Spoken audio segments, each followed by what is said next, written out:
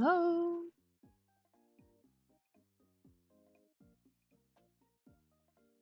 Good morning. Today is another comic day. And here we are. Got my document ready.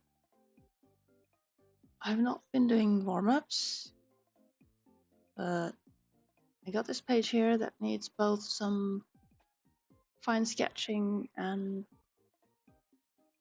with time some inks. I did some sketching yesterday on the main characters in the scene, which I'm not too happy with, but these are only side characters, and so they're not all that important.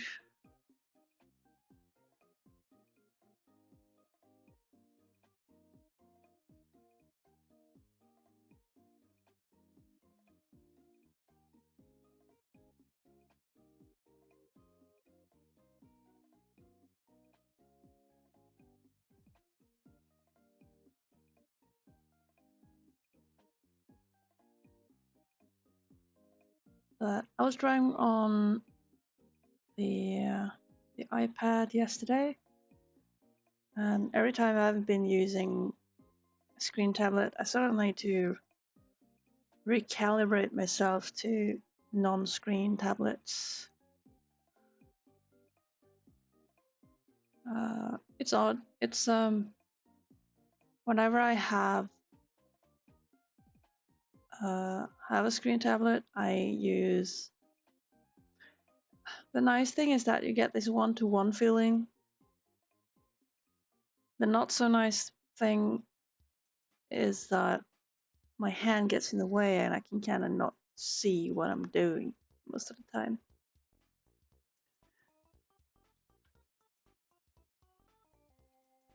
Let's see. Is the music a little low? Perhaps it is.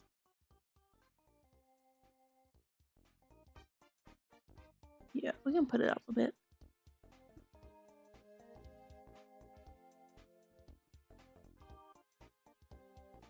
People keep saying they're missing the music, but I sometimes fear that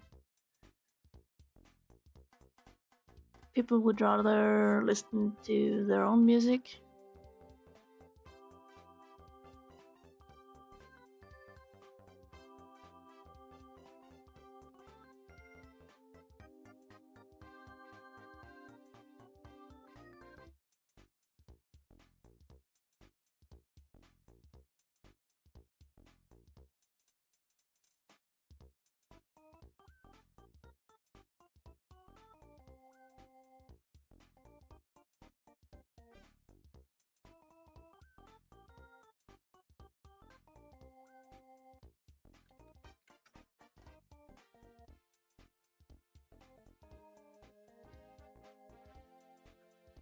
Let's see.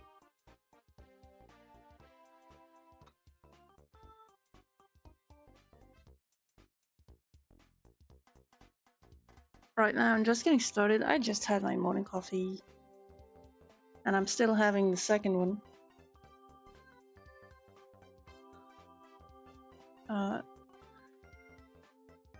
Getting started is always the most rough part.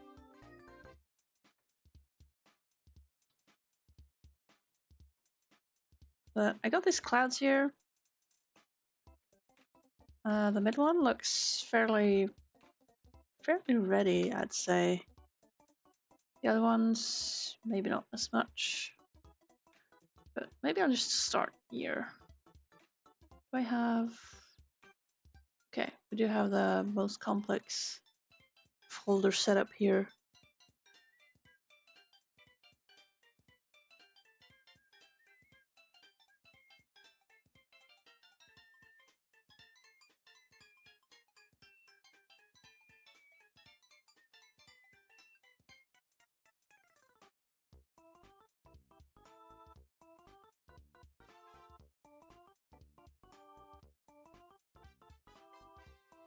Whatever this shape is.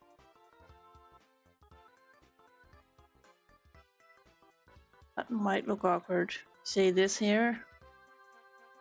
The swirl. Yeah, it's a bit too close to where the print will be cut off, so I can nudge it a bit. So smush it down.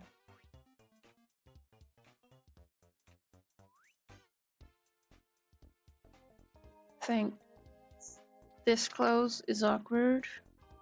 Cut off is often fine. But at the closest, how much is that? Is that like, yeah, 1 millimeter, at least 3 millimeters, preferably. Distance from the edge that will be cut off. But maybe 4 is the safest. Nothing important is going there anyway, but it's good to keep in mind the flow of things. And like, if you have a curve that's getting cut off, like, you want it to be cut off once the line is going this direction, or do you want it to be cut off here, like, so that you can actually read what's going on? So those little things. Or I could try demoing that, like so. These are two very different vibes, so thinking about that is useful. It's nothing to freak out about, but it's nice to have thought of. Okay, that's a freakish cloud. We'll use it. It's good enough. It's serving its purpose. Then we got this amoeba. I should probably mention right away that I work in Clip Studio Paint, and I have been for, is it 10 years? 9 or 10 years. I'm still at version 1. I didn't bother to upgrade when the updates started rolling in, but a lot of it is the same. Like, there are some quality of life improvements to the newer versions, and some aesthetic improvements. But I do feel that I have good knowledge about this program. And so I was thinking that I could make like guide videos to get to know or show tips and tricks about using certain comic tools and everything, animation tools maybe even. But I wanted to mention that I'm open for suggestions if people have stuff they would like to get explained in maybe a shorter video format.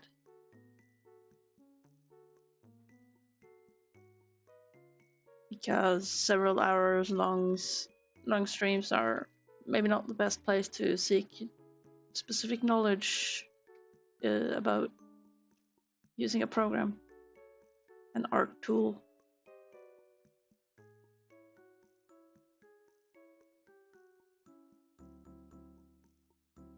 Okay, that is not nearly good enough, but I'll take it.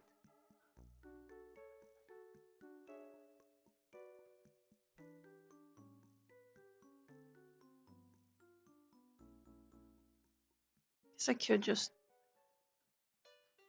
sketch those by the way, or ink those, I mean. Now, what is this? Do we have any? Oh, there is some. Right, I'd started on these.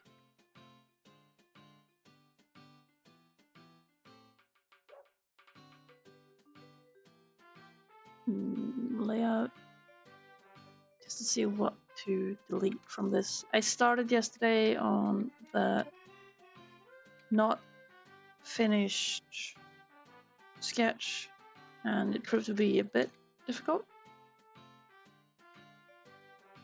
This one I should probably also just increase the brush size right away.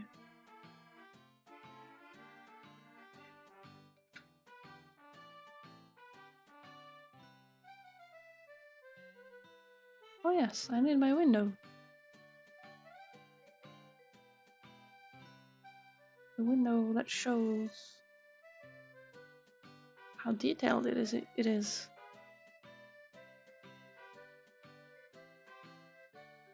I think I might just have to accept that line weight will be a bit weird on this one. I mean, we are zooming out a lot, so it doesn't matter. Oh, and I'm making straight on again, as I shouldn't.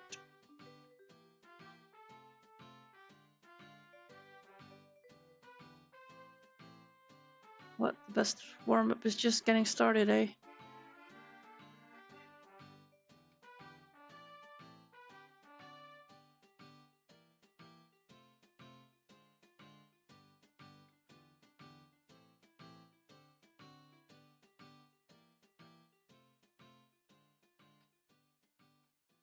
But yeah, I got quite a complicated setup for working on comics.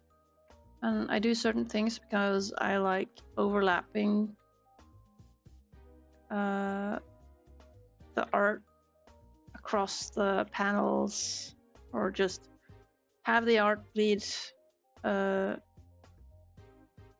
outside the panels.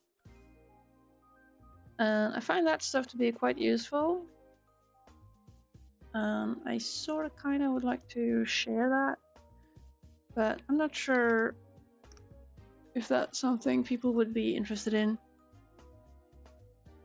There are quite a few resources on Clip Studio Paint and tips and tricks and everything. I've seen some of them, though I think maybe they don't quite match entirely the format I would like stuff to be in. And that's of course just personal preference.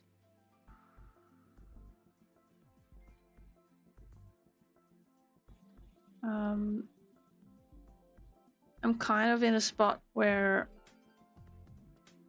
I would like to share knowledge, but I don't really want to explain the basics. Does that make sense?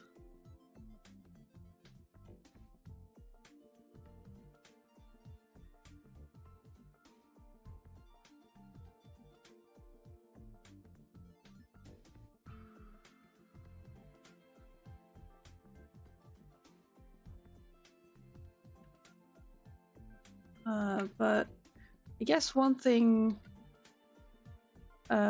less experienced Clip Studio Paint users do struggle with is understanding like the object tool and all the tools it can touch upon.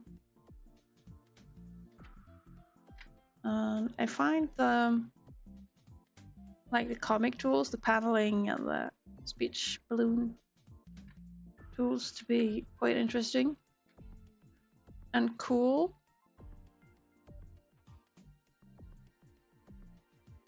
But I often end up helping out people troubleshooting issues for stuff they want to do. Sometimes people end up rasterizing text when they shouldn't have, and it often happens due to a bunch of reasons or various reasons. And just videos that could help explain those things could be good. But I'm not sure, is that like a good shorts format, or would just regular old videos be fine? I'm no shorts enthusiast myself. I really despise the autoplaying feature. Like anything that traps me within the page is just like, oh, help, I want out, please. Let me escape.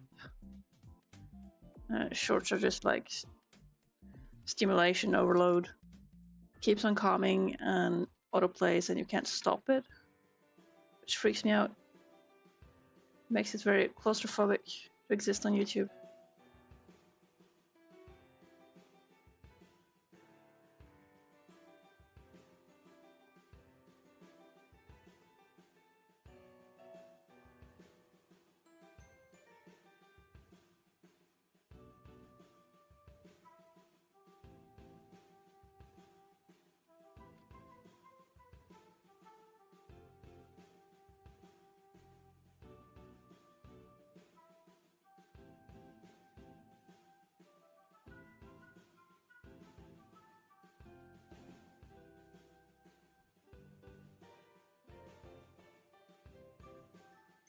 I was going to ink a cloud. Here I am.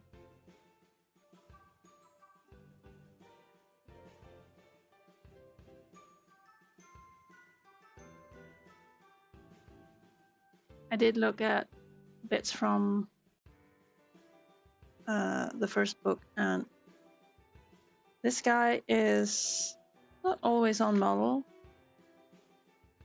meaning I don't have to freak out about anything really. If he doesn't quite look as it should, I shouldn't sweat.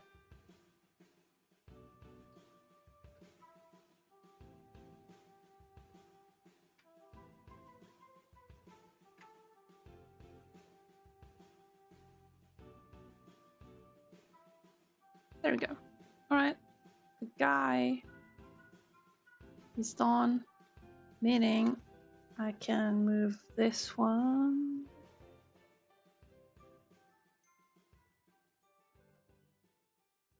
I'm doing some clouds. I feel quite lazy. I love inking. I often end up preferring to ink rather than sketch new stuff.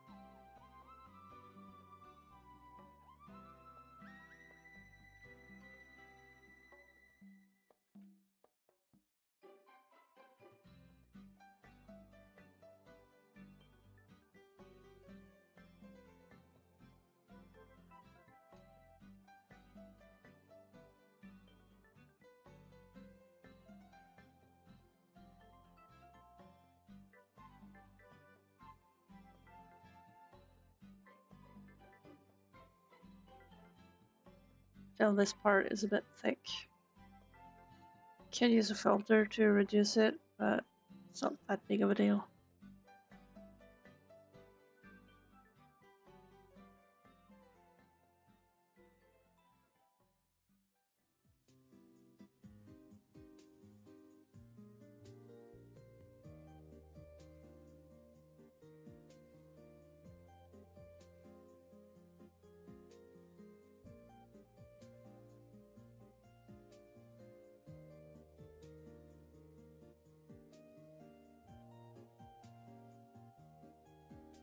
I suppose these clouds are good warm-up practice as well.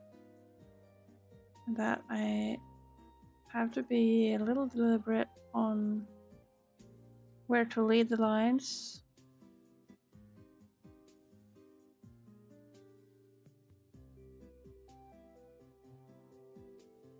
For quite some distance.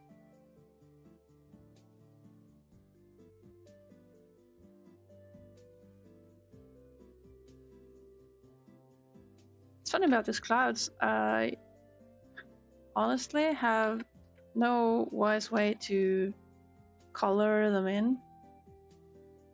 I'm mostly just vibing them along.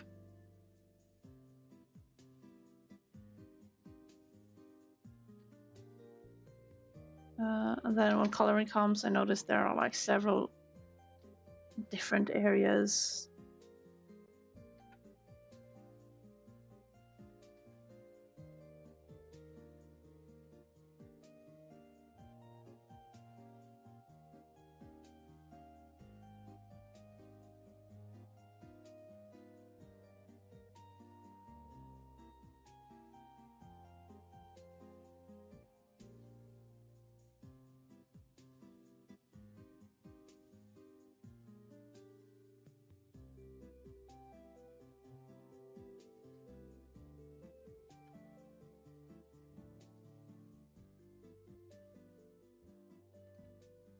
What even?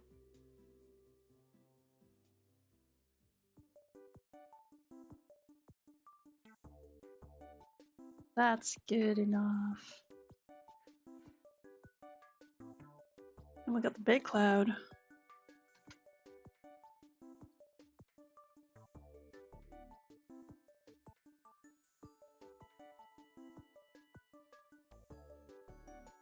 Now, I gotta remember that I shouldn't, and I can't really be sitting here for hours doing the same thing. I should be taking frequent breaks.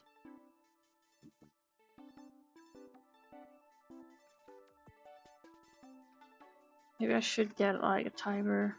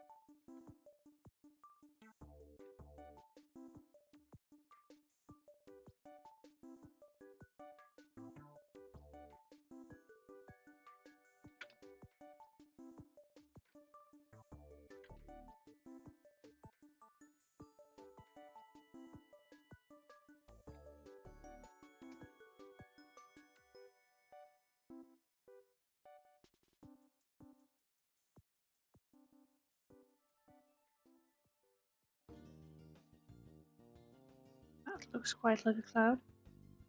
I don't quite like this jag here. Let's soften it up. There we go. Good enough.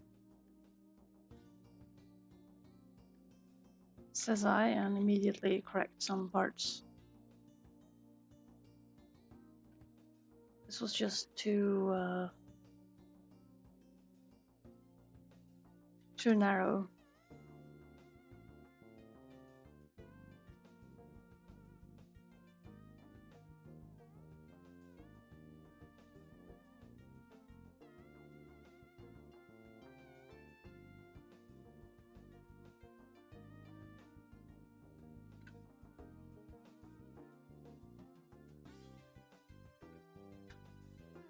There, we apply those to the like backest background. And now we got a lot of houses. I wonder what's the best way.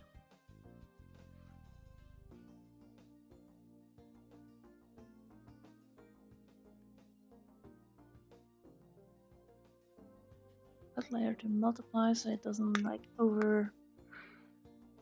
overlap.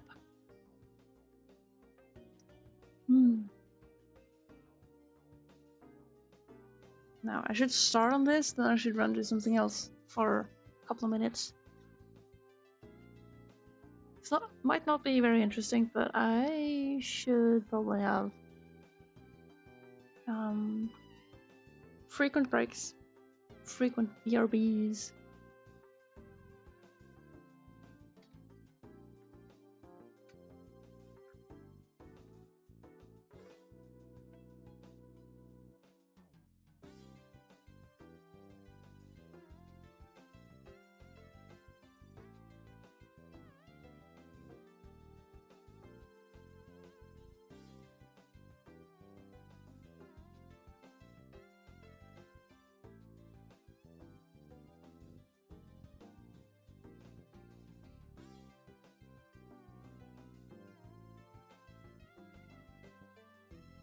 Hello.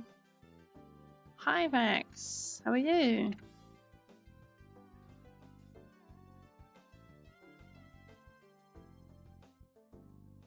We're on the rooftops.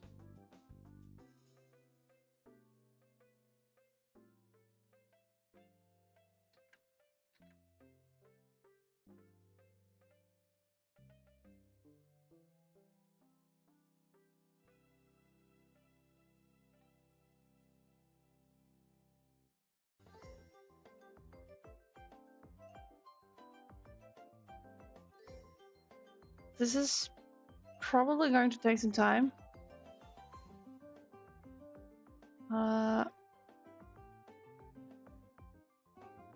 Drawing these kinds of roofs are, I wouldn't say challenging apart from the time it takes. Oh, back to actually seeing what I'm doing. Here we are. When I did the first book, I really enjoyed doing these kinds of roofs.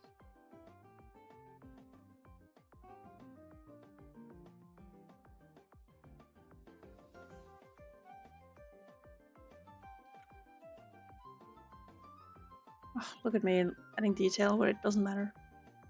Right, it's like the cutoff. No one's gonna see that. It will be there unappreciated.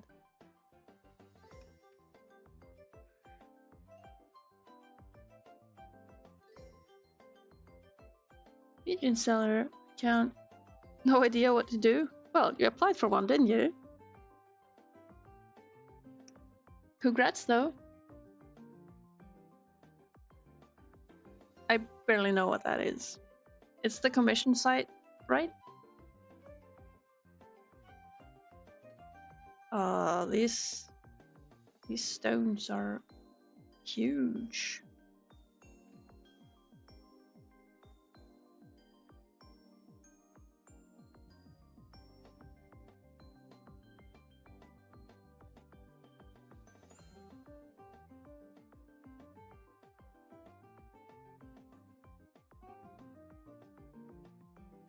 Art commission site, yeah, cool.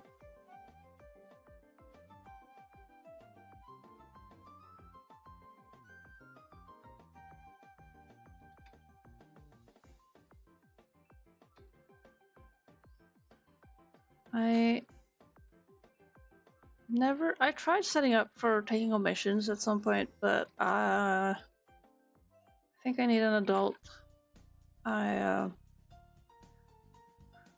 do struggle with keeping a healthy mindset for doing commissions, and motivation for doing commissions is also quite a mystery to me.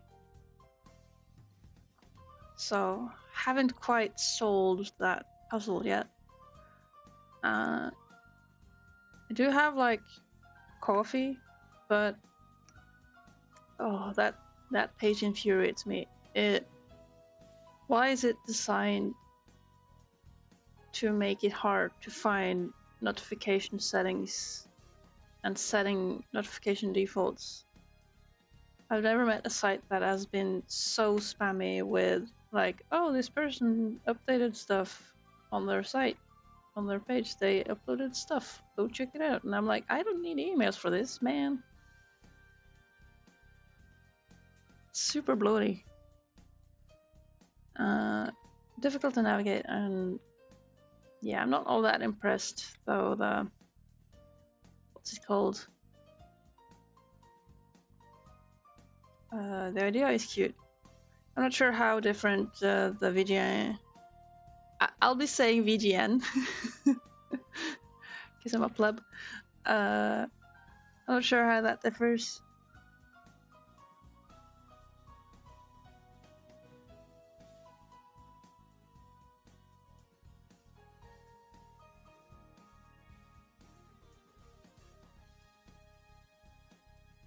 Now I'm freestyling these. Why?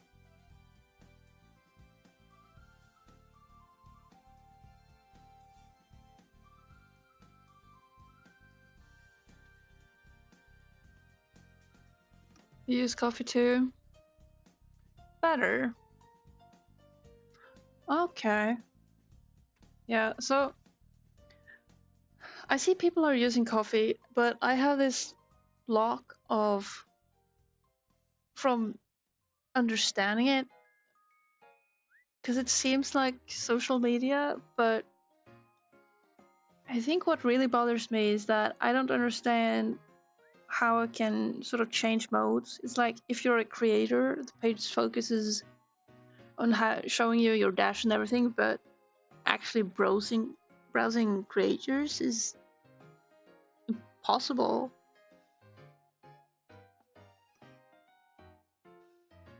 So they have a few issues on the design front, although everything else otherwise seems quite nice, quite good. Though I think what scares me with coffee is it doesn't seem to me that you are free to reject a commission. Is that true? Because I think my biggest fear is that I get a request that is not something I want to do, and then I don't know if I have any way of rejecting it.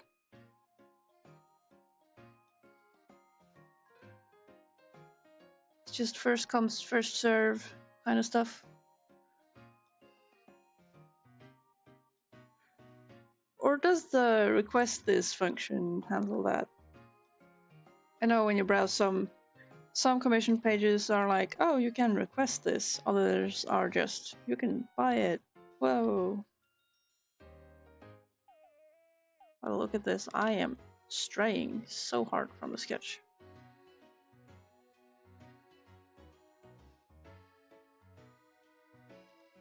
But I will say about coffee, it's a very nice way to have the storefront. I initially chose coffee because it has the little storefront you can have items on apart from commissions. You don't see what's stopping me? Okay, then I'm just a boomer. I just fear the transaction going through immediately and being like, oh no, I don't want to do it. Starry Moon. Welcome. Hi, welcome back. Yeah, I do recognize the official Starry Moon nickname. Nice seeing you. Yeah, coffee is odd like that. It doesn't take a fee, but you have to sort of choose your modes. Which is either you accept that they take a fee for some things, or you can pay them to not take a fee from those things. Also, you get more customization stuff, which is a fun one. Like they sort of win anyways.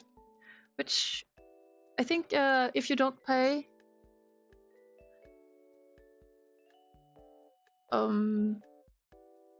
if you don't pay, they take a cut of the commissions, right? Just a small percent. But if you do sell a lot of commissions, you can make it the other way around. Is it like that? Like 8 and 40 at the same time. Thanks. Good. Yeah, I'm just a boomer, baby.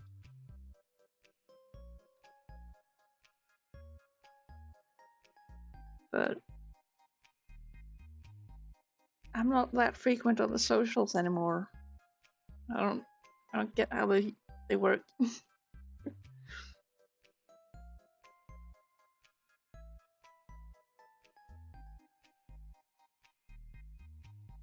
Oh yeah, yeah. So they don't take a fee from donations, as far as I understand. But if you do set up commissions on the free, what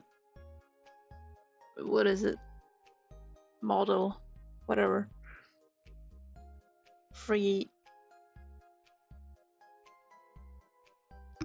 type, whatever. That one, commissions will be taken a fee of, but you can choose to donate parts of donations you get to coffee, and then they do not take fees. So it depends on like which is best for you. Kind of depends on how active you are on taking commissions. For me, I'm not that very active, so I'm like, yeah, take a cut from my commissions that are non-existent. So it seems good. It was funny doing research for that though, like back when I was setting it up and trying to get started, which I didn't do, but still I was looking at what was the alternative.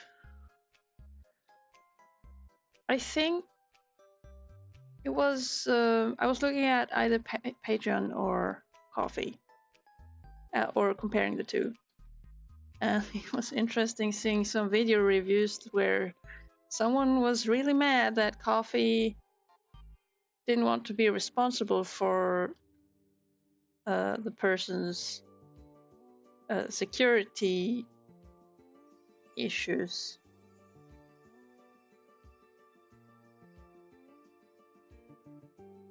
I don't know if you can just tell people to donate instead of I don't know. I haven't read the rules. I cannot give you advice on that.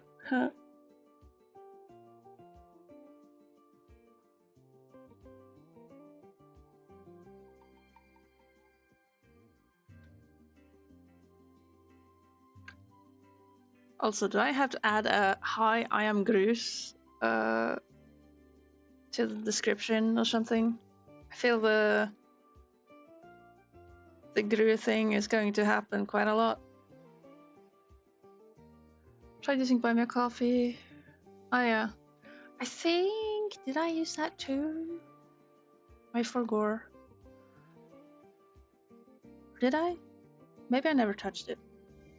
It's been years. Okay, look, we have pop rocks, rooftops.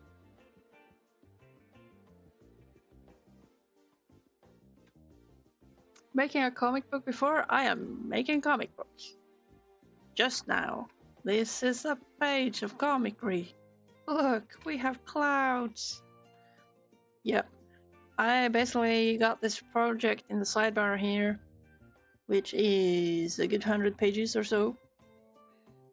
And I got lots of work to do. So yep, I am working on a book. Very nice roofs. Thank you. Now I want to add some more detail, but I will be adding that to a layer that I can otherwise hide so that it doesn't get in the way when I do coloring. I also got to pay attention to where the characters are so I don't add useless details that will be hidden.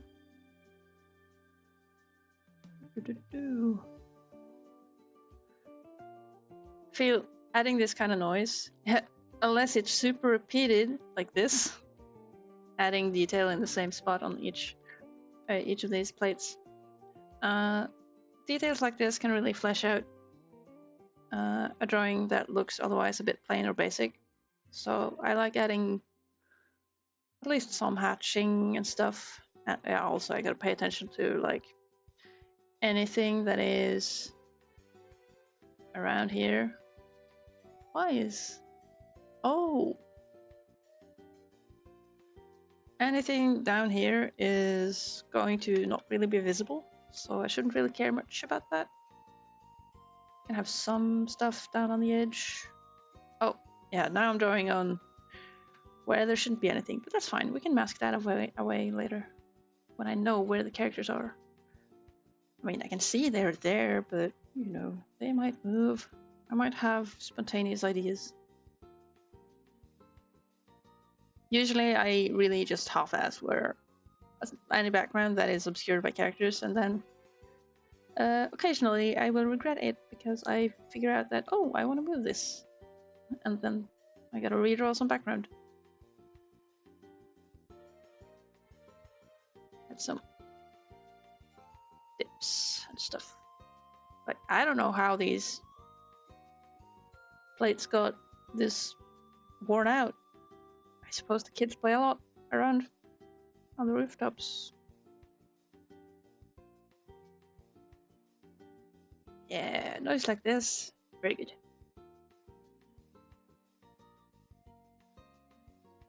Wanted a 2D avatar? This is a what is it called? I don't know how you pronounce it.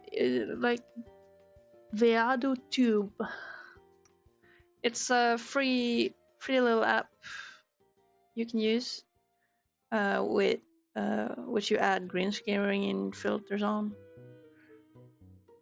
Green screen filters on, and then the background is made transparent by OBS.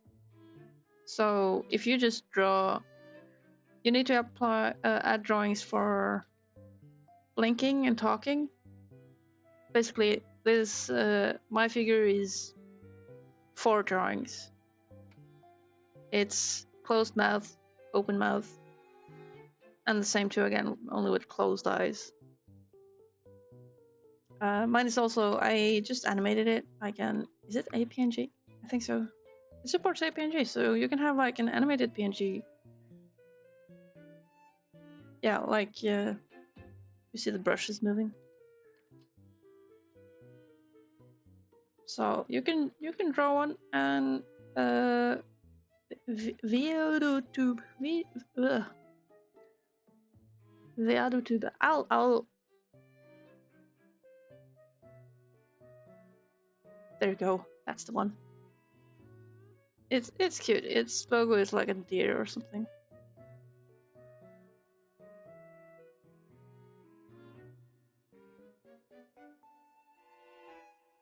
Yeah, free. I think you can get it on itch. I think it's also on its own page. I forget, honestly. Yeah, you can set up an avatar there and add it to OBS. Thank you. I'm glad you like my avatar.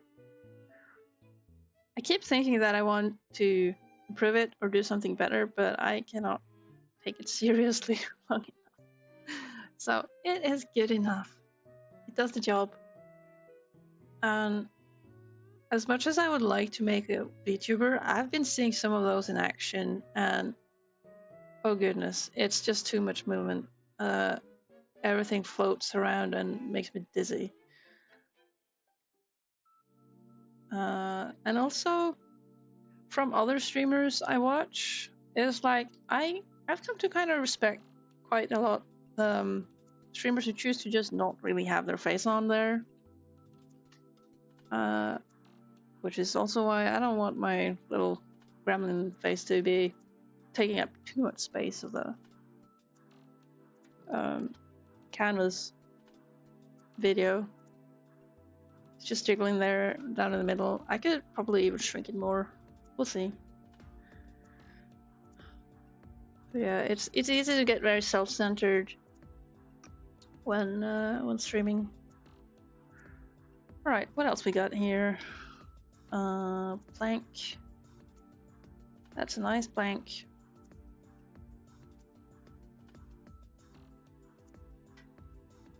More plank. Right, please. Can I? There. Selection. So I don't have to erase stuff from the panel there. Plank.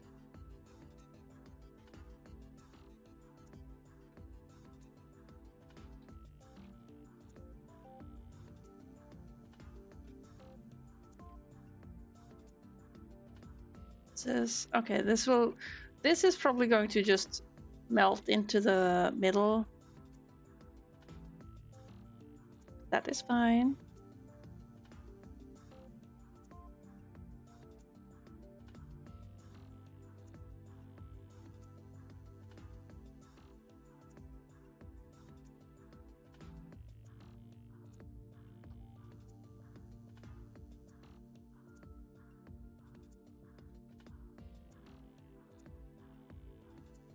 What language? This here is Norwegian. My comic book is only available in Norwegian. Though, I do have some other comic stuff, which is a bit more. I wouldn't say simple-minded, but it's a bit.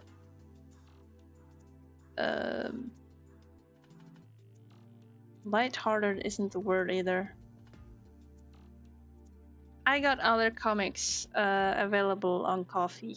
Short 24-page stuff, which isn't this comic, but it is a different comic series that I have fun with, which you can download for free. And if you like them, you can spit me a donation over there, which I appreciate. You gotta go, alright. Bye, Moon.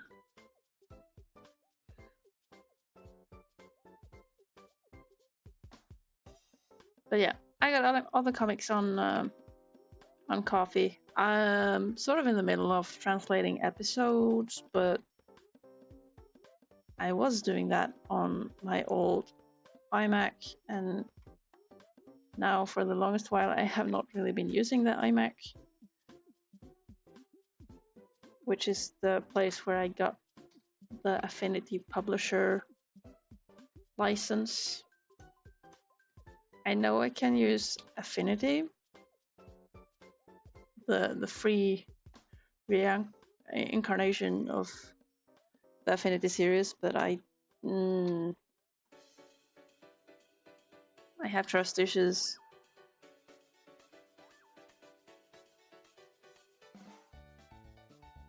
There is something suspicious about it, and I don't understand legalese that well.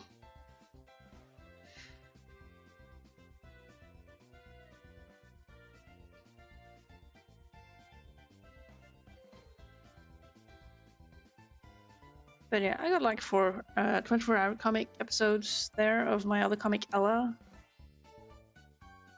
which is funny. It's some violent slapstick shenanigans, and 24-hour comics are pretty fun. They're written and drawn in 24 hours and colored afterwards.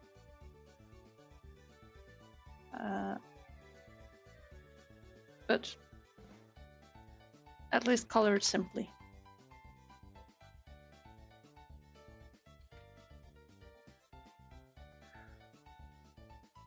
But yeah, as I stated earlier in this video, which I tend to talk even if no one's watching, in case of anyone watching this back and finding anything I say useful. But I did mention earlier that I've been thinking that I could probably make some Clip Studio Paint tips videos about making comics or animation stuff. My setup is quite complicated, but I kind of want to share.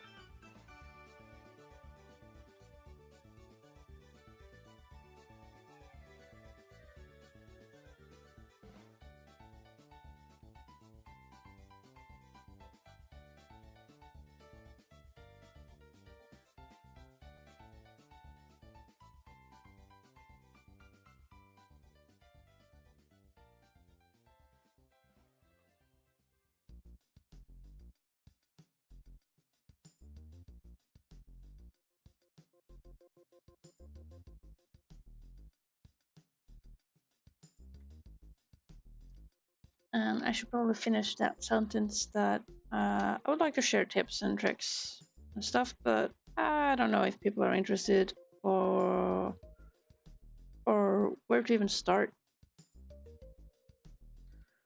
or whether shorts would be a good format for it. I personally do not like shorts. And so it's a whole question where do I make a format I hate, or is it possible to do something useful, convenient?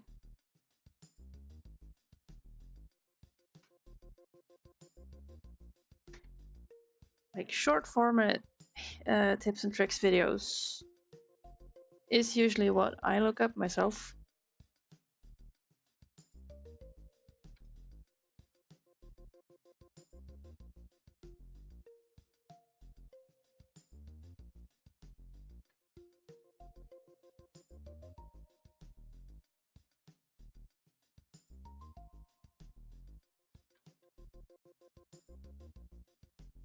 And the best videos are those who they take on one problem and they have sufficient information and they say, I hope this helps. Thank you for watching. The end.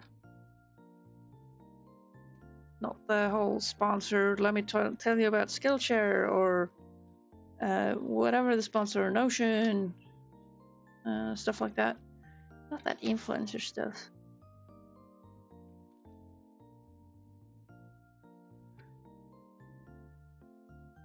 Like, I'm not intending on making money on YouTube. I don't think I'll ever sign up to like partner thingies. I'll basically use streaming as a way to promote my work,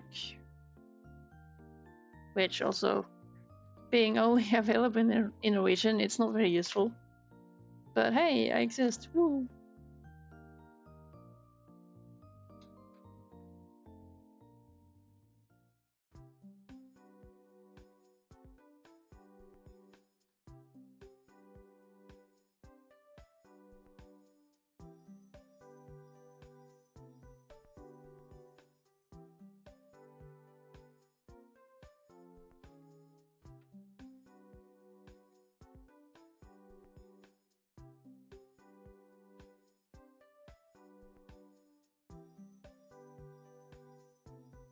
Now I'm doing these kind of details on different layers so that when I fill in with color later, I can just hide the detailing layer so that filling in stuff gets easier.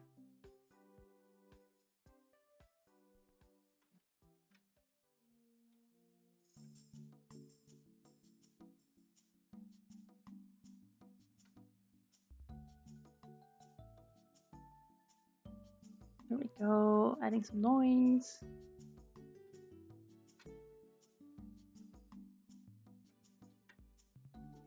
Should probably detail these.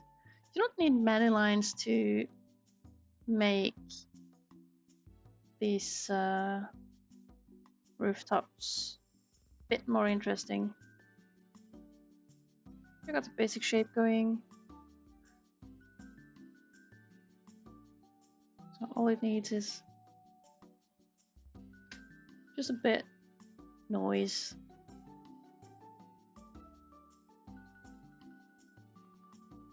Now I notice there's a guy here in the sketch. which I haven't accounted for. We'll see if I get started with actual sketching and whether I manage to have it come together a bit more.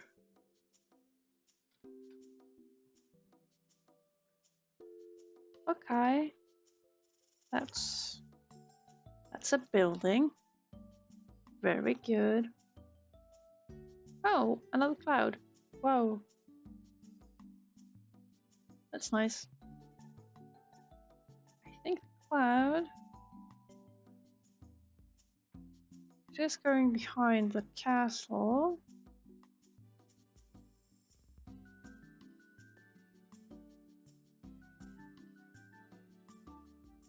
But we don't have to care about that.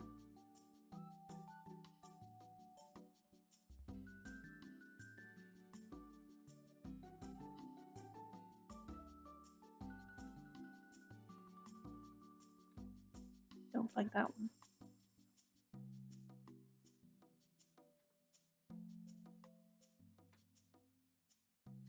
Don't like that one either, but it's fine. It's good enough.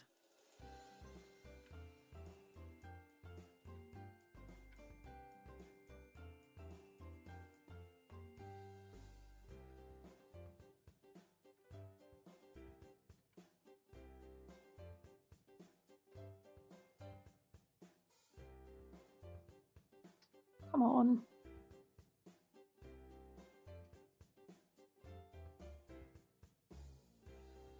Sure, that works.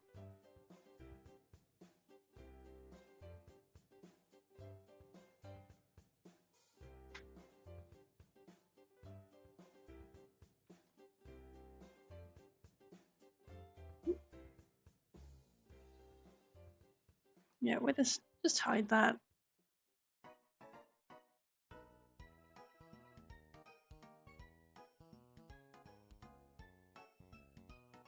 Yeah, I want to separate the front background from the back background.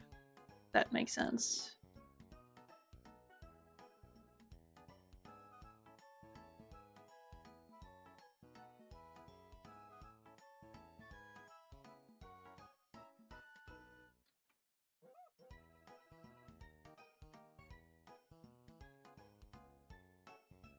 Will I get away with just doing this? Probably.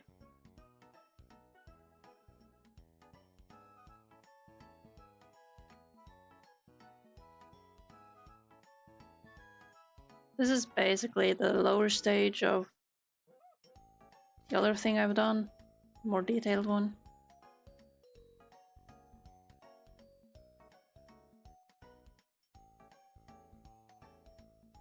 Surely it looks nice enough.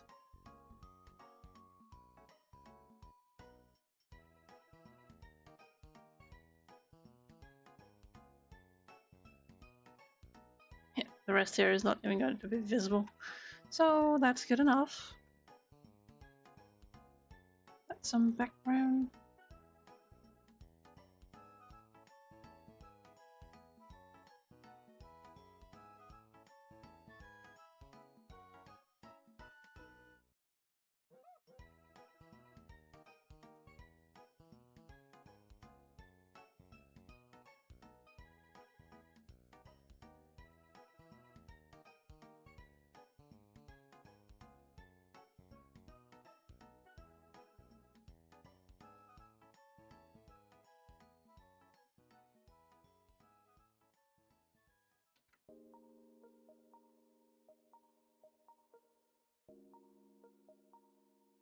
Previous book had a lot of rooftops.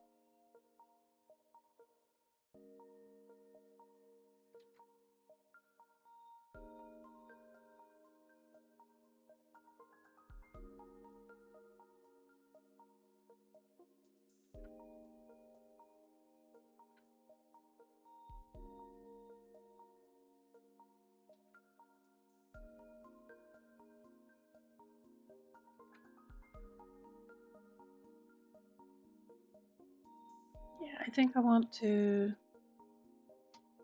just simply sketch up the actual lines to follow for keeping sanity. I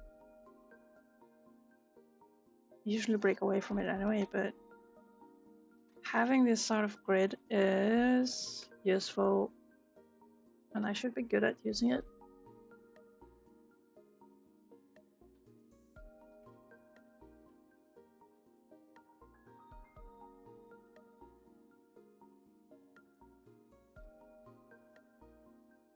I think I didn't finish yapping about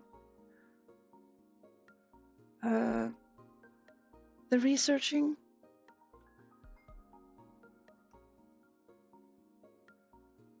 When I was looking into coffee versus Patreon.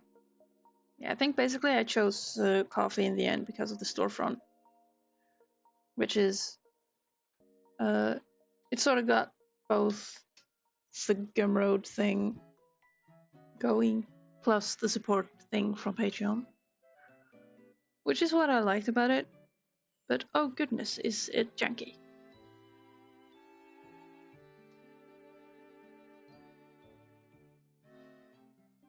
Like, I feel so lost when I open coffee. I don't see buttons for going places I want to go. And especially, I have the hugest beef with how difficult it is to find the notification settings for people you follow.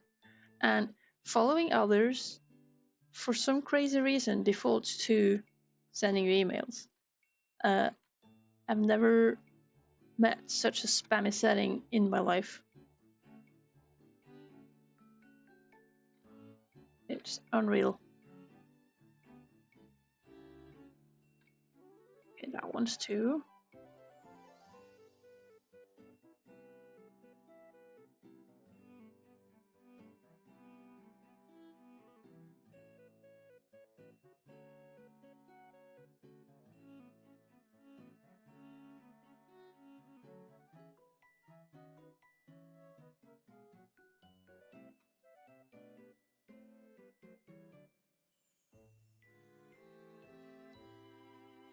So I did see, apart from, well, so I did see this video about this one user getting angry at coffee for the user having gotten hacked because they didn't use two-step verification. And it was like, I mean, it was a bad time, of course. User, she was getting juggled between PayPal and coffee, and like none of them would accept that, or nobody would wanted to be responsible for it because it was clearly a user mistake to not use two-factor authentication for security. Though I did message coffee about it. Like, do you guys have two-step verification now? Like, do they have it? Does it work? And they did. So from a security standpoint, coffee seems good enough.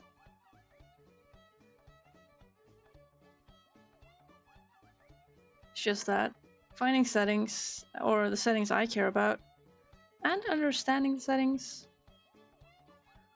with my boomer mind has been a struggle. However, there was also another video I saw, which was it's YouTube, and it's baity video thumbnails and titles. There was just one creator who was like, "This is why I'm leaving coffee," and she had just grown too big for it. Well, might be part of the mess I'm referring to, or clutter, I guess. Was parts of why she had to leave coffee, because there was no orderly way to manage her commission requests or messages, and stuff would get lost or forgotten. And you kind of don't want to forget it if there's someone commissioning you to do a thing. So, you know, that was quite a honest review, which was like, coffee is still good for small creators. It's a nice vibe. The guys are cute. They seem like a small company. Got many users, yeah, for sure, but the functionality and design and everything doesn't seem like something from a big company. But I'm just guessing. Don't take any words from me as like absolute information. Do your own research. Correct me. I am constantly wrong, and you should never trust anything I say. Except when it's about Clip Studio Paint and how to do stuff in version 1. Because on there, I'm quite... I wouldn't say stable, but knowledgeable.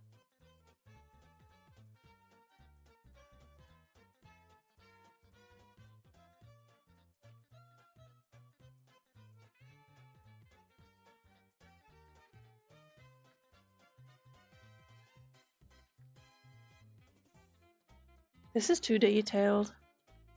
Doesn't even matter what I put here. There we go. We got it.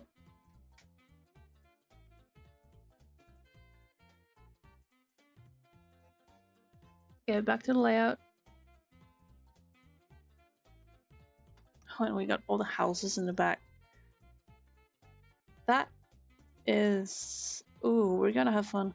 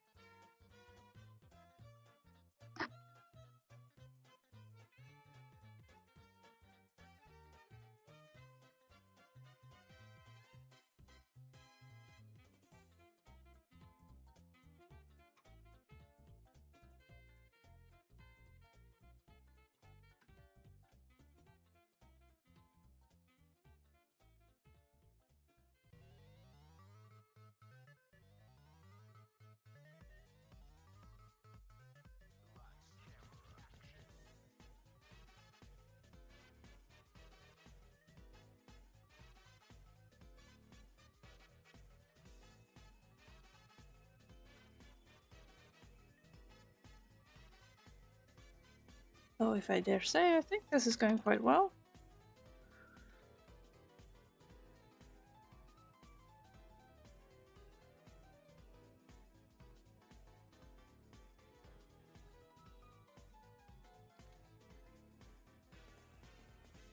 Oh, we're inking again where it doesn't matter.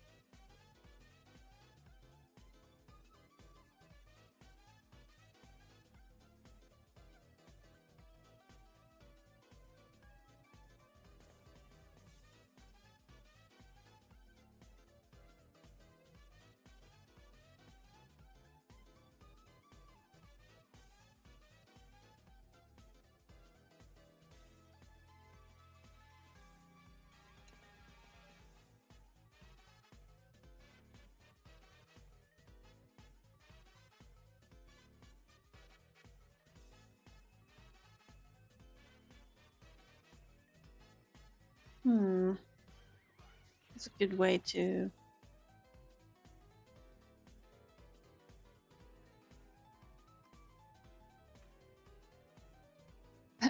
None of this makes sense. Okay. Just add this for no reason. For some planky decoration.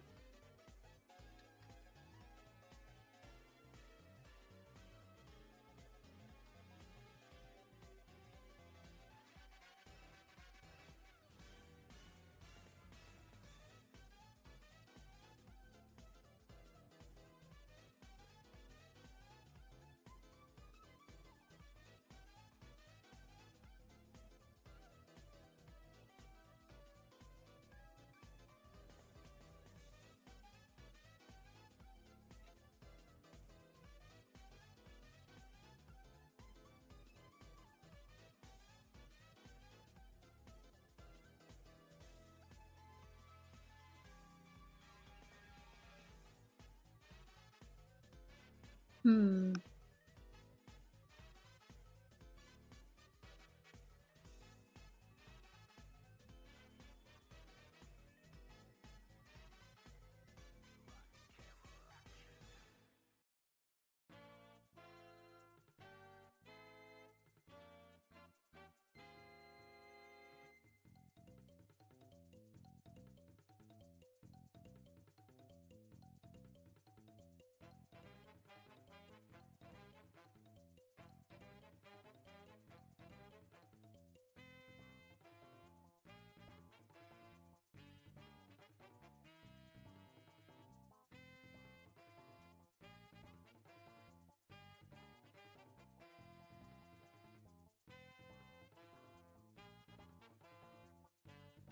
Oh, it was a thing about frequent breaks, right? Yeah. Okay. I'm gonna be a bee for a second.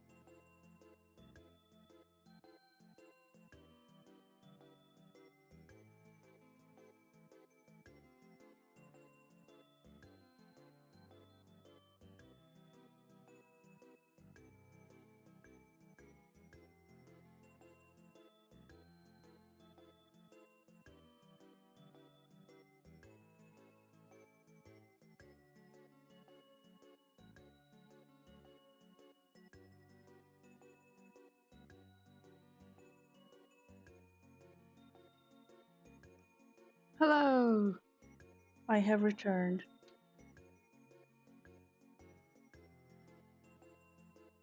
Break was had, and now we're back.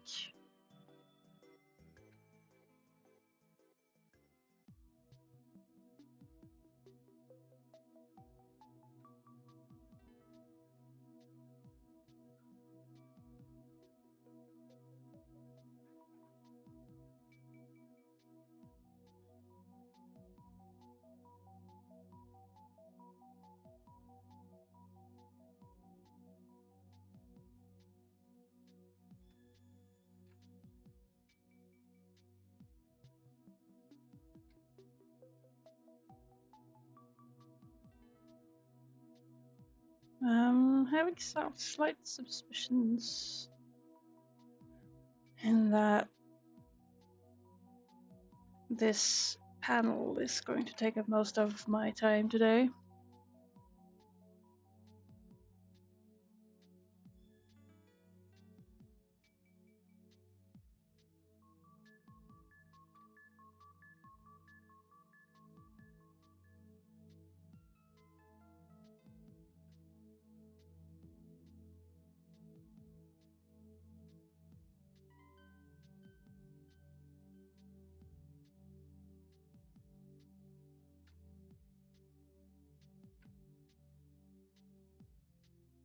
This here is not going to be visible, but who cares?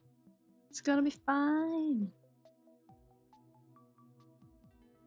I don't have to go much into detail, but at least it's there.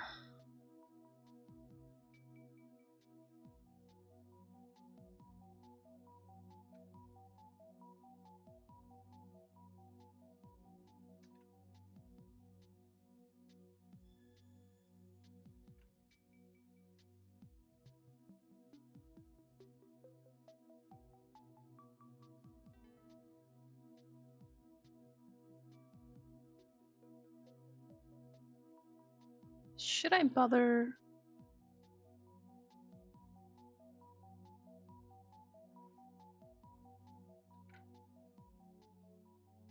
Like, I could just do this and call it a day, but it seems like I'm insisting on doing little hops.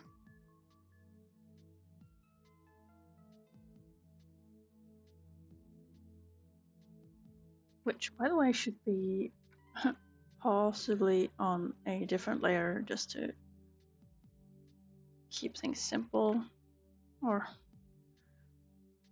make the coloring simple.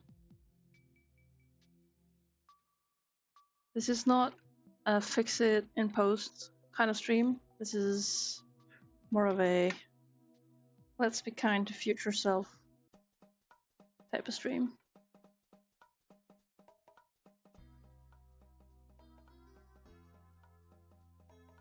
Let's do some wood. Also where it doesn't matter. Especially where it doesn't matter. That's where I like to add all the details. There was a fellow comic artist once that told me that, or yes, he told me that he enjoyed making details in the background and everything, but so much that sometimes he'd enjoy making things to the degree that the background, especially the cutoff part, was so pretty that he had to just scale things down to make room for it because he wanted it to be there, be visible. That's very cute. He's probably one of the larger comic artists in Norway.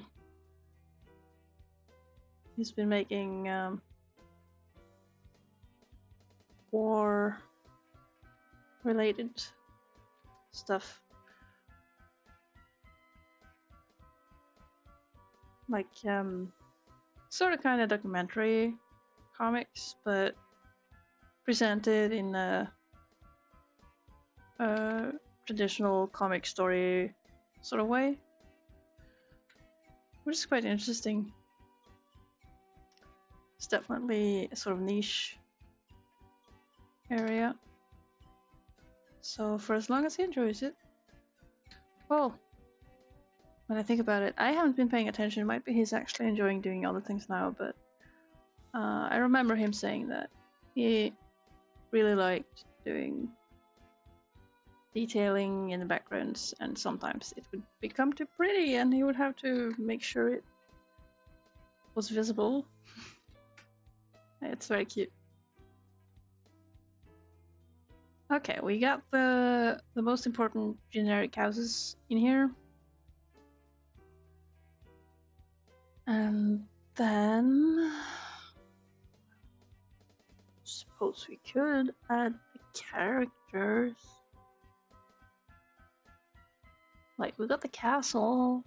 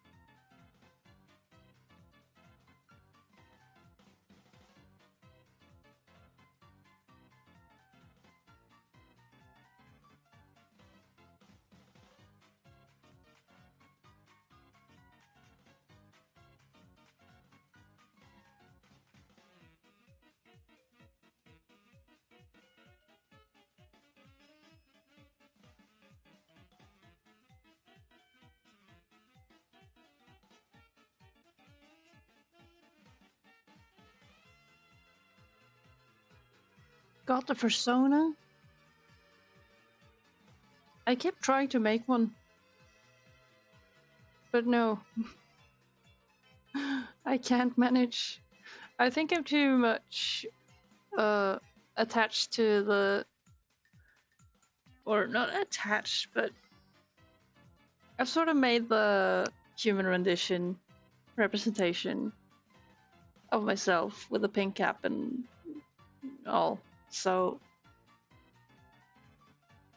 I kept wanting a persona, but I never managed to make one.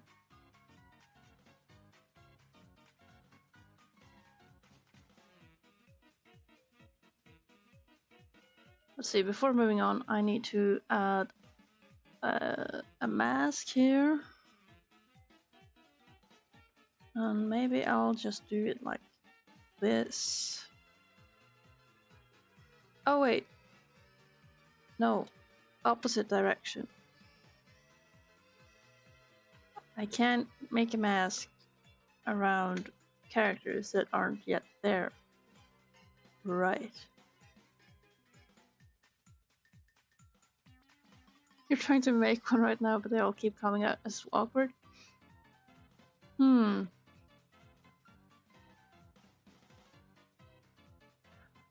bat and mosquito, I probably got some bias, but bats are real fun.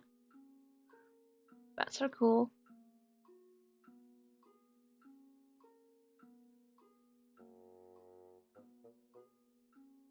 Thing is, back in my day, well, back in the old Demitor days, how to put it, all characters I made was sort of a rendition of myself, but those characters now have moved over to more like mascot territory, and so they don't represent me. They represent themselves. They are characters that act upon like on their own and as themselves, and so I sort of lost the connection. Something pesky than flies. Oh, yeah. As much as I would love to have one, it's not like I would be drawing. It doesn't feel natural to me to sort of draw, quote unquote, myself as something else. If that makes sense. And it wouldn't be natural to me to go and like comfort draw myself as this said alter ego or whatever. I kind of got plenty of characters, so maybe I'm a bit overwhelmed. Your feels soulless. About my characters is that most of them are very much a slow cook, pulled pork kind of thing. Where back in my teens, I was super active with making characters and making stories and everything. And I mean, back in the day, I mean, those were just like teenager creatures. But in the past few years, I've been like, oh, I got this concept for a character, which is utterly lame. Let's see if we can make it good. And so I've been just kineting over those old characters to see if I can make them into something cooler, more reasonable, more fun, while also perhaps embracing the cringe. For some of them, that certainly has to be the joke. It's just lovely. I love it. This character here, he's fairly new, but from a comic making perspective, it will have to be that, alright, I need someone with a vibe. Alright, what kind of body type does this vibe feel the most like? Yes, I'm typecasting. And so on. And so it's more like looking for the right actor. But that's mostly for comics.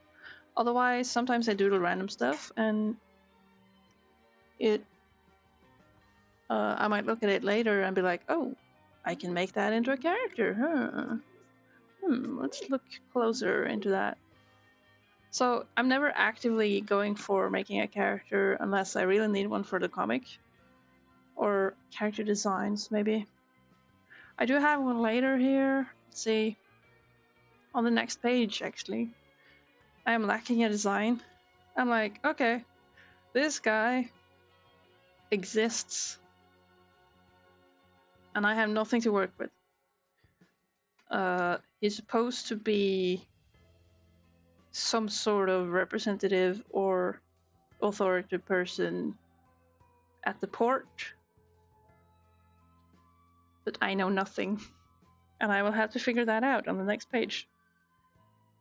While all the other characters here, these are like street kids that showed up in the previous book, and so I'm building upon that. But deliberately making a character is super difficult. But people have different approaches to that.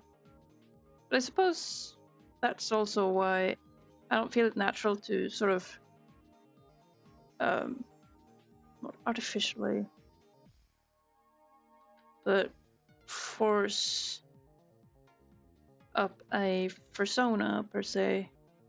So I already got my human representation that is a goofy sock puppet, pretty much. I would probably want something that is just easy to draw. I wouldn't want the super detailed thing, because I've had enough of my detailed characters.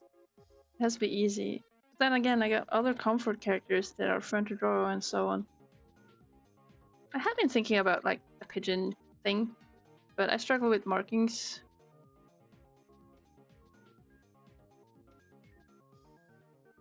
Something like this. Just something silly. But it feels weird to be having that to represent me, if you get what I mean.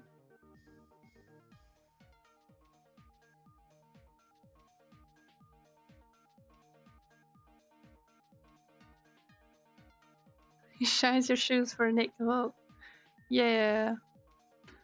I love him. He's a cutie. His Norwegian name is Breben, which is a play on the Norwegian name Preben. I was wondering if his English name would be like Beavis, because he's a beaver.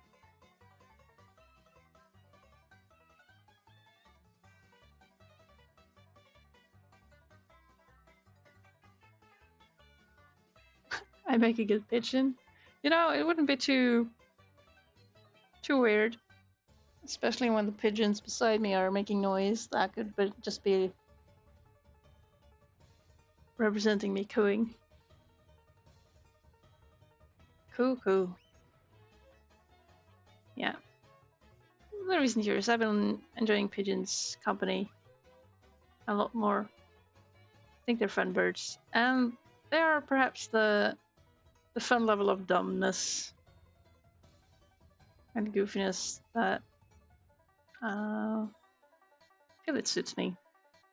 So I would work on that, but I always struggle with the markings. Perhaps that could be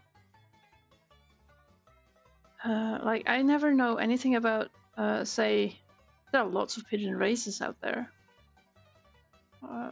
Breeds, races, breeds. Lots of breeds to take from, and I would love it to be recognizable, but combining pink, yellow, and white in tasty ways, I never sit down to actually figure out something.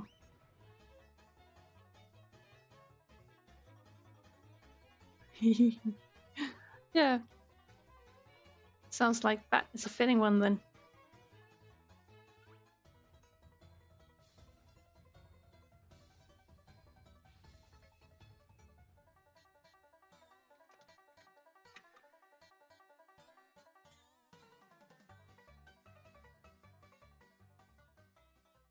Are you a night active, nocturnal as they call it, person?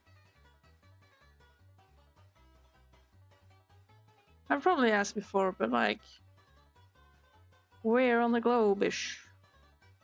What time is it?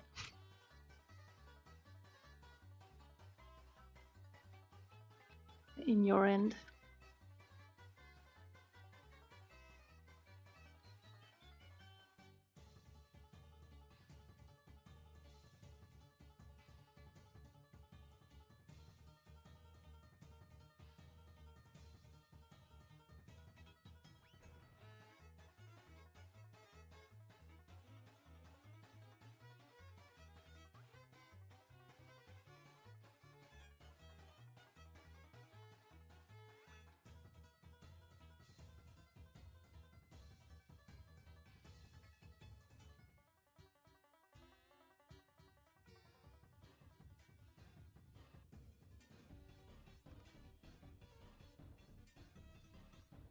Malaysia.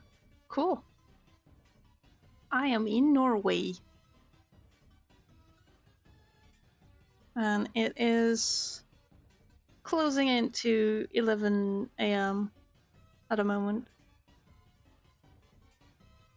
So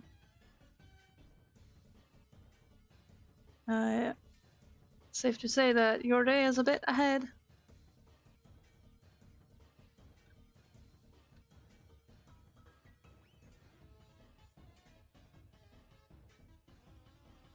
Oh, I should. Do I have to look up reference? Do I have this guy anywhere? Yes, I do. Oh, here he is. Easy.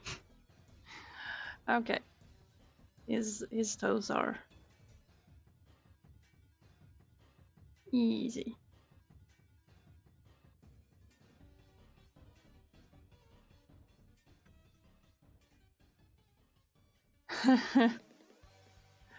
Oh, my mother has a story from an airport. Something about flights and irregularities happening, and she would have to go to a help desk to get assistance or being told where to go next. I'm like, okay, so where's your plane going? Where's your flight? She's like, Norway. And the counter person just, actually, all our flights are going somewhere. Like, snarkiest reply to someone saying they were going no way, nowhere. Like, how does that even happen?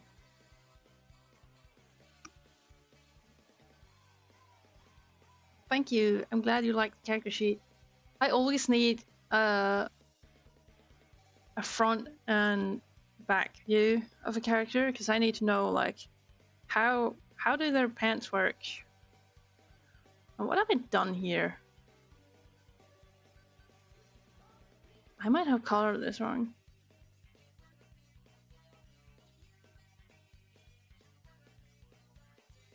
Yeah, this this is also one of my biggest woes on art fight, because I like to participate in art fight, is that some character sheets just don't have the behind. They have a single picture of a character from the front, and I'm like, yeah, but if I want to make some good art, I kind of need to know where the rest, how the rest looks. But you give me this front view with little information and maybe abstract shapes, I'm like, oh, but oh, guess I'm not drawing this character. Imagine Norwegians get tired of hearing that joke. Maybe I don't talk too much to that kind of people, but I don't really meet many people who pull that joke. But maybe because I usually am in Norway and nobody does that joke in Norway. In this fairyland, also known as the capital of Sweden. Oh. Pidge, you suck.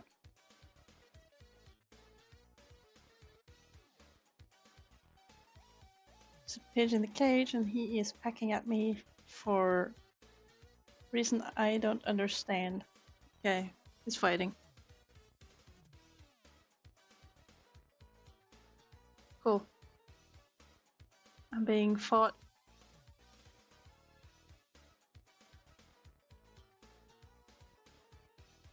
Good thing I don't need my left hand too much. Ow.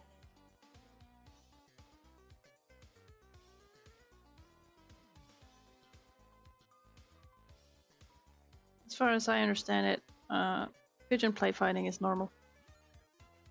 Your pigeon doesn't hate you.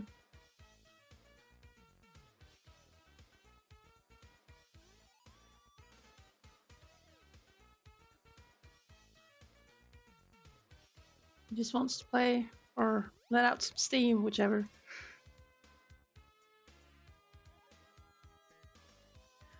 Alright, we got one character here, and the second one, I dislike it. But he's not important. So it's not a big deal, but oh.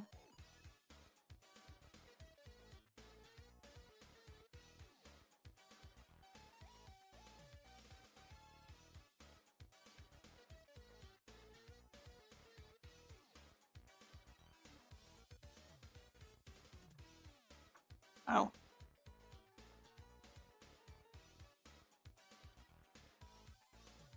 Yeah, okay, I'm guessing we're having a little pitch of intermission. It's fun for me, but nothing to watch for any listeners out there. Let's see. Who's the liksom? Those can go away. Look, buddy.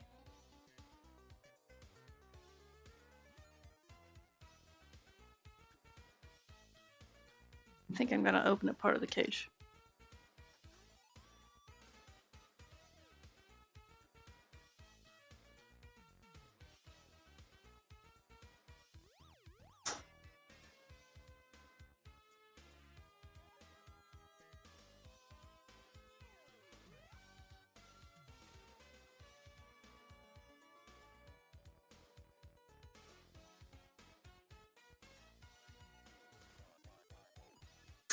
Oops. Oh well.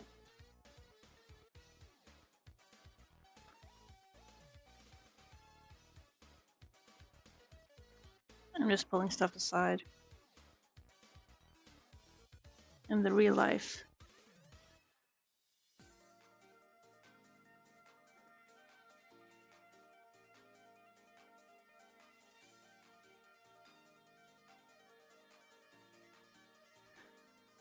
And where you can send your character sheets. Well, I'm sorry, but I don't generally do critiques. I tend to have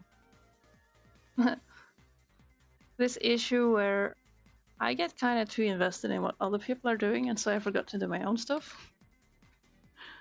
So I don't do that much. Sorry about that. But I'm sure it's good. And you know, it doesn't have to be perfect right away. You can just roll with it, whatever you make, and use it until you feel like, okay, I can make this better now. It's no worse than that. I got this lineup as well, with tons of characters, which do not have the behind view on most of them, which tends to be frustrating, but I live with it because there are so many and I don't have space.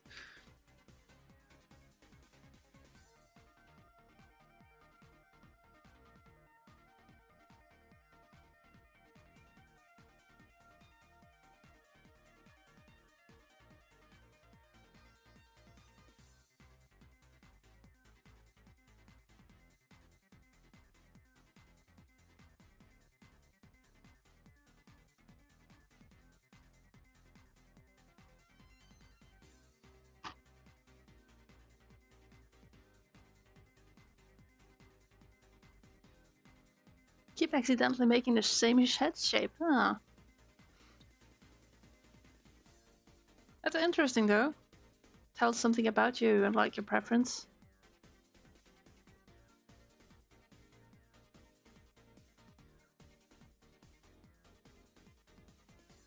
And thank you. It's for a comic. I find it that a lineup like this is a great way to ensure that there is variation in each character. Like they take out different levels of mass, and they have different heights. Like if you put like humanoid characters side by side, often I find many people have just all the same body type and height and everything. To me, it becomes very samey because I'm sort of face blind. I have trouble recognizing people, faces, stuff. So I personally need stuff to be very different to tell them apart, which is a weakness and I suppose for comic work a sort of strength because that naturally motivates me to make characters very different. But yeah, all the 4 characters here are, as mentioned, sort of slow cook kind of characters. Especially the boys. These 2. I think all of these were made in like 2008, but oh goodness, they are old enough to drink now. Dang. The legal age for drinking is 18 in Norway. And I just realized. So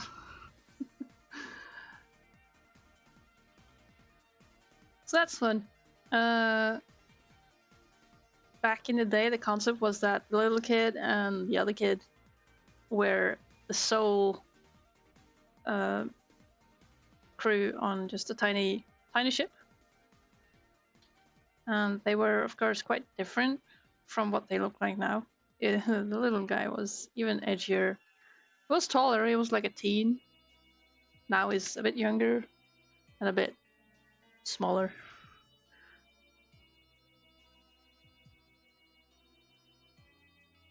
Oh, nice. I fixed this. I hated the sketch, but it looks good now. Woohoo!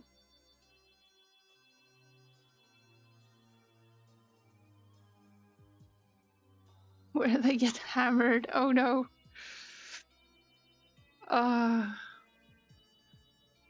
Why is the accidental getting wasted stuff happening? Is it such a common trope in American family life, or? Hey, buddy.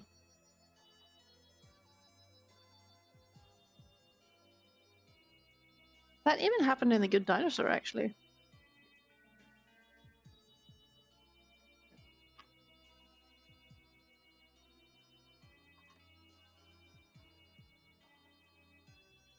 Which, by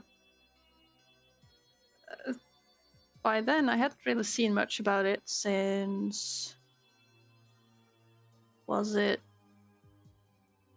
It happens in Dumbo. Does it happen in Pinocchio? Pinocchio is a ride and a trip.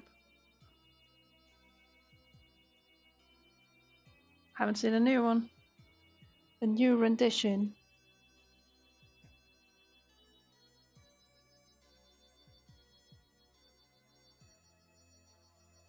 Well, I don't think the kids will get wasted. For my part. Which is kind of crazy, given that the main character kids are on the pirate ship. One would think that there was sufficient amount of drinking on there. It's literally the main plot of Pinocchio. Yeah, but they do like drinking and smoking and turn into donkeys for reasons. Oh, the new version removed it, but wasn't Pinocchio about learning to be a good kid? Family friendly.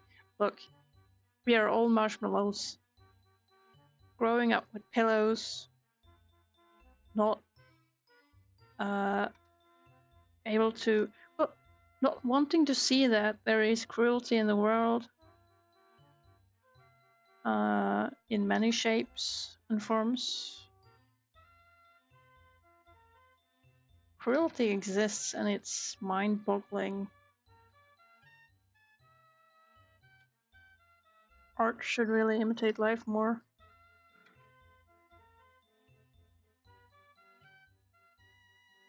No one likes New Disney. Yeah, it's becoming offensively inoffensive at this point. Well, to be fair, early Disney movies are not really good.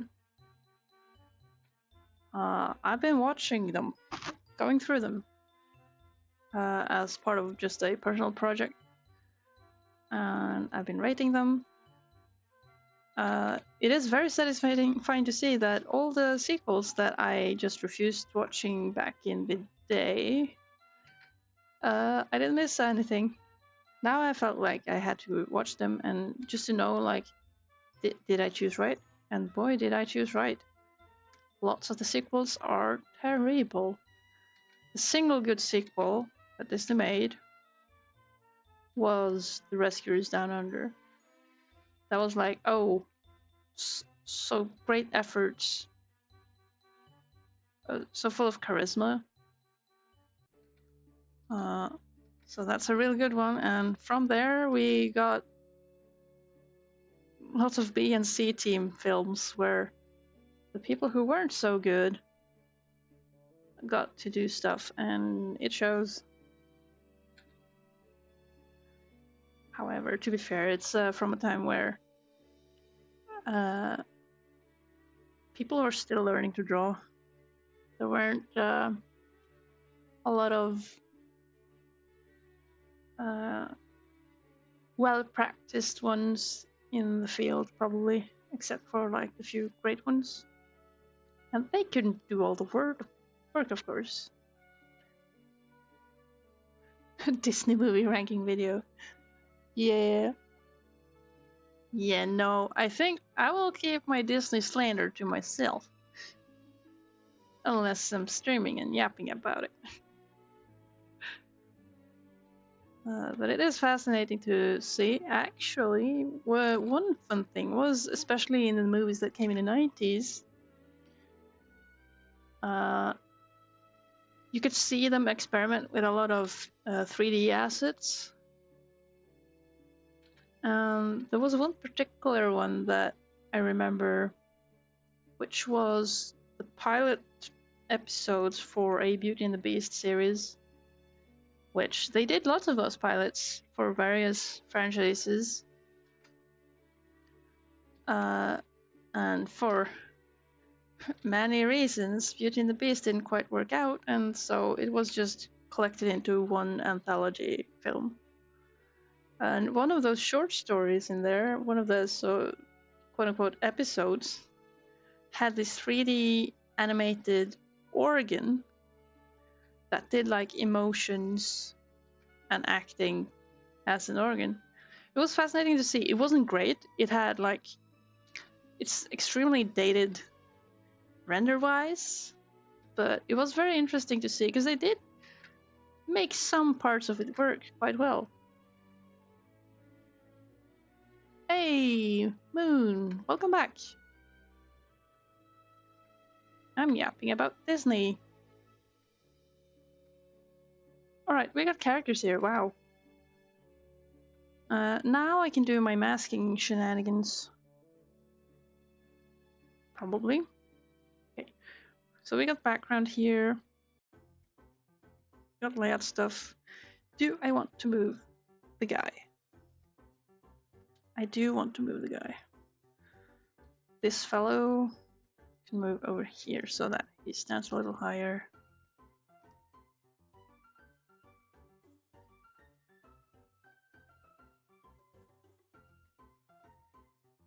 The only good CGI for a good show? Yeah, true. Haven't heard of Beast Wars, but it's fun. I often think that I care a lot about stuff being well drawn, but the brutal truth is that it is more important that something is well executed. Off with their heads. No, but really, as much as I appreciate good art, I know the stories always win. And it bugs me. But then again, I've been watching stuff where I'm like, yeah, oh, huh, you know what? A good example of this? The Mario movies. The Illumination Mario movies. Oh, goodness, don't get me started talking about Illumination. But stories win, and that's why those movies are not good. And I am upset about that because, as one who is nostalgic for Mario stuff, I feel like Mario deserves better. And Sonic is doing it way better. I don't even like Sonic, and those movies are great. Stupid, cheesy. Great. They do a good thing. And they do it well. And the Mario movies do not.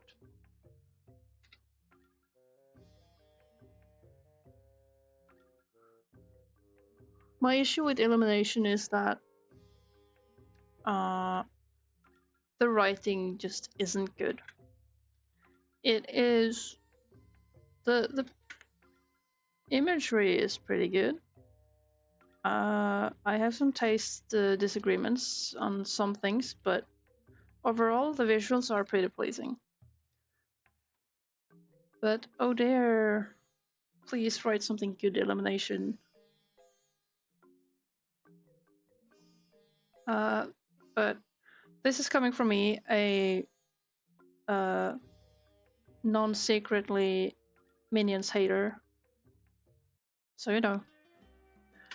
Right, enough yapping, let's do some masking magic. We have this background stuff here. Now we need to select that. And if I want to mask off the stuff that is overlapped by here.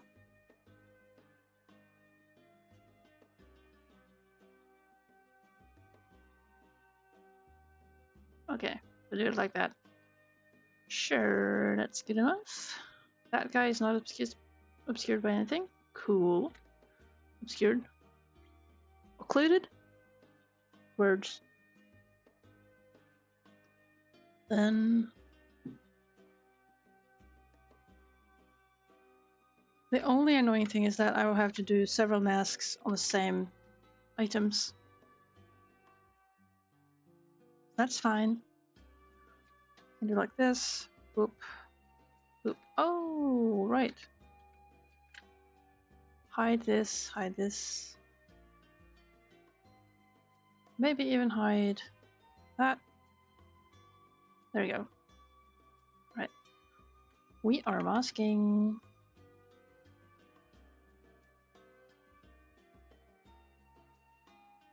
Like so. Perfect. Now I can use that to also mask away parts. Like so. Just using the same mask so that it doesn't become a problem. And same with this one. Just hide it all together. No issues. Except, looky here. Tail.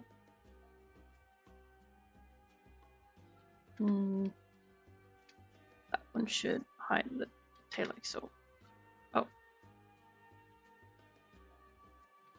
There you go. Cool, we got a thing.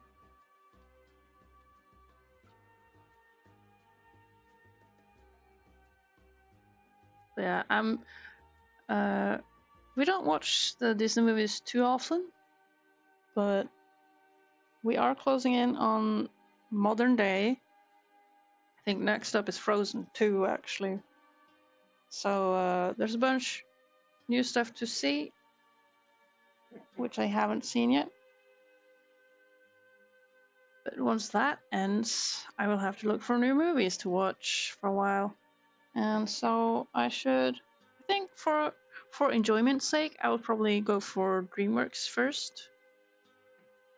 But finding places to actually watch stuff is gonna be a hassle. Gonna be a challenge even. Hey buddy, you're biting me to death. Phew, the warrior princess has taken me away.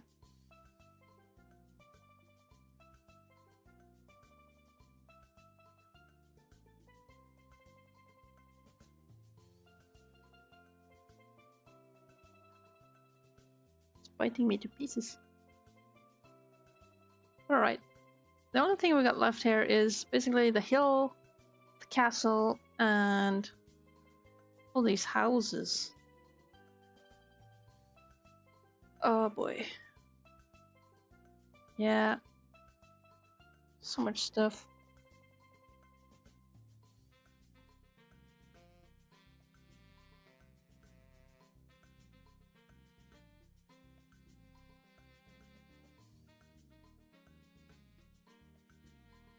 Sorry, I'm a bit distracted right now. No progress is being made because I'm being obliterated by a bird.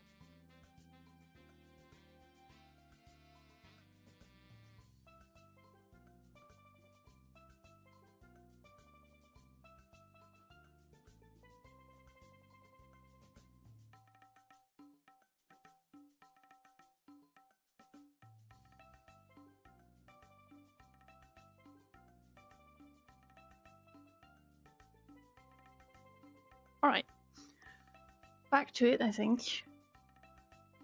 Or, well, there's an ad break going on Twitch. I will have to do my frequent BRB thing now. Alright. See you in quickly.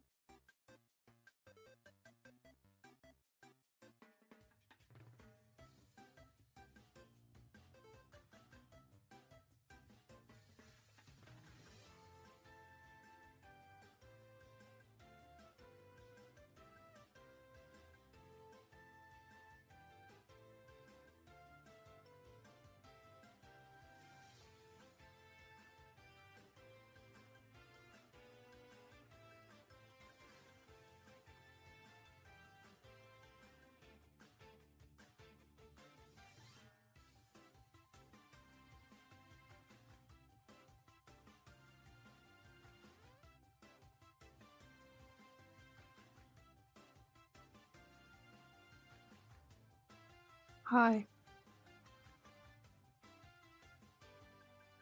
Oop.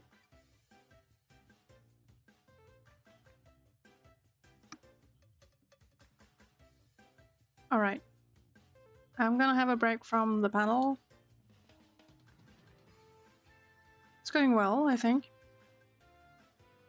Oh, we do have a character back field here.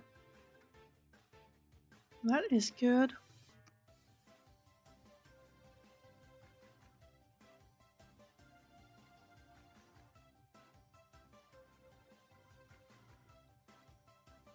We can put the castle on that one. But I'll be delaying the castle for a bit.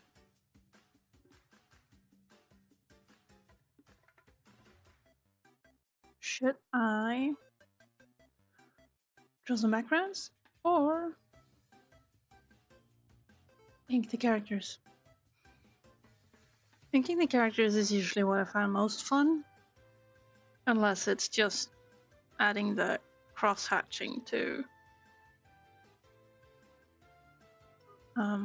detail a background.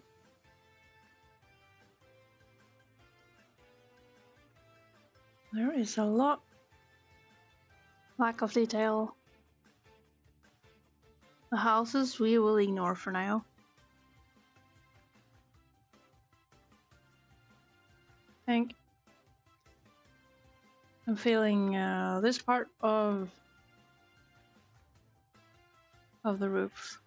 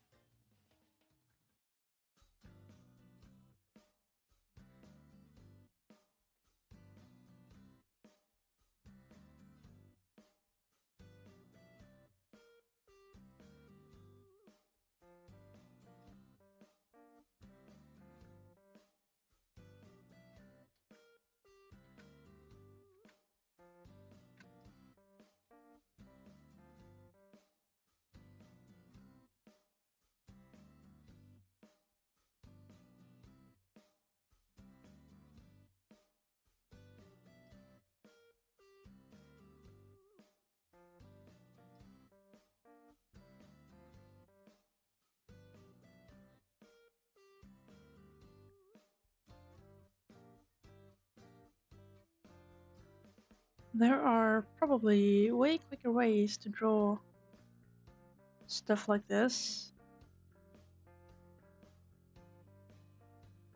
but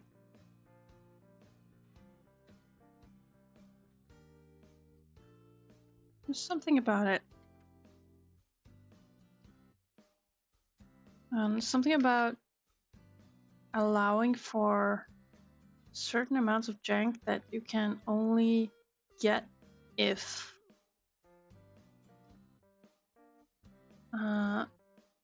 you do it little by little, bit by bit.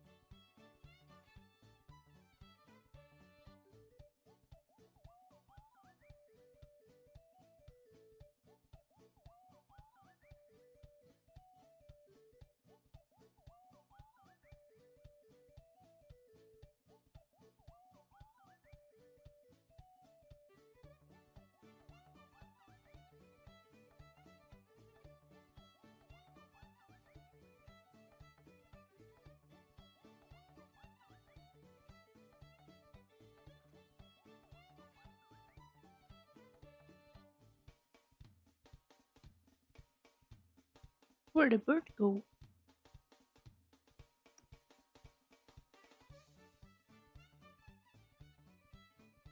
Alright, found him. Got distracted for a second. The frequent distractions is probably a sign that I'm not super invested in whatever I'm doing, which is unfortunate.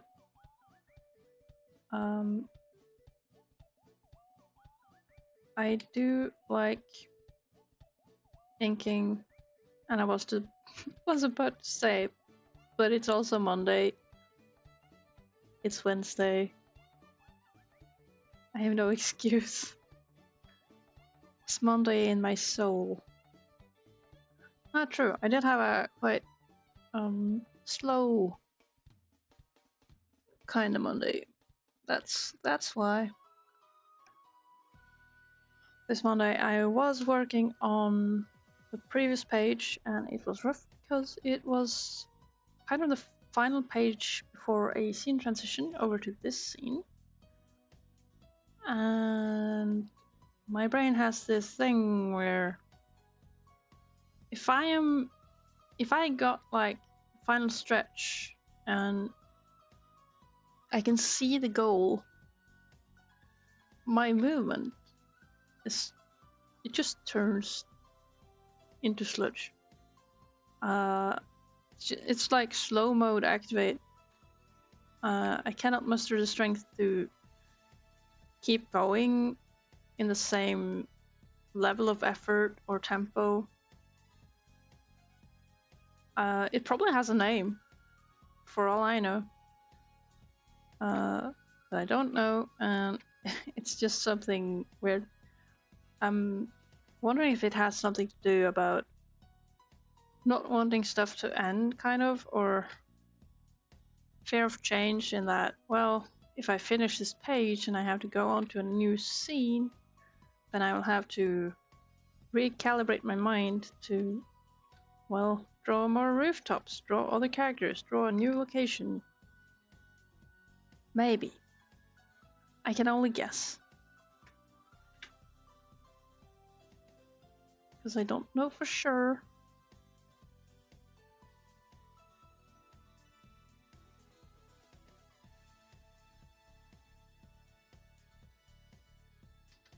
It certainly feels like it. And so I gotta keep an eye on like the psychology of things often. Otherwise, I'll both grow lazy and stop caring about art. I still don't know what drives me to make art. Feels like I have a rather weak drive, which is rough to say if any listener is having art block or is otherwise feeling like they're in a rut. For that, I'm sorry. I used to think that art block wasn't real. Until I may have also experienced it in a way, but it's funky. Funky stuff that makes things hard.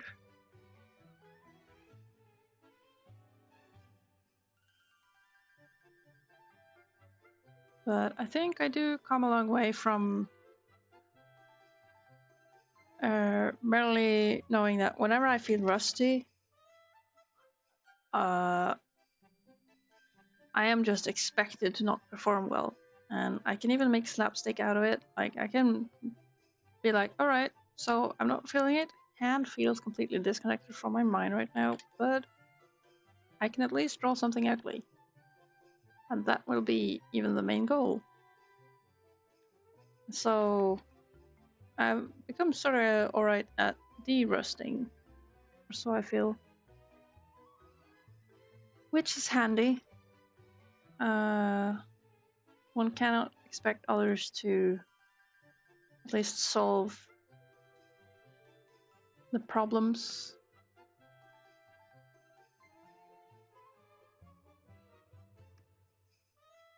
Or at least I can't expect anyone to solve my problems.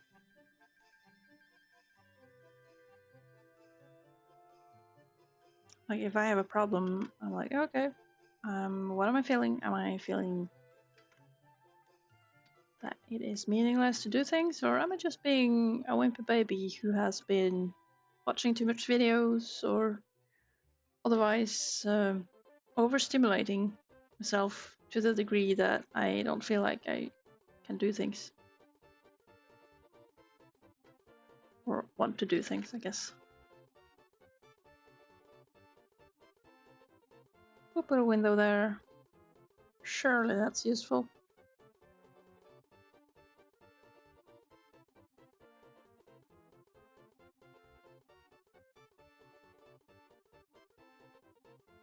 It is baffling how much detail you can fit into a window. I keep thinking that whenever I had to draw like the 1,000 planks that make a window. It's kind of crazy.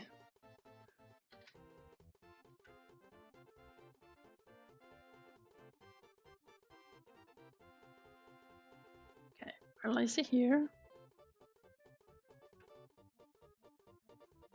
Then sketch is a bit off.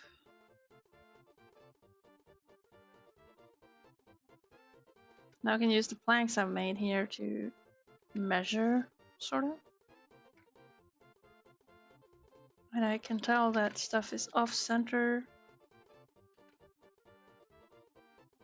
Sort of try to match the angle, but it is just a background house. Very few people will notice if there's anything crazy going on. That's always the comfort whenever things are not perfect. I'm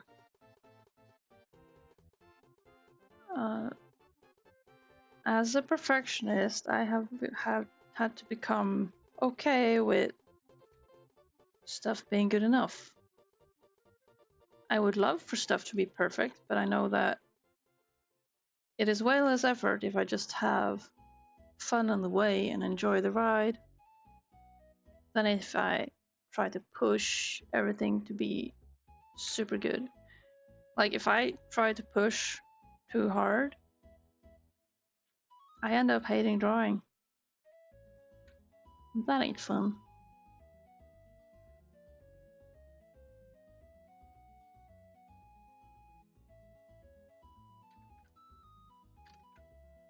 Like my goal for the past years have been to find back to the fun.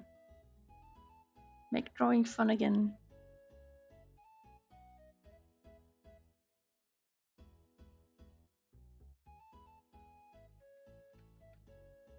There's always this pressure of stuff having to be good, when it doesn't really have to be.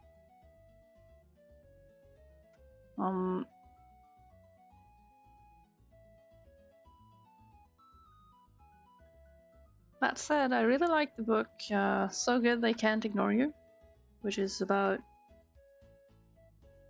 one way to think about it in terms of choosing your career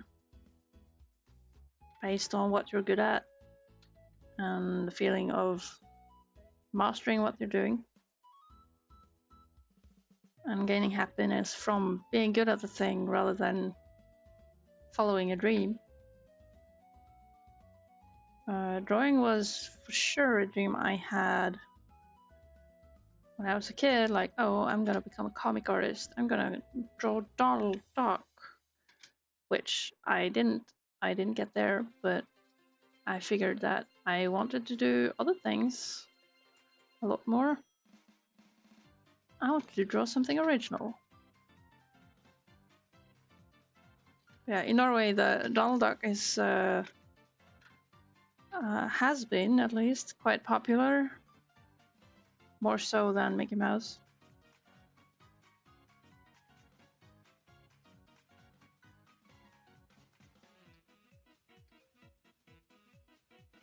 I wonder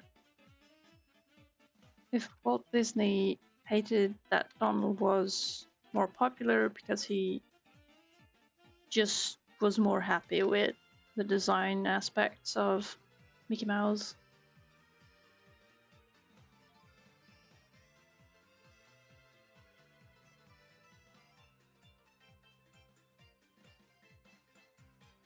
Because from a design perspective, Mickey Mouse is pretty alright, I suppose.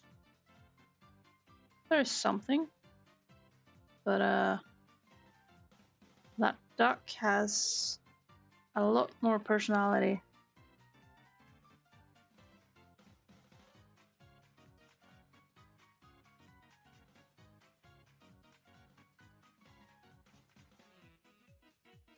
Look at me, I'm just hacking up these buildings.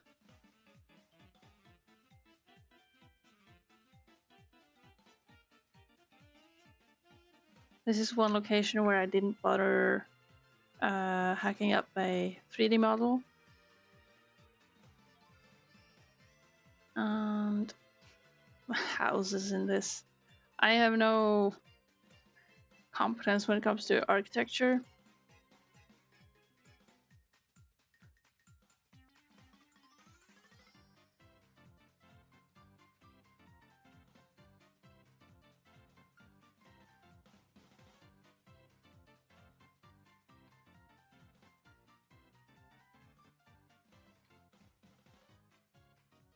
As long as it's wood, I'm usually happy.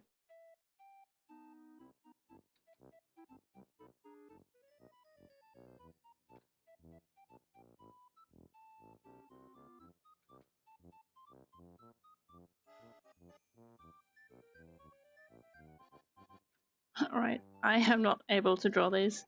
You can also see that my hand specifically has this balancing issue where I will draw a circle, but it will favor pulling a bit extra on the right side. Really have to fight against it.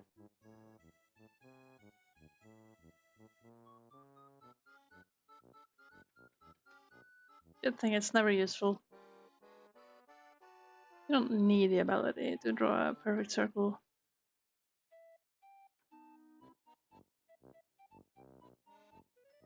Unless you wanna impress someone who doesn't draw.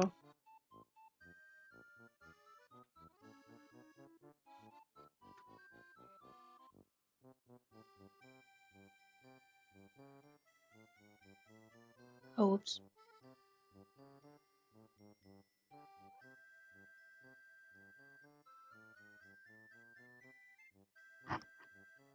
Where's the bird?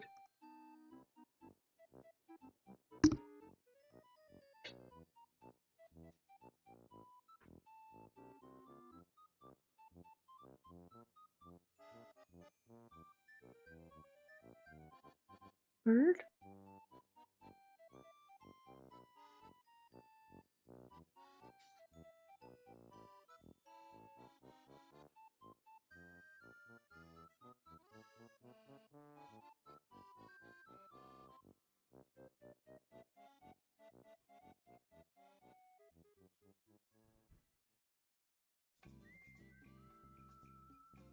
There's the bird.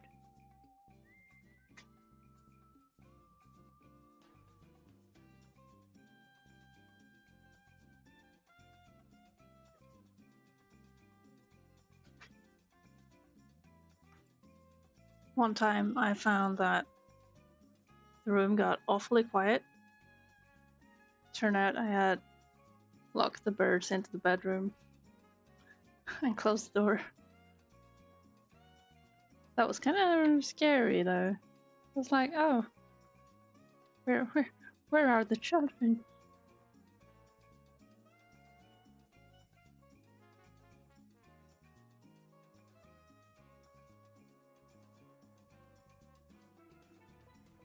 Again with the stabilization that I don't like. Kinda need it for some things. But I wonder if it's better altogether if I just don't bother. Okay, further, I might need to look at the other. Here we have something going on. Okay, there's a slight slant going on here.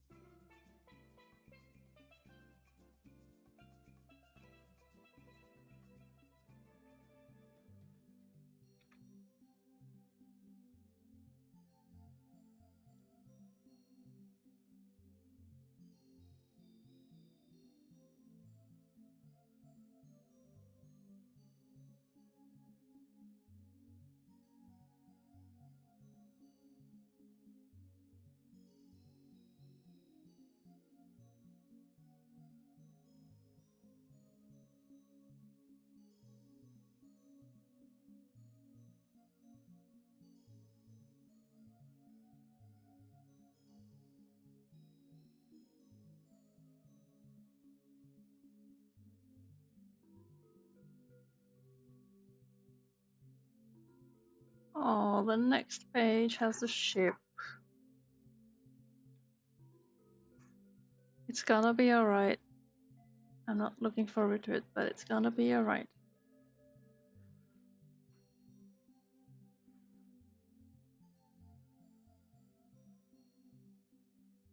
Okay, I will have to have this up for some haphazard reference.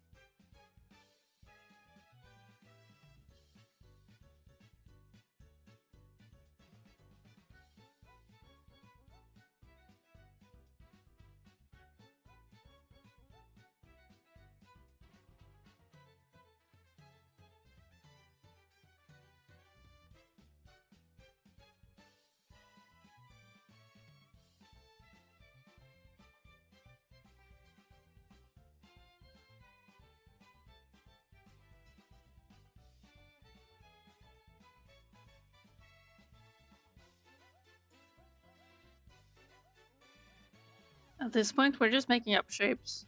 It's, I wonder what people keep in all these rooms and like how tightly do they live together? Like tightly stuffed.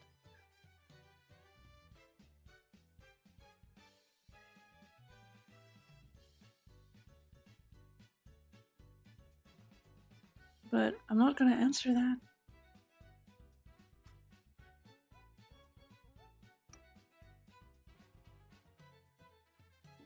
Ah yes.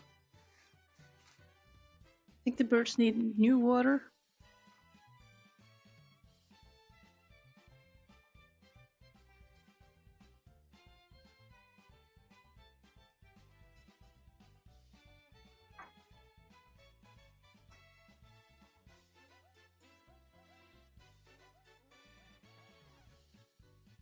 Warrior princess attack.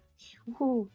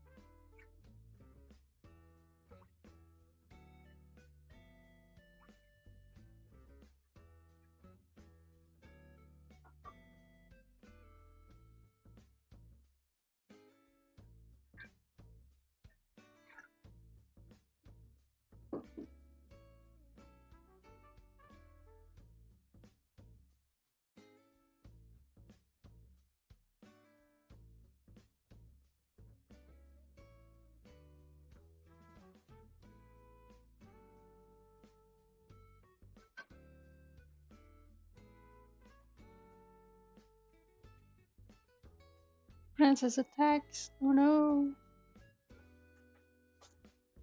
How will I survive?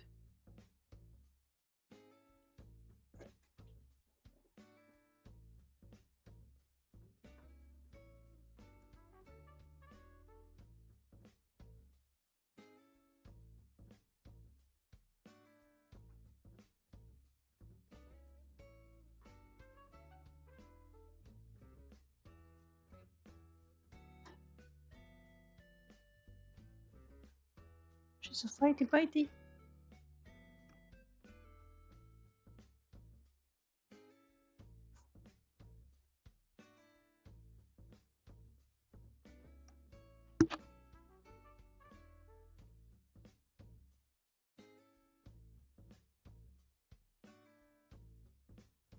Alright. We got water.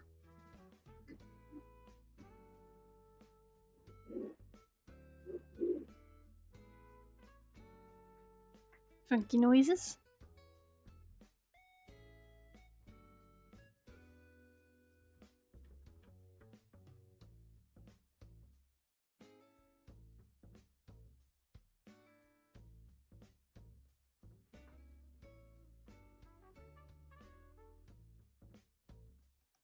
Okay, now. We were here making shapes, making houses happen. Yeah. That's all we need.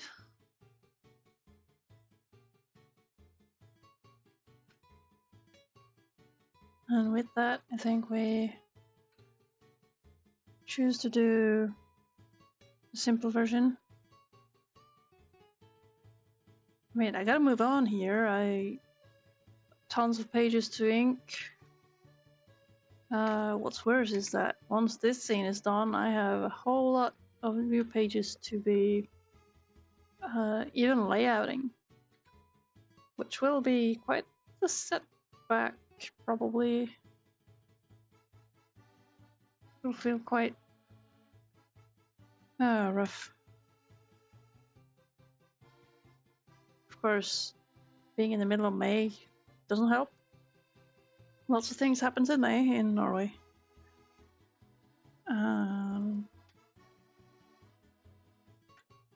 Plus, we're getting into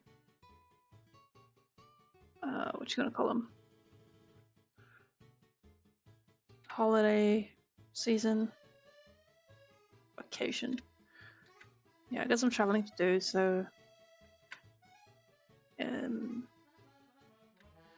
I know for a fact that I usually don't work very well on projects when I'm outy abouty on travel. Nor May. Oh, you know, that's a cute one. Instead of doing mermaids, you can do like national costume drawings every day. That's a cute challenge, which I'm not gonna do because there are lots of details on there. I'm not a huge national costume nerd, but you can do lots of Norwegian themed stuff in May. That's appropriate. We got a national day coming up, 17th, this Sunday, which is also busy. We got lots of stuff happening.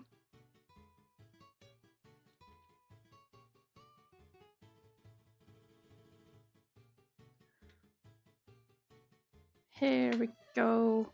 We are getting places. We are making, what do you call it? Roof shingles? Is that the word?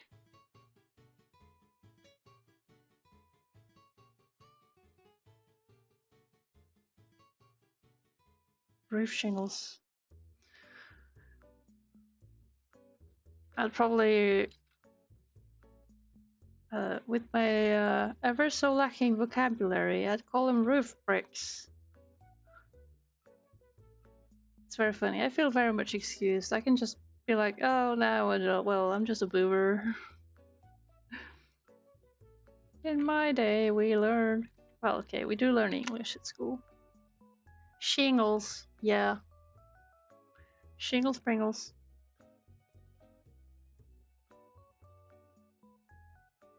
I do wonder why there's such a huge latency over at YouTube. Stream seems very much behind. Roof tiles, true.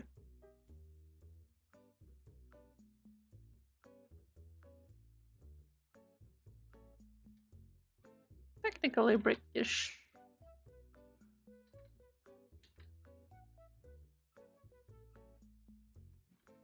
Yeah, roof tiles isn't dumb either. It's pretty cool. But yeah, this is the sort of thing that if you're stressed out and feeling impatient, these kinds of backgrounds are the worst. But in any other setting, they can be quite the therapy. live on the other side of the planet. I suppose. I just live in a world where I think every transfer is instant and nobody has delays ever.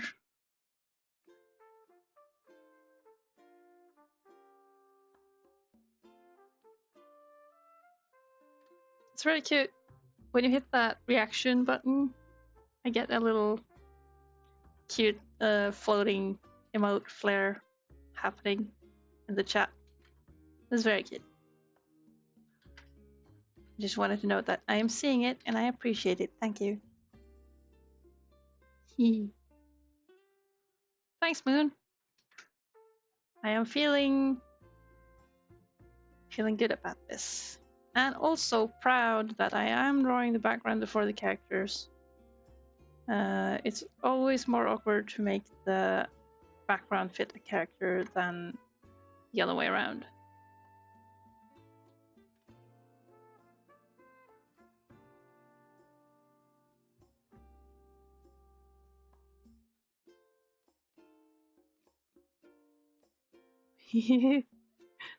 Flushy blushy. Can you even customize those? I wonder.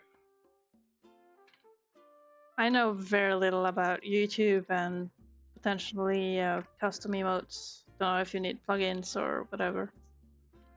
They probably exist. Or if you need to be a partner, which I'm not becoming because I'm not going to monetize videos. Mostly because of YouTube trolling. Not the trolling itself, but the copyright trolls. They do claim a lot of stuff that isn't theirs. Like Nintendo tracks. And I'm not going to deal.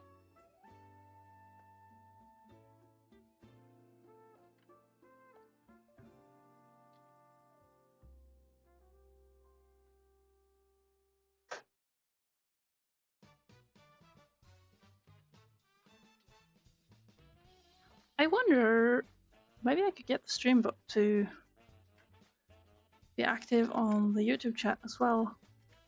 That could be helpful. Since I'm not monetizing on YouTube, I could, if I could connect that, I could catch donations and stuff like that, if those happen. Which I'm not asking for.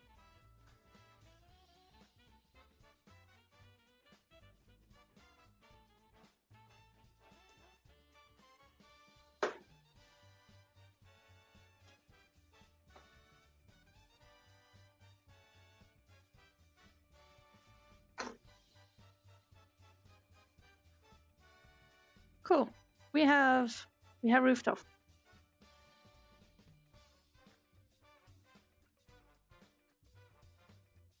What else? Is this wood or brick? Rocks. What is wood?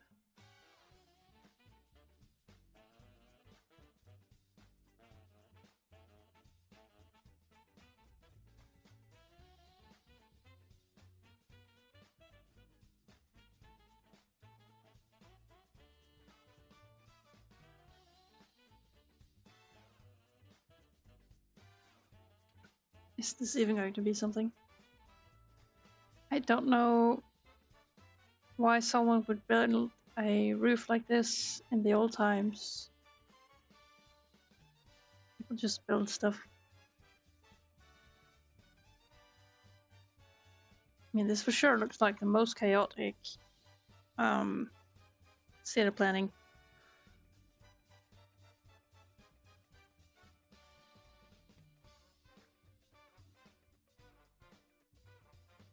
You want to make more 2D art? YTP. Can you explain to me what's an ITP? YTP. Will you enlighten me with your knowledge?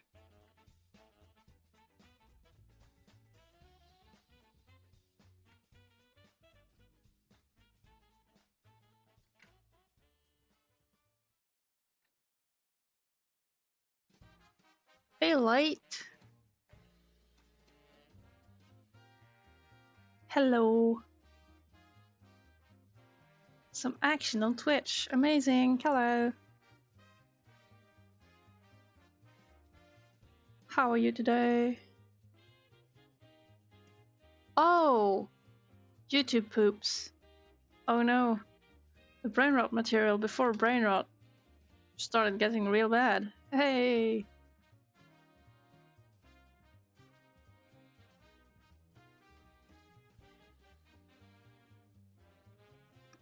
Highlight. So, if I'm randomly rambling, I'm talking to YouTube chat. Just so you know.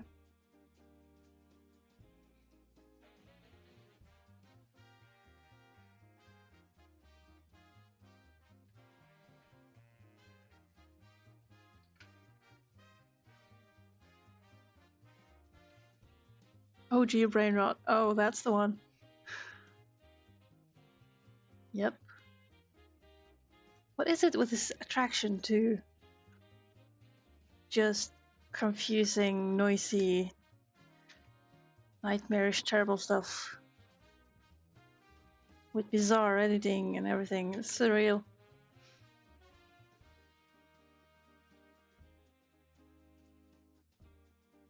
I know someone did a YouTube poopish thing on the Norwegian Sesame Street.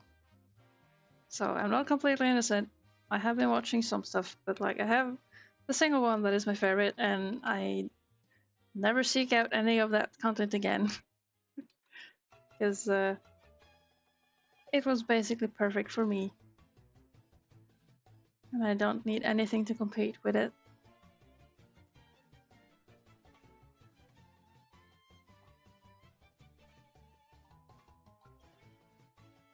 Oh, just to be nice to myself, huh? I'm making more of these? No, come on.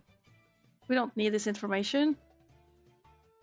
It's even going to be missing out on flats. Oh well, it's there now. It's getting a resurgence? No. No. We are number one forever, please. B-movie. And also, I gotta mind my own stuff, you know? I gotta create stuff. Oh, I was mentioning So Good They Can't Ignore You. I think there's this other title from the same author called Deep Work. Mainly about focusing on creating and getting concentrated. Like, how do you keep focus on stuff?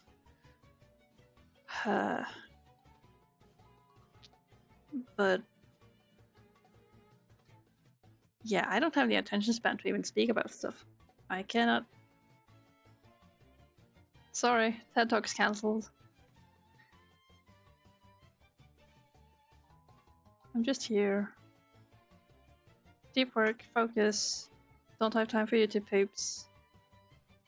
Feels better to. Yes, okay, it was about treating YouTube not as an entertainment platform, but as a library, which is a quite nice one, I think.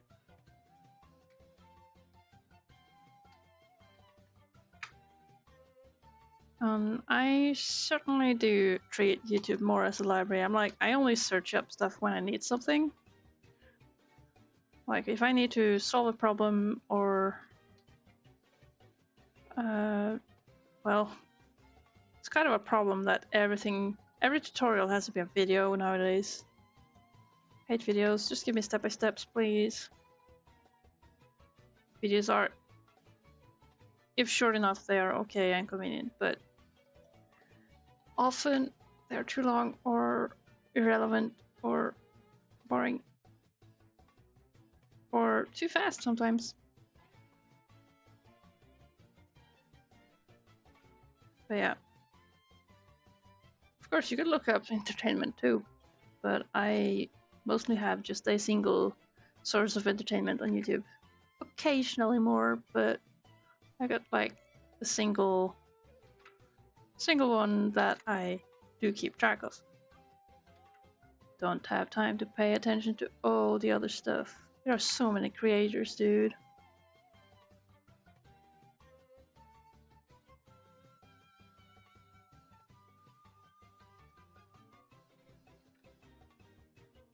Oh, Light. Actually, you got some Twitch points to burn, right? Can you see if unlocking the yapping emote works? Would you do that? Not sure if that's what my moderator mentioned last time, but there is an emote, a yapping emote, that is subscriber only, but really it doesn't have to be, it should be. So it's just a very cheap redeem. Or should be.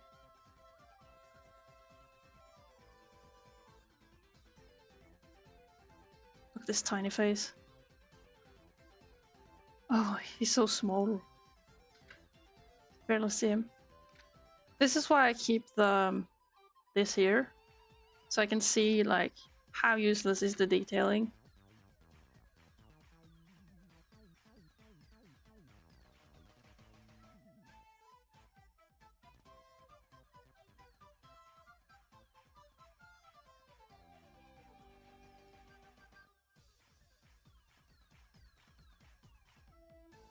Now there are more characters here, but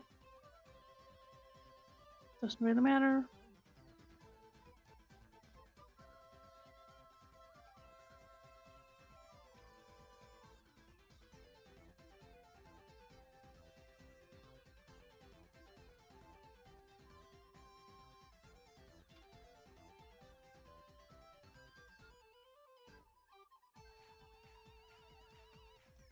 There we go.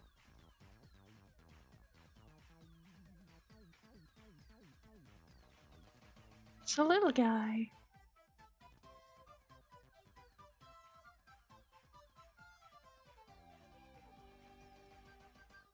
Now there are more characters here, which I haven't sketched out.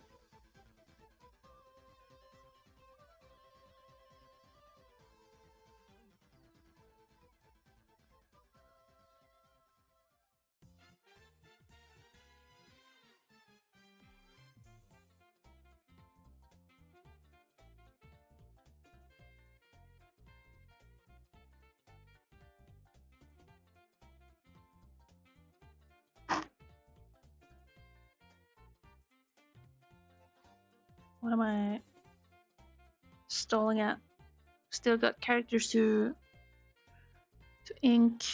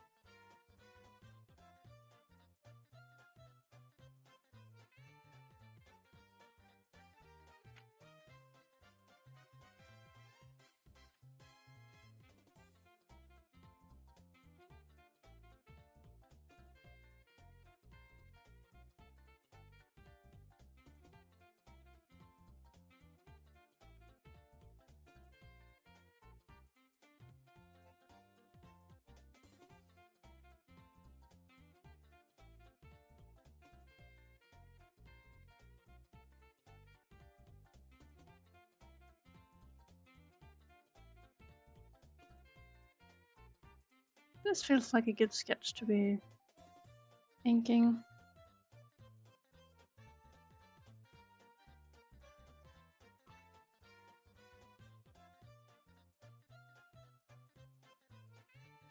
I want to use my yapping emote. Yep.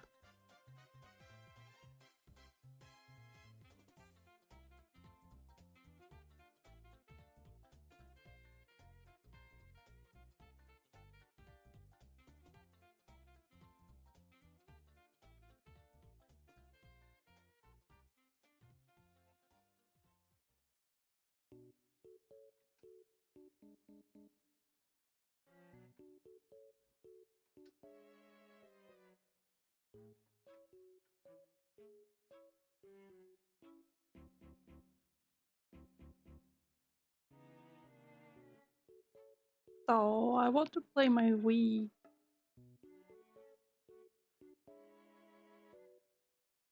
How do I decide colors on characters?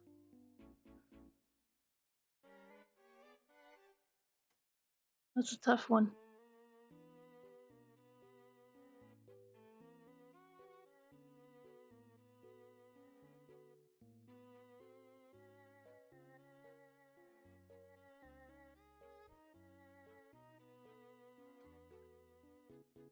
Well,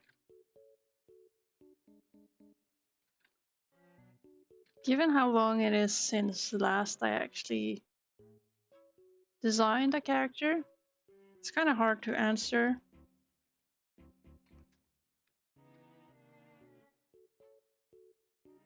But it also depends on whether or not a character is going to be a central character or not. You can see Breben, he's mostly brown, dark brown, like Beaver should be, but with like green brownish clothing. So, I mean, essentially here are only three colors. You have the brown, the greenish, and bluish black. It's a lot of trial and error, but I think the main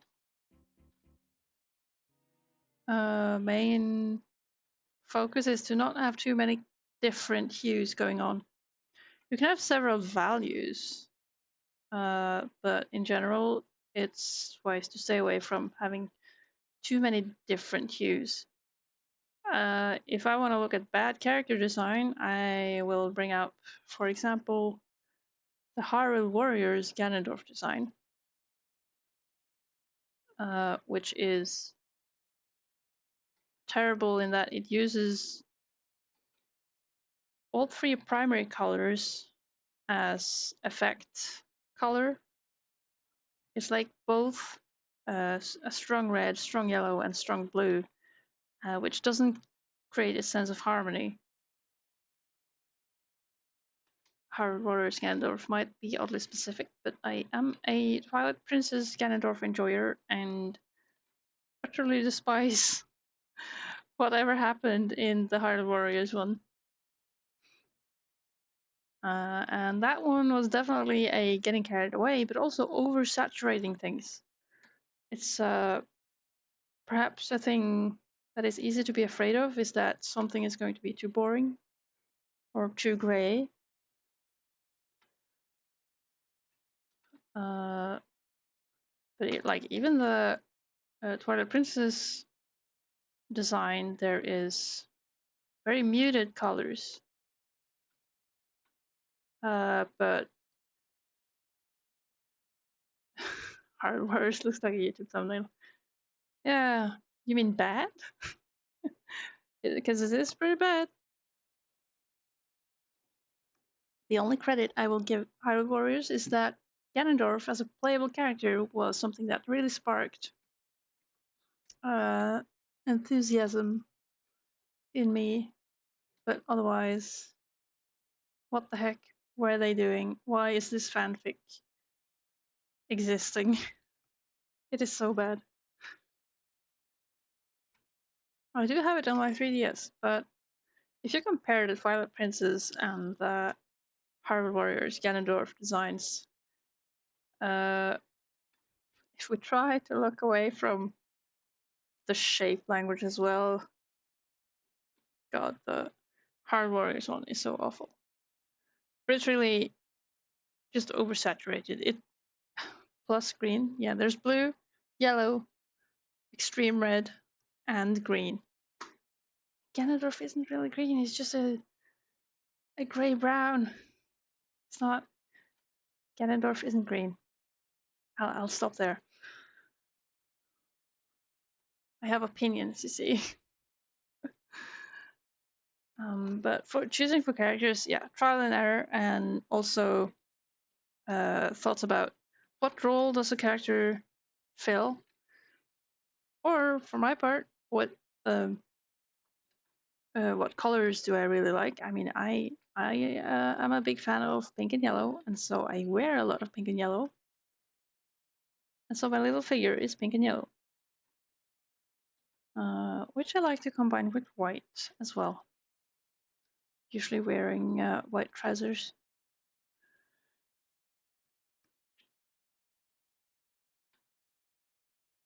Did that? It was green in CDI. Yeah, but that is Ganon.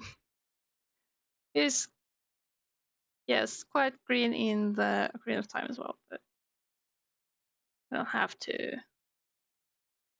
go bonkers. So what happened here? I have not been streaming for over 6 hours. Why did my music stop? Well, here we go. Yeah, so it's just the not overdoing it, and perhaps keeping in mind color harmony.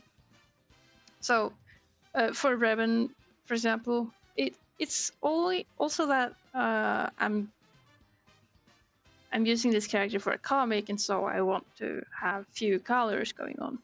I'm not always good at actually sticking to that, but we have 3 shades of the greenish brown.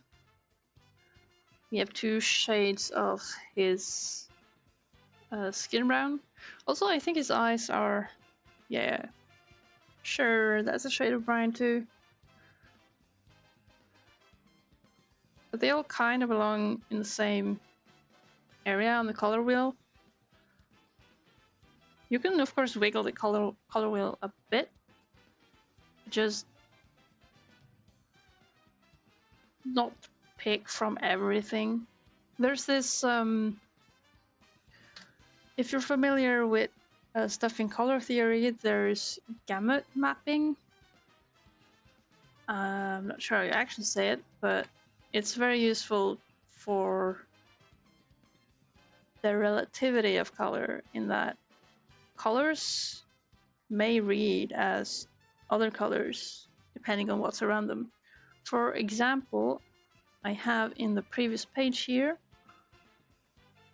bottom here, we read this as dark, probably night ocean. Also something that looks like pale beige yellow, but at night, with some other purple rockiness. And finally, green. But it's not really that color. The green is like a turquoise. I mean, my color window is super tiny, but color wheel, the green is turquoise. The red here is a blue, and this yellow is a green. And gamut mapping is something that helps in understanding, like, how the heck. But if you choose like a base color, you can be like, okay, I want something that feels red but isn't red, and work from there. Lots of cool things you can do. I probably butchered that as an explanation, but it's worth exploring. I will also type it.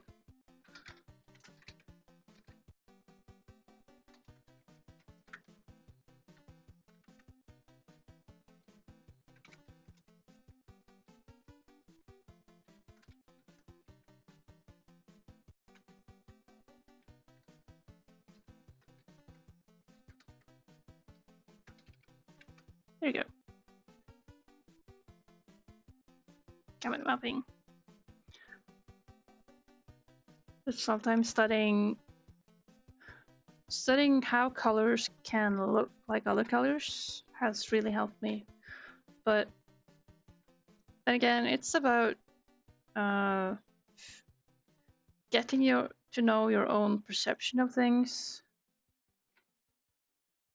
like how you perceive color, how you feel they read. Some of that stuff is more intuitive for some than for others. But I would say it's about also getting away from how, how when people are asked to draw a tree, they will be like, okay, that's a tree, and this is a house. Like, basically the icon perception of things. We kind of have that too. We are like, okay, grass is green. Oh, I'm doing this on. Grass is green, sky is blue. Whoop-de-doo. Bark is brown. Stuff like that. These are things we think as of true, but it is entirely false. Green is not green. Green is a muddy yellow. And bark can be very light and have fun stripes on them. Maybe even bluish stripes on them. Yeah, stuff like that. Color is a lie.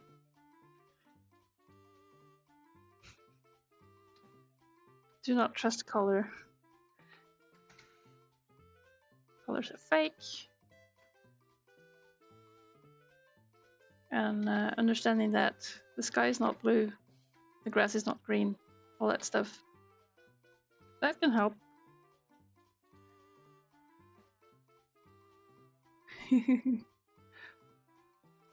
Yeah, just knowing that this little box, especially this part here, the most saturated one, it is lying to you.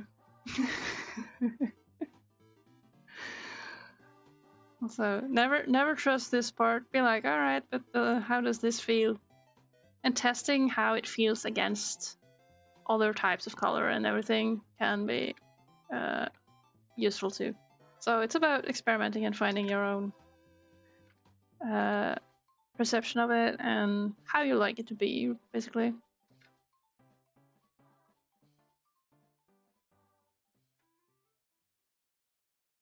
Oh my god, this guy, he's so little unlovable. I don't even read those as the same character.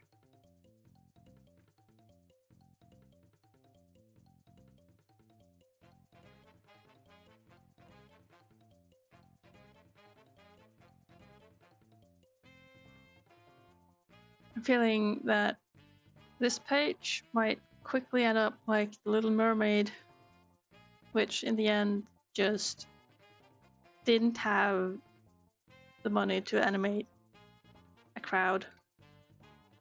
And there's like, oh, there should be lots of characters here, but I can't be bothered. I gotta move on. We'll see. Might be it's not that bad.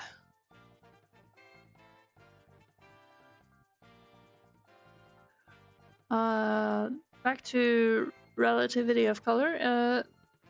That's the main reason why it's often good to work from a chosen, say, color for the canvas.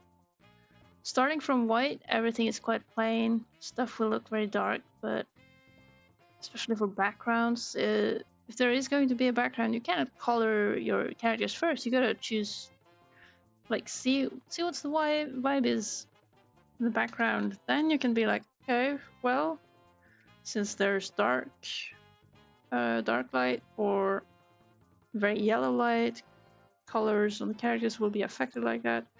Oh, there's also this. There's a good resource. Color schemes. No.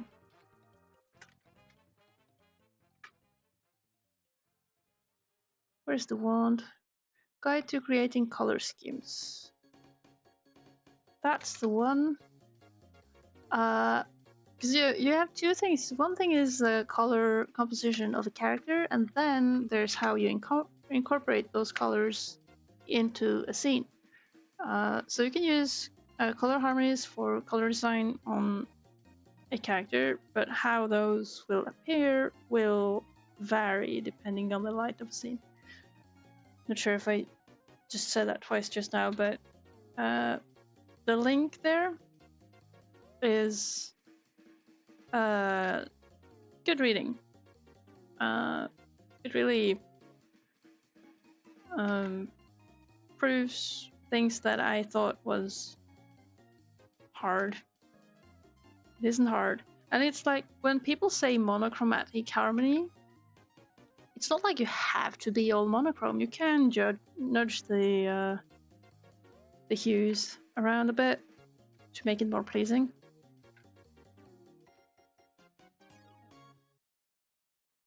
Yeah, school doesn't teach you anything. School is a scam. Do not take this as general or valid advice, but really, I have no trust in schools. Oh, you're welcome, Vex. I'm glad. And see, this is why I can't give critiques, otherwise I would get nothing done. Gotta get going.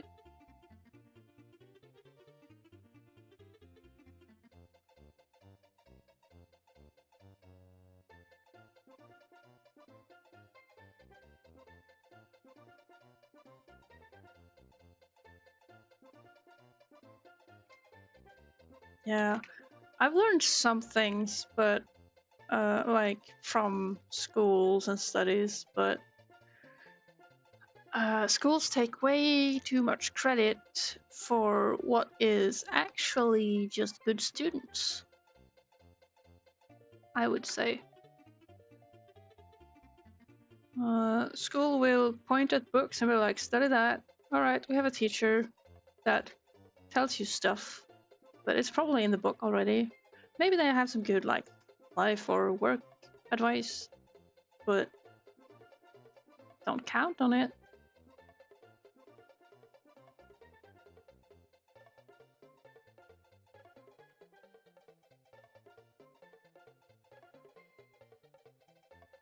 What university gave me at best was actually just time to do the thing and gain some level of expertise on it. Not that I did study anything useful. I have like a bachelor's degree in animation. Do I use it? Not really. Do I have a job? Not anymore. Am I making comics and hoping it works out? Yep. Yes, I am. But it's fine. I am lucky enough to have funds to work from. That, like, Norway has some nice, what do you call them? You can apply for grants and stuff for projects, art projects, literature projects and stuff and such.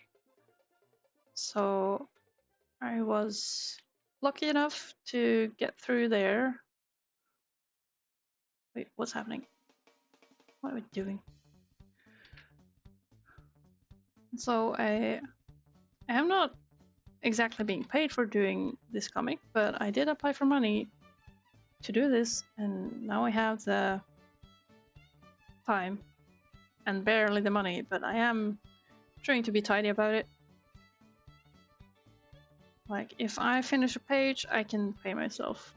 I tried for a long while to pay myself for hours spent, but found out that I cannot do that because hours spent looking at the screen is not valid. And I would spend hours looking at the screen and be like, I am not motivated. I am not having progress. How will this end? Will I ever reach the goal? Now, I get money not from minutes ticking, but from finishing pages, which is a sad truth about like motivation and money and stuff.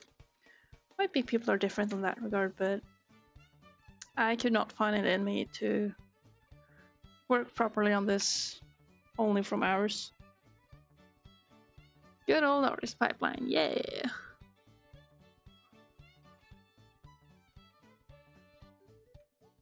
This character went by so fast. He's inked already. Well, but I was enjoying it.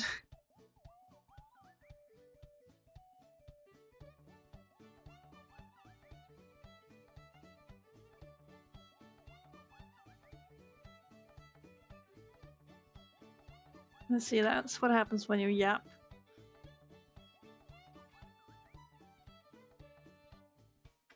Yapping for too long. Okay, what are we lacking here? Screens. Okay, we got a shoe here, so that's probably some guy. We got filling the guys on the roof there. Guy here. And background. That's the proper background. That was a good yap. Yeah. Good yapping.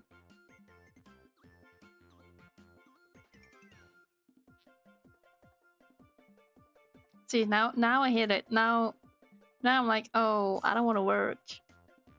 Sketching these things will be work. I don't want to do it. I should get good.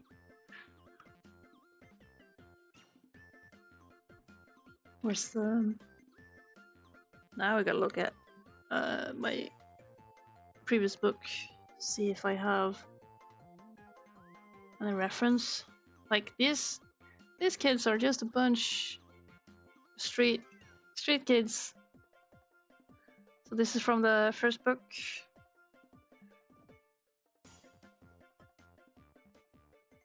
Yeah, I think for character design, variety is the most interesting part.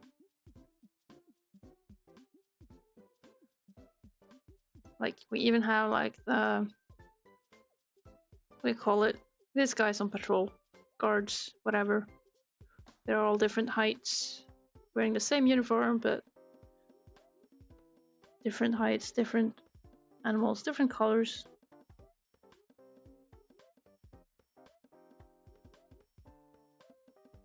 Thank you. I'm glad you like them. And look, here are my rooftops. Look at all the stuff going on.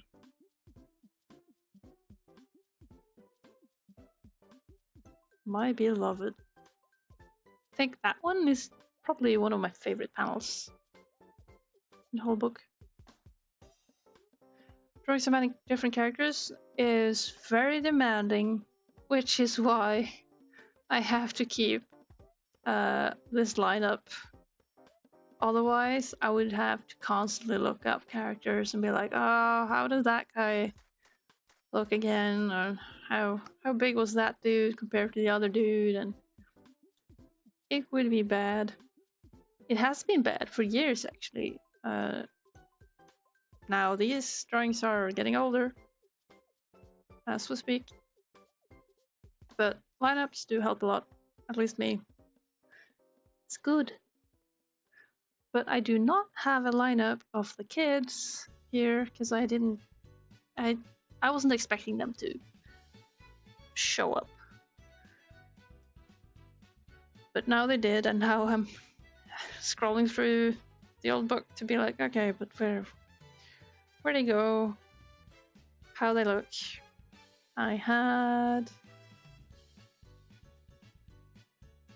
There's a little kid here with, that's the one. Human face, turtleneck, horns.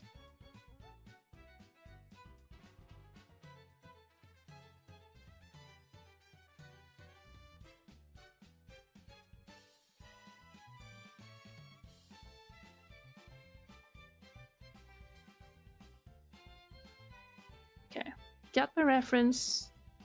Oh, but if I have my reference, I can't really see the chat.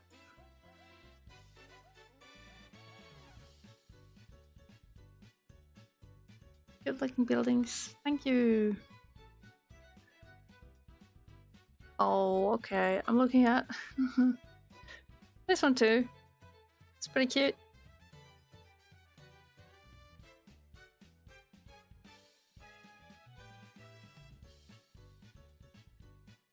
It's nice to be looking at old stuff and notice that, yeah, this is pretty nice.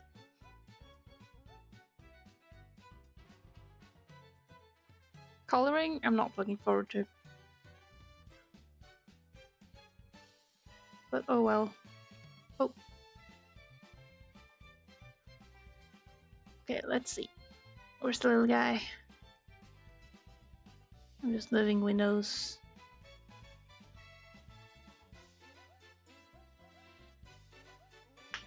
Oh.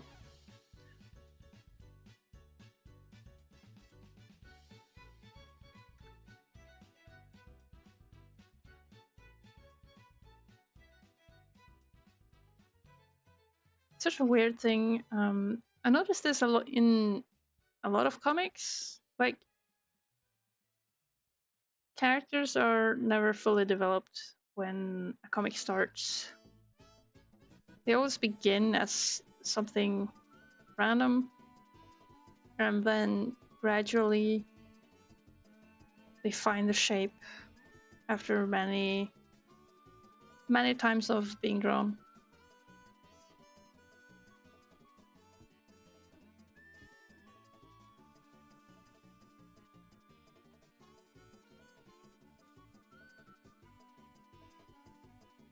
Here you can see I move the character.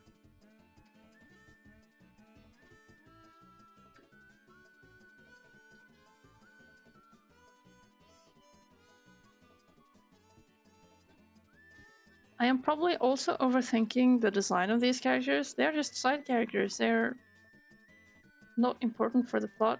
I mean, might be this guy gets some time to shine.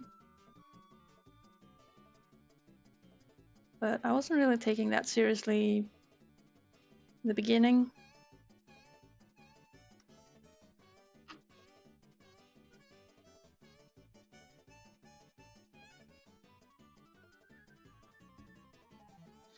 Oh. Oh no. The warrior princess is at it again.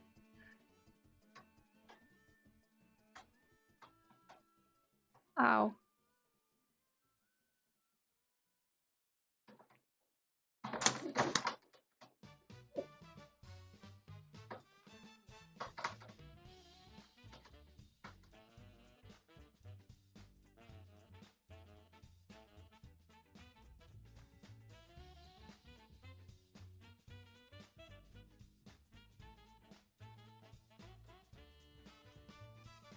Okay, I think it's the bunny guy sitting here. Ow. Hey, fighter. You are a fighter.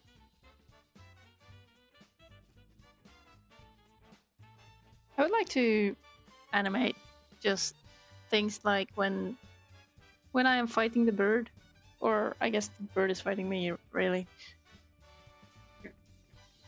Honk.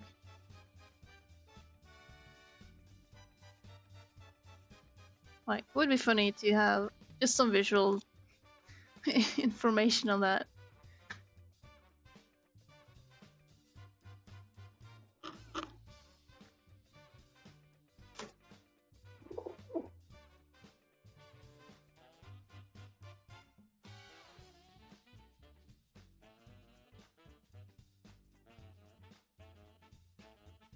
Just to kind of show what's happening, because personally I don't really like it when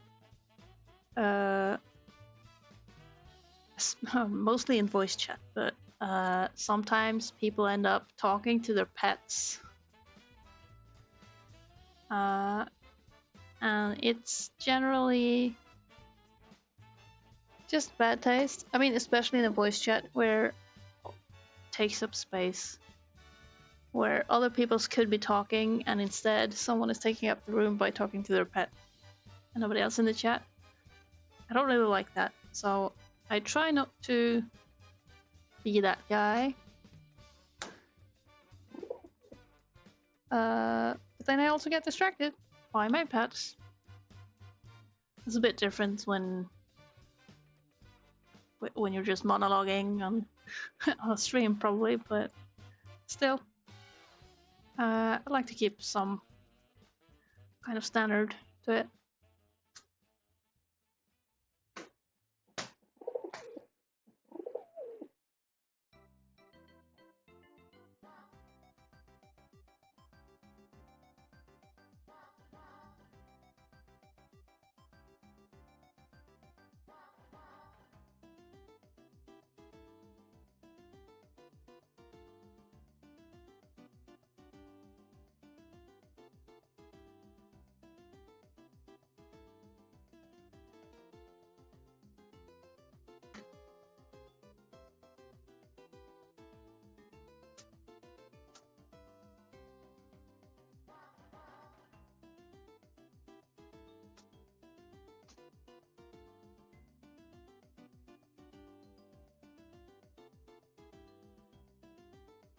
Hey, you had enough, princess?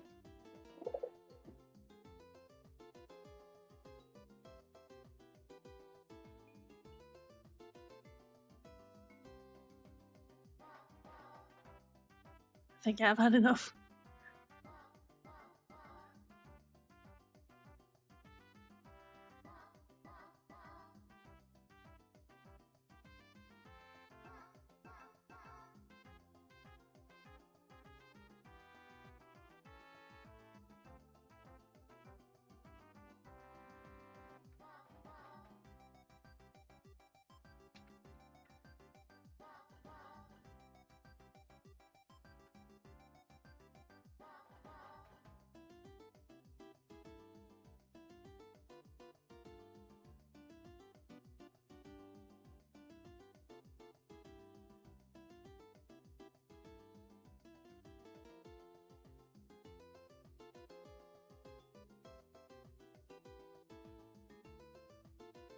Drink small people.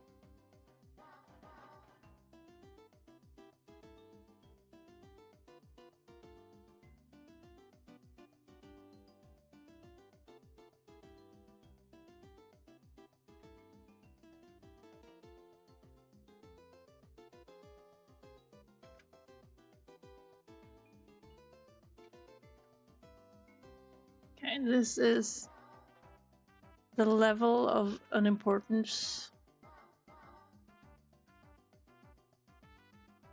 I think I need this to be accurate, even.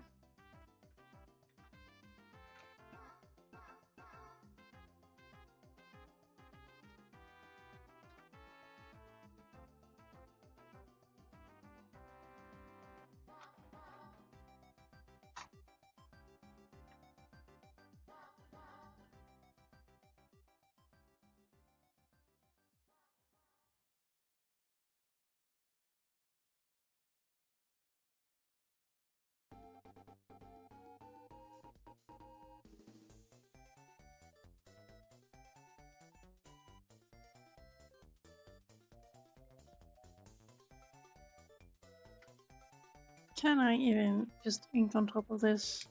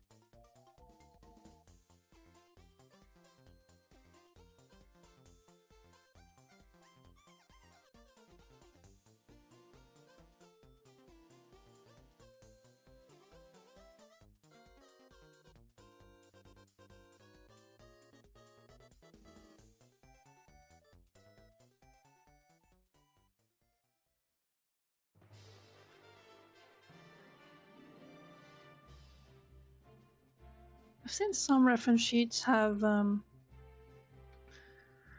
this clever thing where they show how a character is simplified when far away. I've seen it only. It was for a short film called The Reward. I remember. This is something I saw like probably 10 years ago. But having that reference where you show what a character looks like from far, far away, like where the details just disappear. I keep thinking that it would be nice to have something like that, and I have not yet bothered.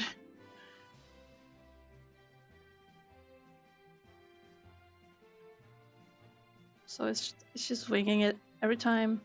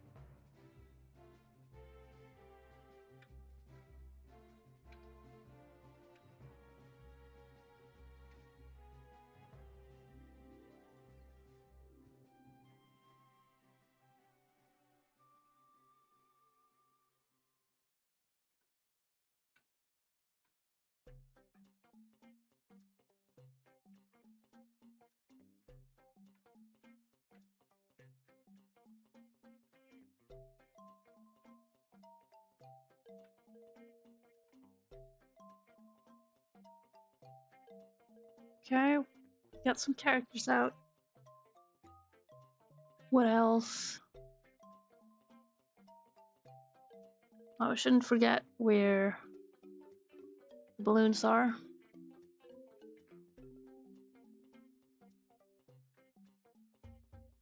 Don't like the direction of that one. Too many characters to confuse it with.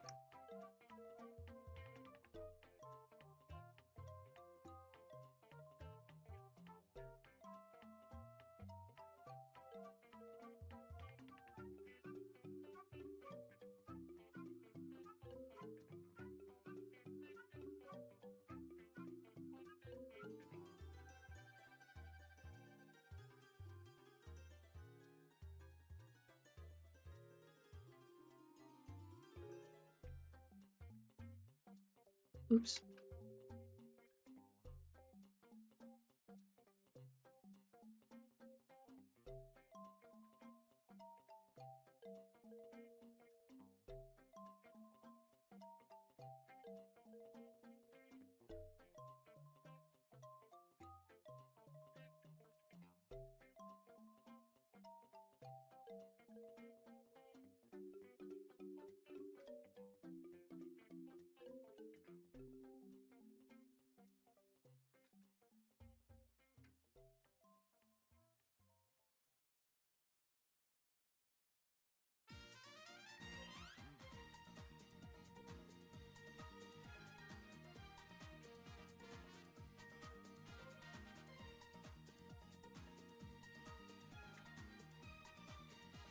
Okay, we still got the sketch for this background fellow.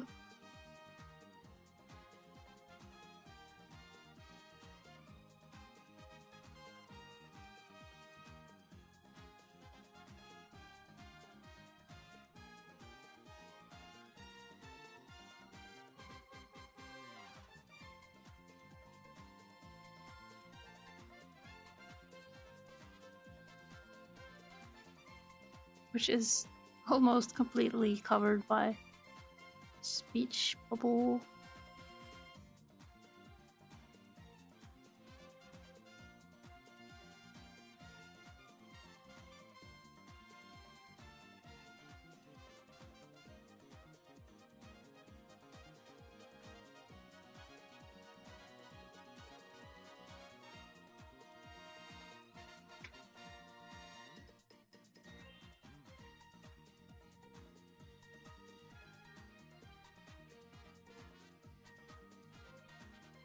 Oh, the nagging feeling that I don't want to do work. Oh.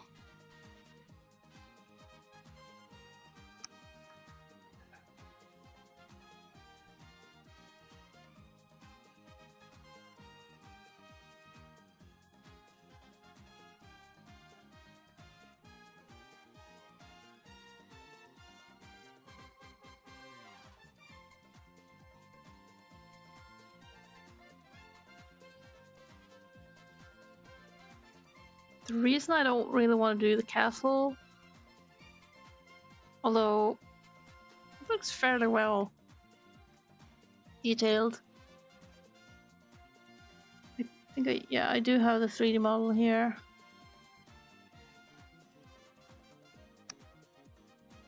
It's very much like I don't know this character, and so it is hard to draw, and I don't want hard to draw right now. I think that's kind of it. Building is, in some ways, not really that different from a character.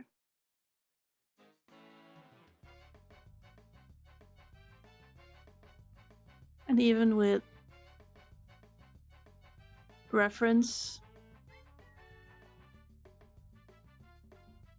yeah, it shouldn't be bad. I'm just having a moment.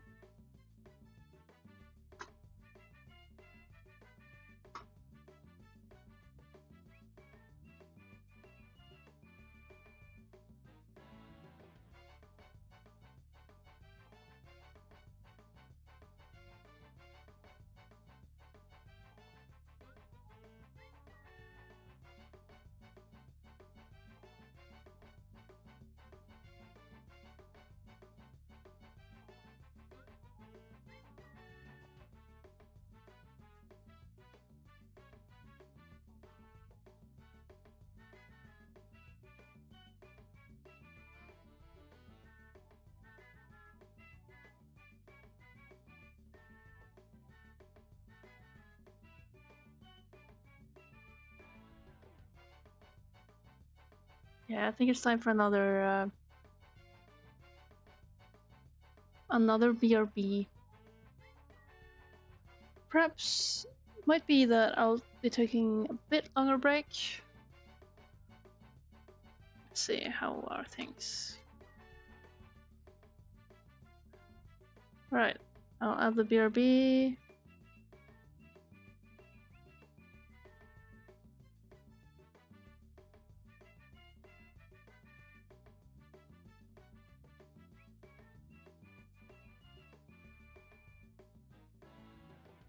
There you go. Alright. See you in a bit.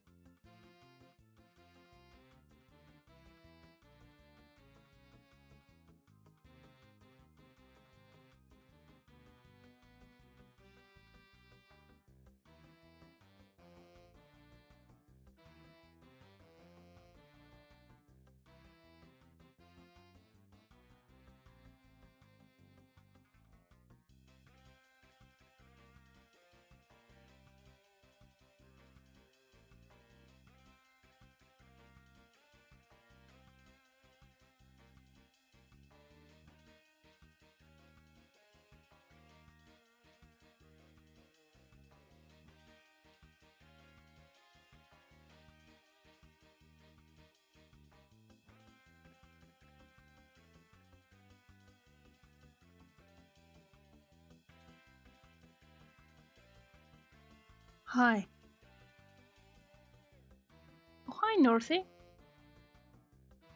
Welcome.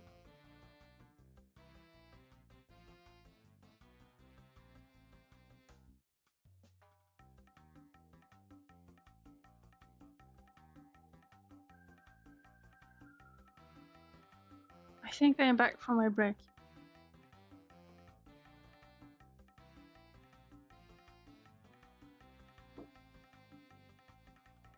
There was nothing to do. I only stared down my snack shelf.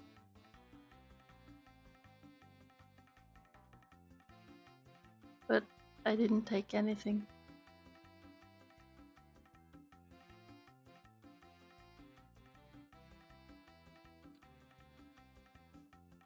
Oh, Northy, what are you making the portfolio for?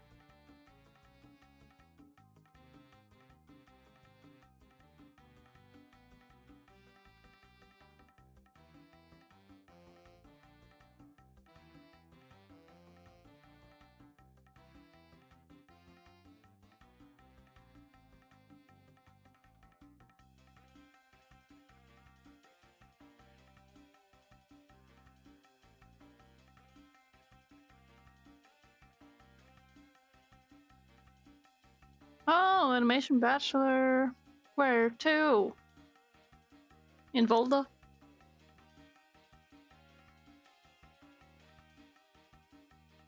In Hamar?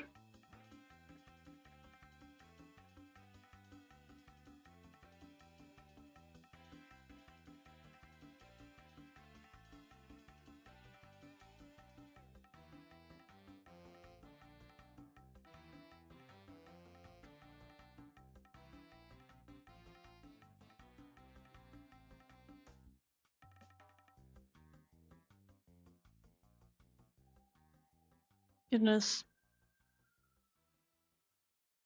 I will. Was about to say, I will die on this hill. Literally die on this castle hill. Because I really don't want to touch it. Let's go. Oh yeah, don't dox yourself. You don't have to. If you don't want to. I'm too. I mean, as a comic artist, I'm already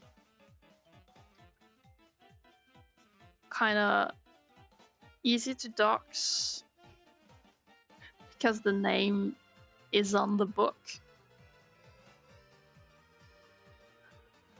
So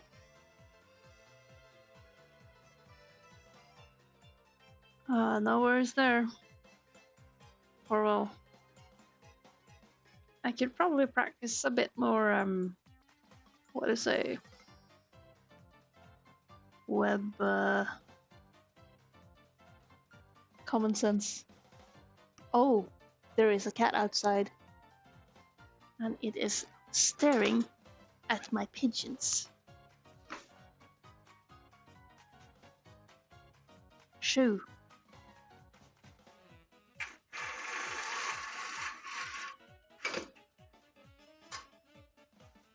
Dumbass cats.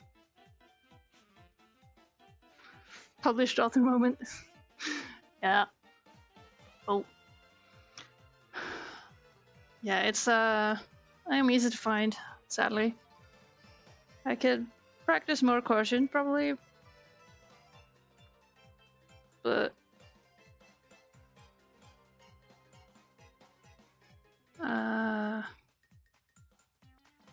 I'm the terrible type to be way too casual about it. And so I just hope no bad people are after me ever. Because then I'd be in trouble.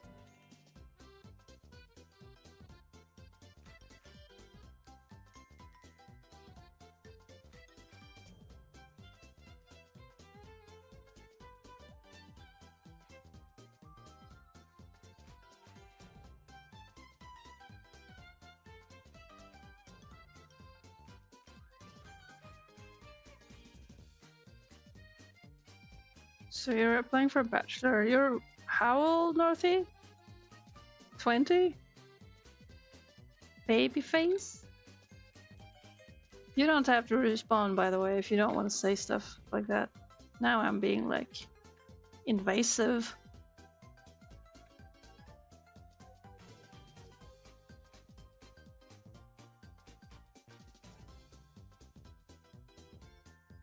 Oh yeah, this is the kind of thing where I do not want the just by speed stuff going on.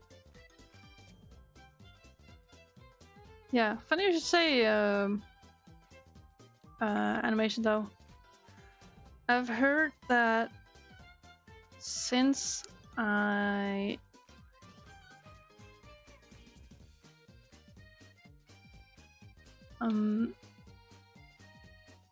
did study in Volda in like 20. Yeah, I went out from there in 2016. That's 10 years ago. Back in my day.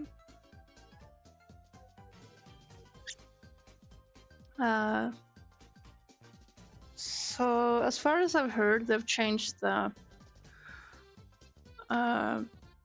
setup a bit since then. I was not at all impressed by the school, but I'm also quite demanding when it comes to school. So, and like I said before on the stream before you came by, is that schools take way too much credit for basically just having good students, which is something I cannot entirely respect. As far as I know, I think they've changed up like what people work there too. I wasn't too much impressed though. There were some things that were good about Volda.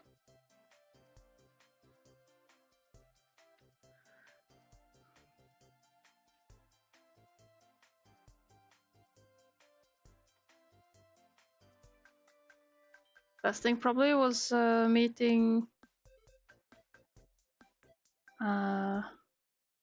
like-minded people, getting new friends who were interested in actually putting in the work and everything. But yeah, I know nothing about it now. I think someone said they stuff has been changed for the better in structure and stuff like that. Oh, what am I looking at?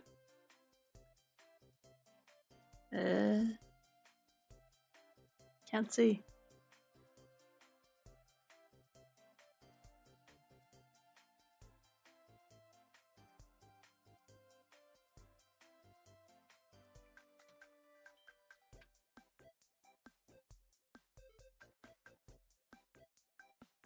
Have no discipline.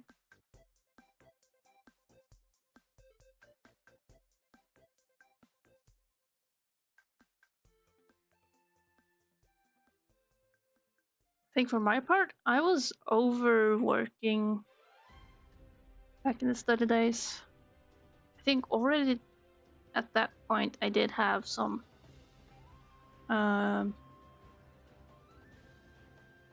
beginning cases of burnout. So I did work very hard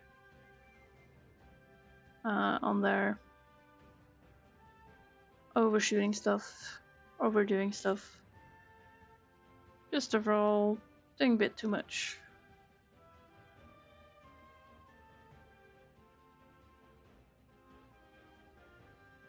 But yeah, I did learn some things, but not really. Okay, so the thing with animation is that there are some very fundamental things that I feel they didn't teach me, as if I was expected to understand that already. Like the use of dope sheet and generally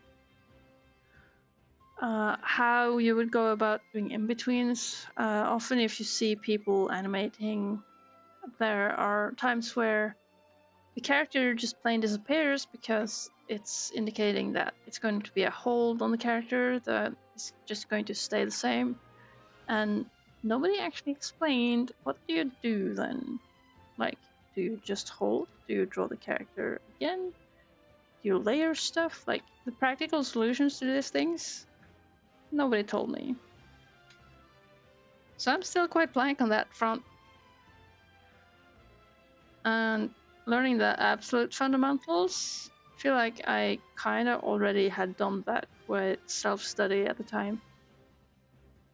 But oh well. They were also just teaching people to be potatoes in that. We would dabble in first hand-drawn 2D, then digital 2D, then we would move to handmade cutout, then digital cutout, clay and stop motion, then 3D. Like, we were just moving through the mediums rather than becoming good at animation. I had some issues with that. And I remember we had a Flash course where Flash was notorious for crashing because of its autosaving feature, and I was probably the only one who had understood that. Alright, I have to do manual iterative saves to not lose anything when the autosave happens. Which was rough on some people. They had been working on stuff for weeks, and then autosave kicks in, tries to overwrite the open file, crashes and corrupts it. Boom, you lost your work, enjoy. Not sure how stable that stuff is now, if it's even around anymore. But that was fun. Moving through mediums.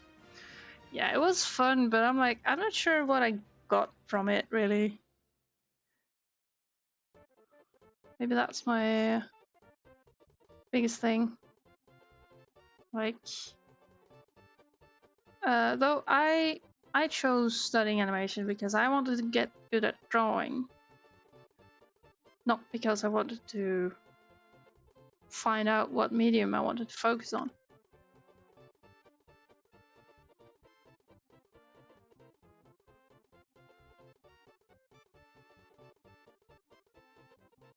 TV Paint, eh?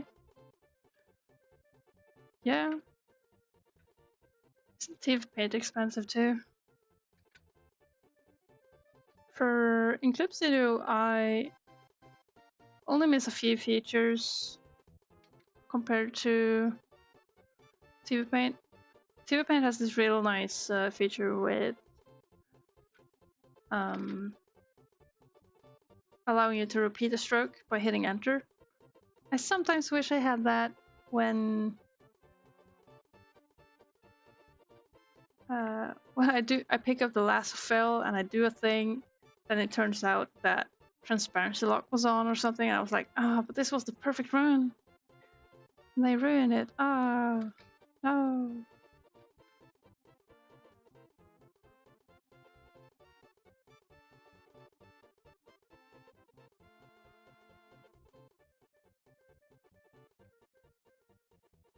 Yeah, having studied animation, I'm not sure what it's good for.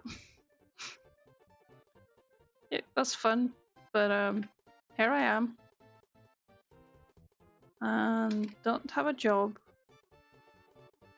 Not that I explicitly looked for one, but I think I realized, or I already knew and had decided that I am doing this to get good at drawing. And I want to do comics.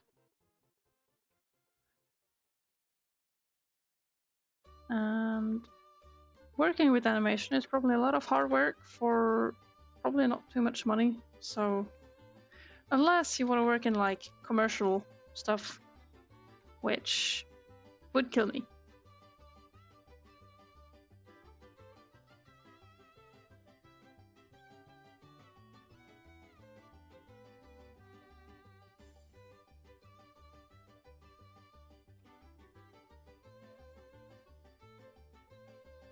I do not have, like,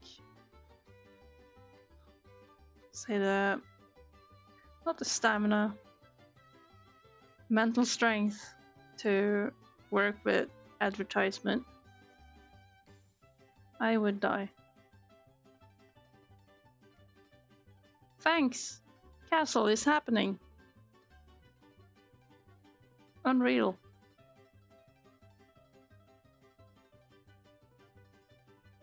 I do have a shot of the castle on the side here, just for some minor reference, and I will have to accept that it will not look the same from all the angles, because it's not very well planned. But that is fine. It's fine. So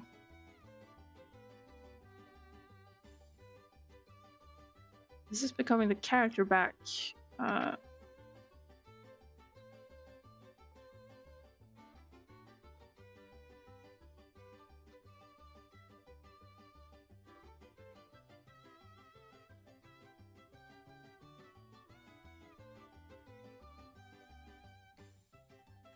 Commercial ringer without your consent.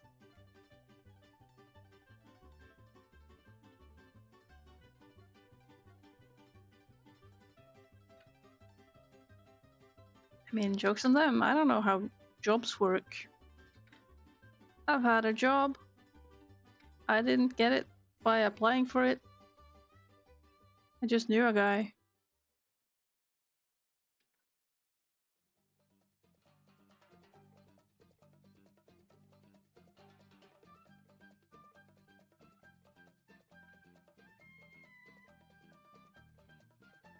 This part I should probably just sketch out with flats instead of trying to art it out.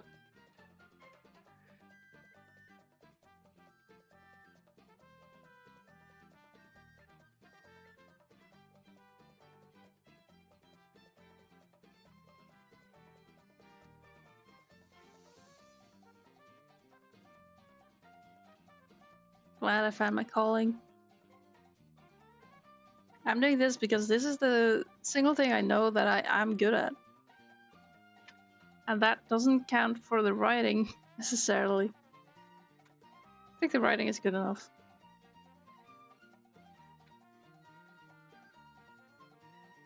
But it's more about what interests me or not.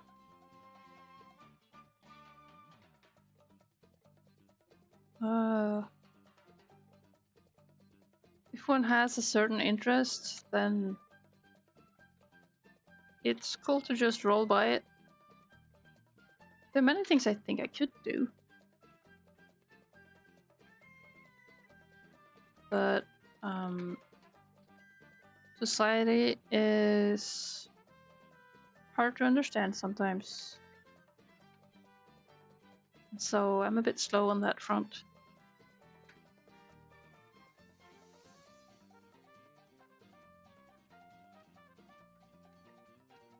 Okay, supposedly there are houses in the background.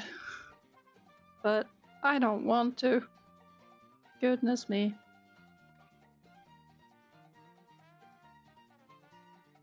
And there's the castle. Oh. Oh no.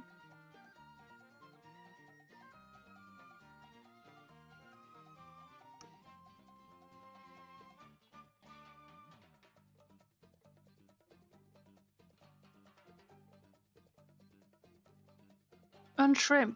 Oh dear. Thanks, Light. Caught me shrimping.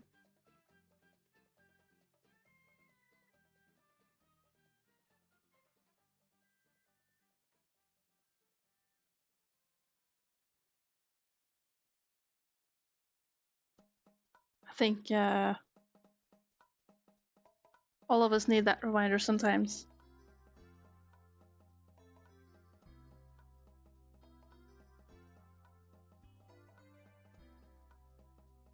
Now, we got this rough sketch here. But what is actually going on? Is it... Probably just like that.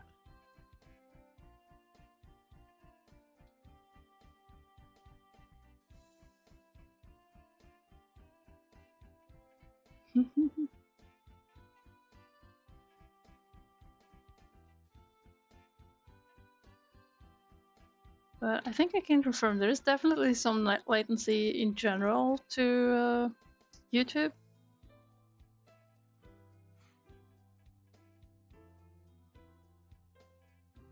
Definitely not instant.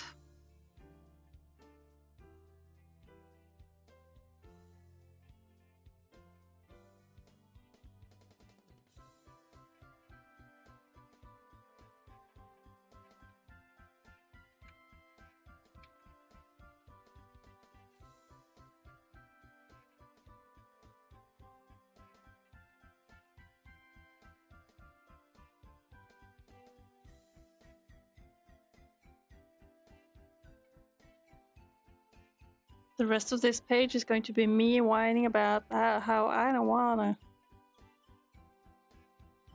I left the worst for last. Oh.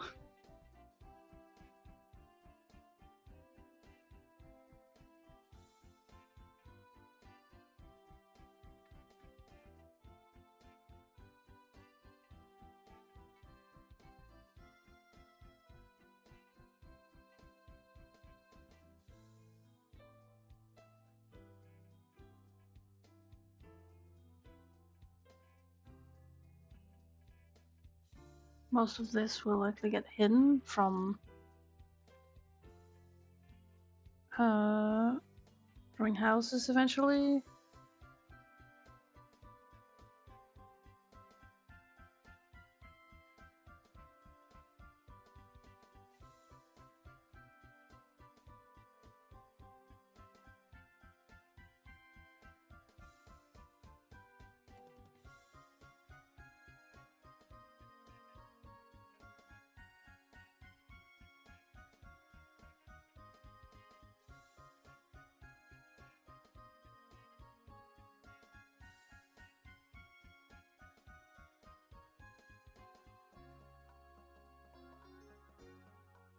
Contemplating whether or not I should repeat my rant about school and education.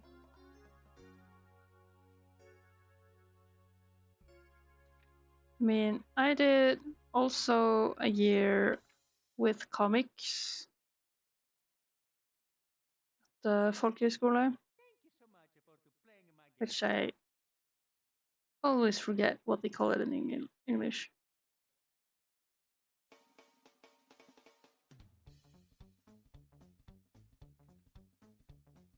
Something silly, I'm sure.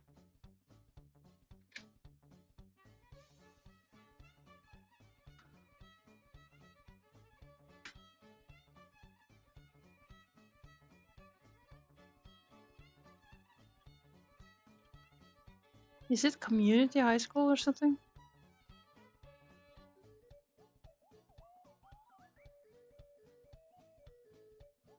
Well, I did a year of comic stuff, and boy, did I not do my research. I did not know those schools are just whatever and don't actually teach anything.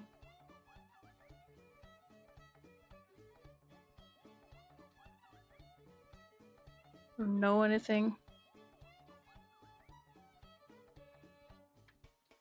As a hard worker, that was a disappointment. And all the fellow students were just people who didn't really want to work or do the thing they came there for. No, I will not call it folk high school. That is the trap. It is the trap that one should not say out loud. It is the wrong thing to say.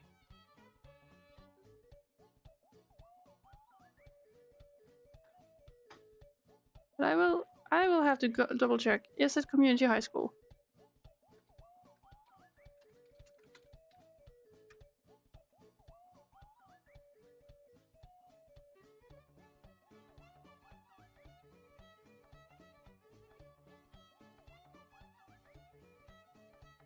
Why is it wrong? Ugh. I'm looking it up, and it looks like it's so commonly spread that it's just being widely accepted at this point.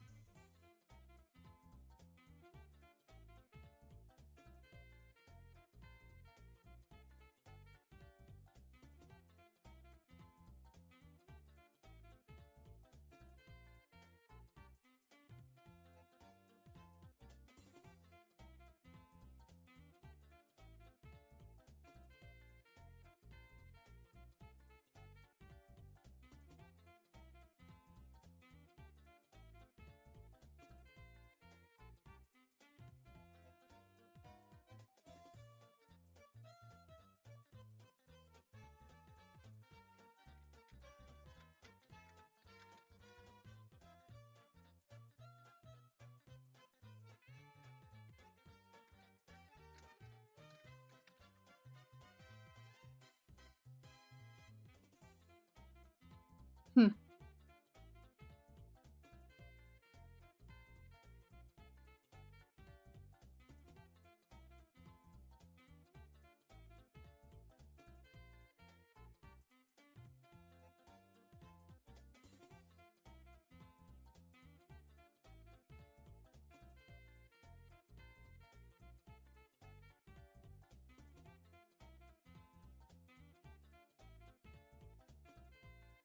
I am not well enough educated to know looking it up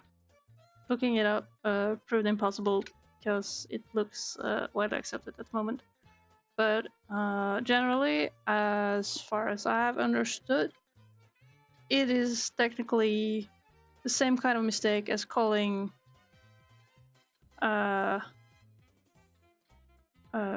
faultily calling a novel for a short story in Norwegian. Like you would wrongly call your novel an novelle when the correct translation is en roman. Like you got this bait playing around the language that is common mistranslations that people jump at. And folk high school would be one of them. And I can't remember the correct word for it. But looks like pleb language wins.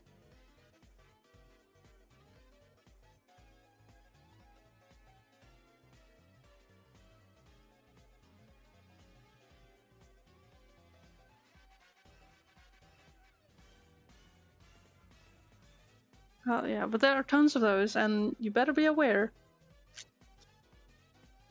Especially troublesome in Norway, where people will borrow English words and misinterpret words in Norwegian to mean similar things in English. Lots of pitfalls in there. So I try to be aware, but I'm also not perfectly educated in the field. So what do I know?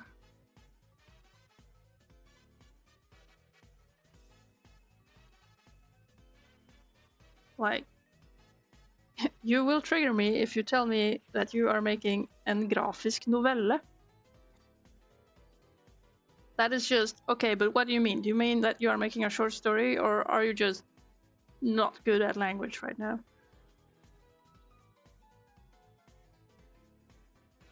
Grafisk roman is already a bit like out there. We got words for this. We don't need fancy artsy-fartsy words. Don't be pretentious. Oh, I should stop yapping if I'm getting like this kind of beefy. Don't go too far. Shut the yap. Cut the app, should you drop? No.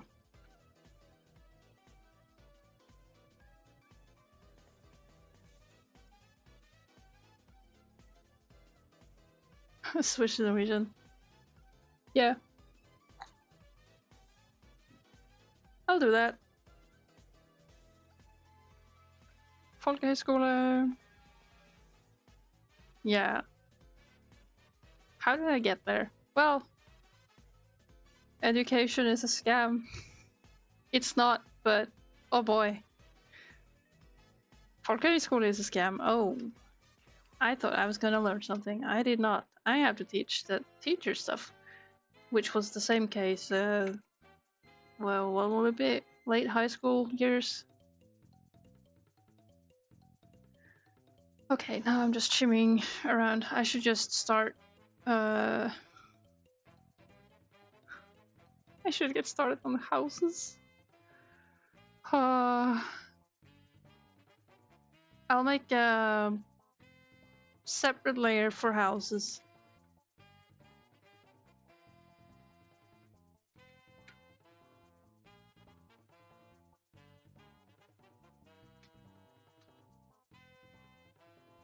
Husdu liksom. That's gonna be it. What are you gonna call it? Let's see. Give it a nice color. Orange. No. Sharp pink.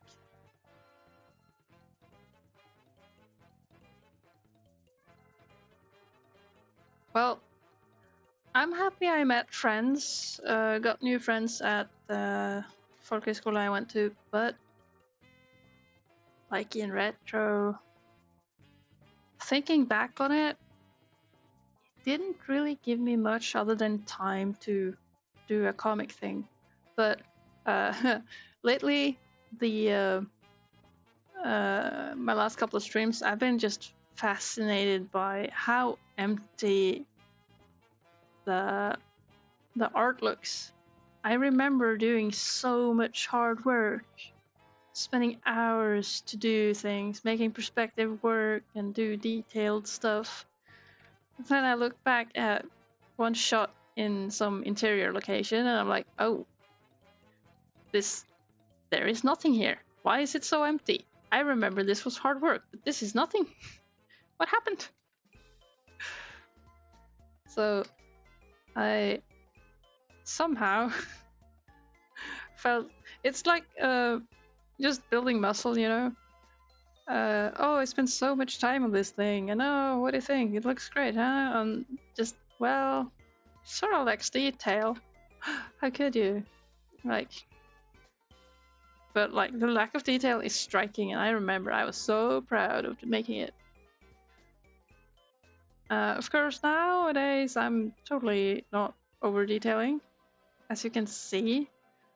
Now I gotta just fill this spot here with houses, and I don't have a proper sketch. I will not make a proper sketch because, oh goodness, can you imagine the boredom of having to first make a proper sketch of a background like this, and then having to line it? I will not do that. Tronstavas, hello! Thank you! Thank you for dropping by as well! Hey! Glad to see you. How are you doing? Another fellow easily doxable comics person.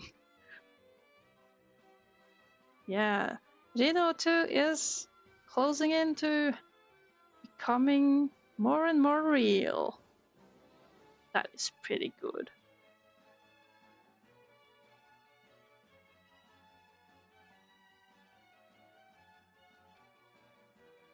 Hey, it's good to look back at your work and like what you did. I still have stuff from, say, late high school, that is like, yeah, I drew this in 2009, and it might have some quirk and not be perfect, but it does have some sort of energy that you bet I lost on the way. From all the overwork, so really treasure it. It's good stuff. And it's not like it's required to look back at old work in shame either.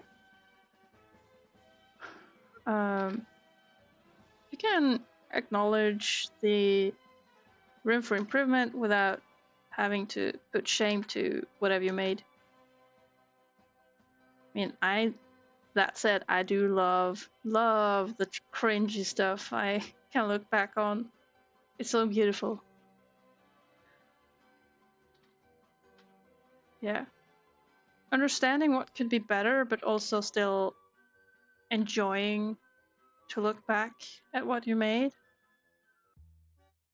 That is so important. I find it too, like, almost depressing when people look back and hate their art. It's as if it's a sort of required shame that they are expected to have. But I'm like, but no, this is part of your journey, part of what brought you to where you are now. That kind of stuff. It's so good. But I also enjoy the good slapstick of cringe, edgy characters that were so edgy, hid their eyes under the hair. Oh, nom nom nom. That is good stuff. Never deleting any of your work. Good. Don't delete any of your work. It can be fun to do like a new interpretation of stuff as well. Doing the, on the contrary, just to build upon, but also stuff I see that is kind of worse than hating your own art is these guys who, some people get the idea that they have to make a single art piece again and again, and they make it with like 3 months time apart. People don't have, like, that's not enough time. I did a redraw of like a 20-year-old drawing. That's something. But people are doing redraws of drawings from 3 months ago to like dig for improvement. It's like, dude, don't, why the rush? Chillax. Enjoy making stuff. Don't grind too hard. Keeping every project file till the day you die. Good luck with that. Wish I could. I do have some, but many of those are probably unreadable Photoshop files by now. Old Photoshop files. I miss the good old CS2, but Clip Studio is good. I enjoy Clip Studio. Houses.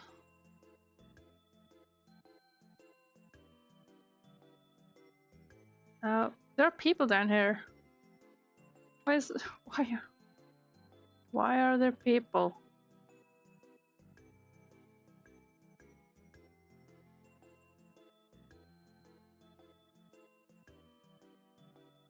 No chance that I am going to detail this, like highly rendered with all the colors. No, no, no, no.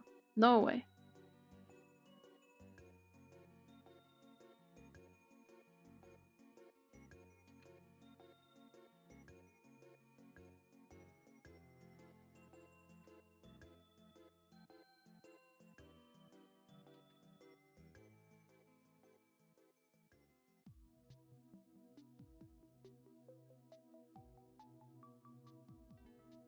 Something about like above views, top-down views of like cityscapes and stuff is that depth is kind of impossible to see. It's hard.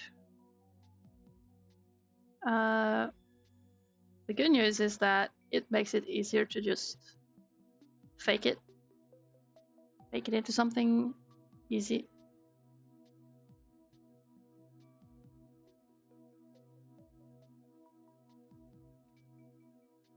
How this town has not died in a fire is beyond me.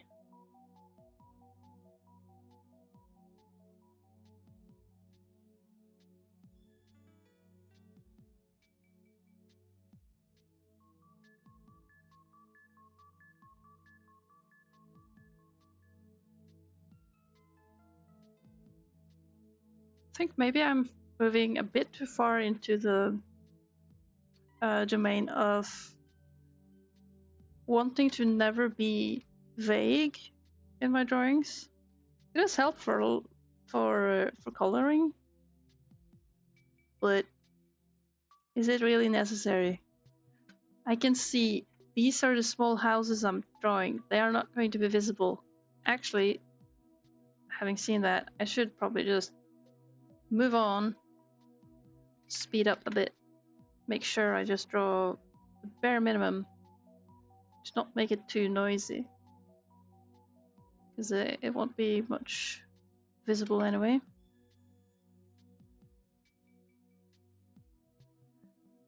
As you can see in the sketch, I have used like a house brush to just drizzle some noise to give an idea, but I'm not really following it.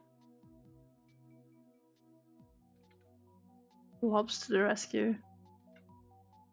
True. Yeah, it's the balancing of vague and defined. I prefer to prioritize good line art over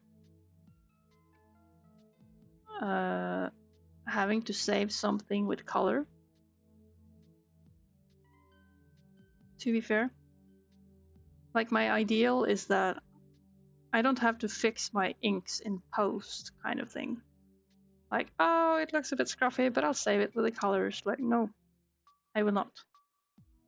I will make sure it looks good in black and white, and then I can color it. And I can do a lazy job on the colors, and it'll look good. It's kind of the sentiment.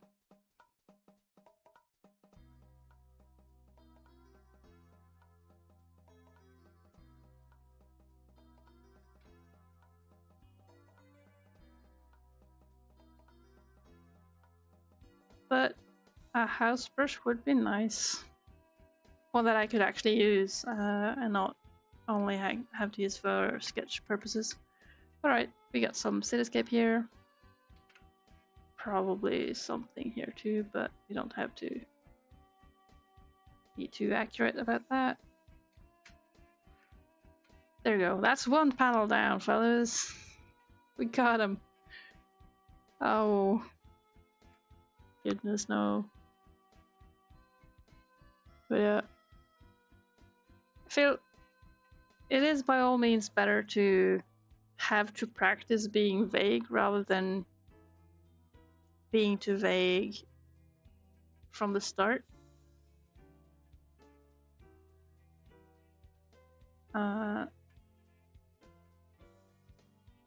Just because learning to detail can be a bit harder.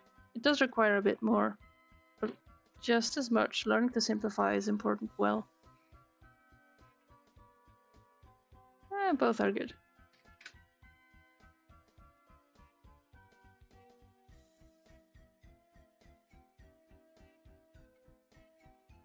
Like, I'm not showing this side of town much,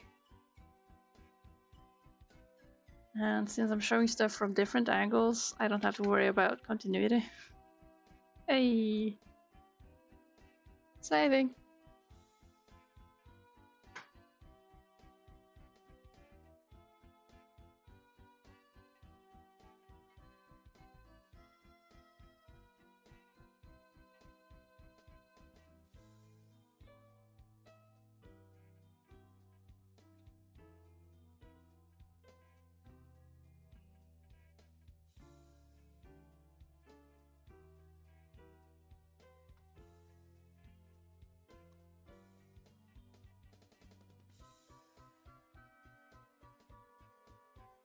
I'm not sure if I feel strong enough.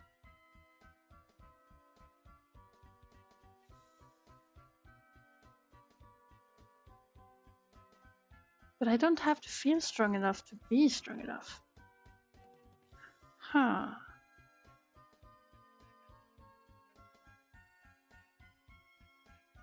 Actually, what I feel is irrelevant.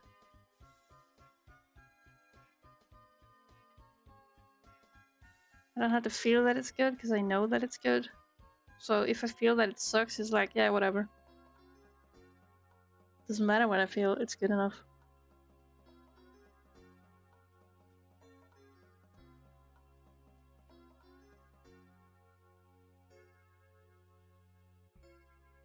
I gotta look back on my old comic and see, like, how much detailing did I actually do?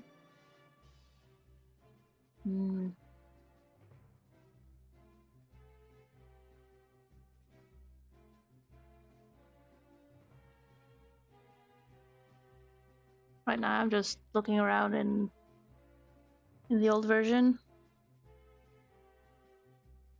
I think the houses have shrunk a bit, making them too many. And you know, you get the vibe, you get that it's cityscape going on.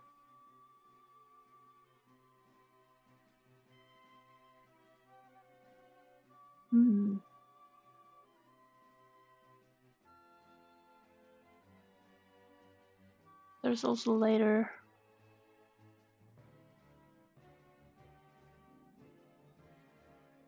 Yeah, I shouldn't take it too lightly, but like here you can see that I've simplified a lot. I think I'll have to do that sort of level.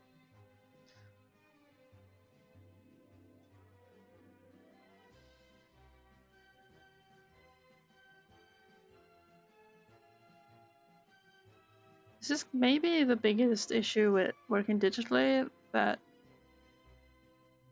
knowing for a fact exactly how the scale will work out in terms of details and stuff like that, that can be a bit rough.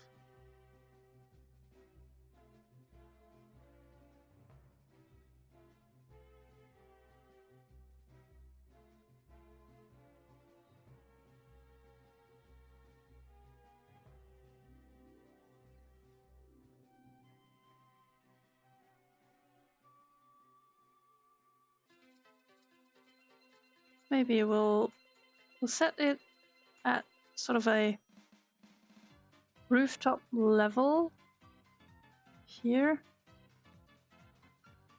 Like that's a certain set of rooftops.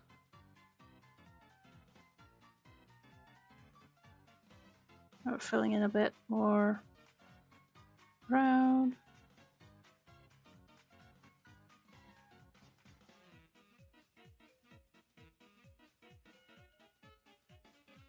In all of my streams, you'll get coconut mold.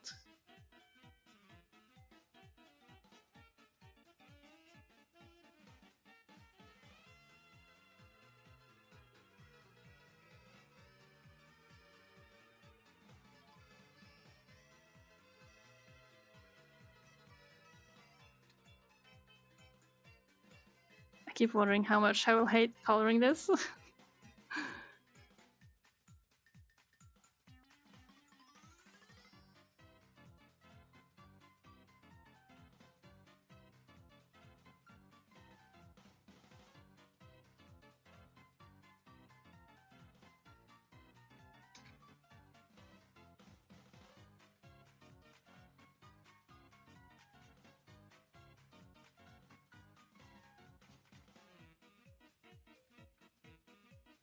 Okay, that's a layer.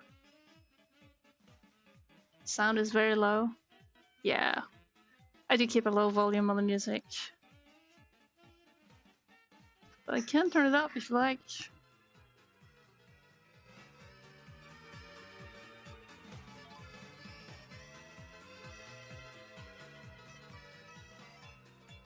There you go.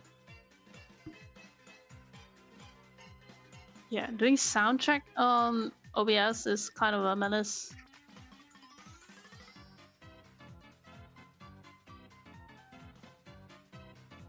I also want to be able to just speak normally and not have it overpower the stream.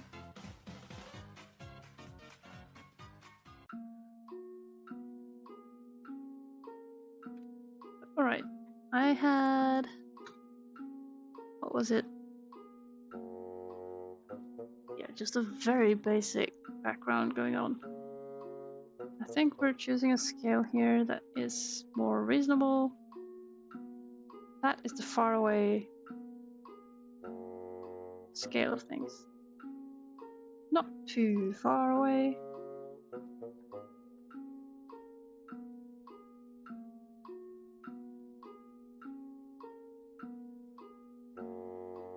I really don't want to detail any of this. Oh. Let's aim to make it vague.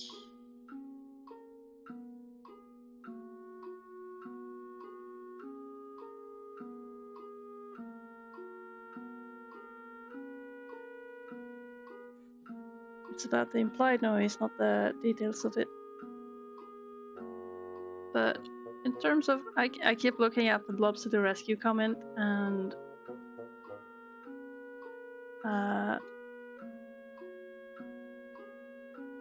it's not that I disagree,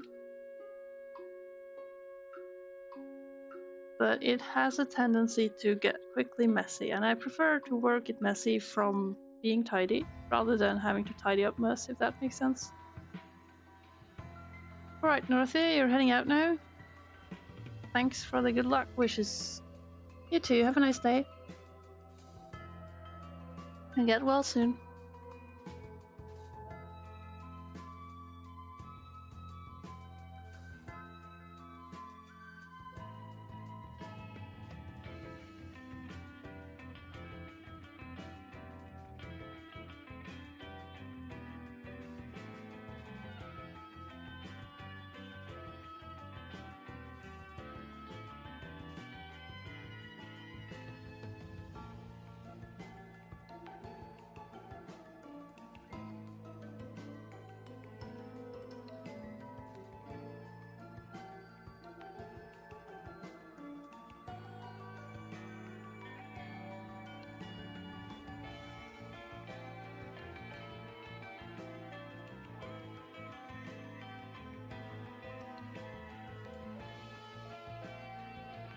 Is this enough? Yes. It looks like enough.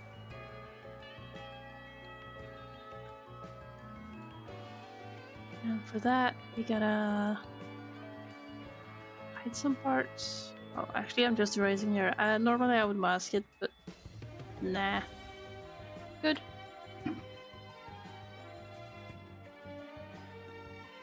Good. And then feels like there should be stuff going on in the background, like around here, but I'm not sure if I'm going to. We got so much other detail going on. Maybe I'll add it with flats later. But now... oh.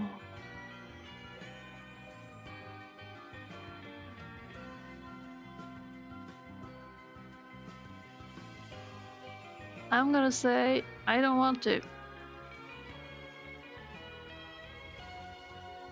So much.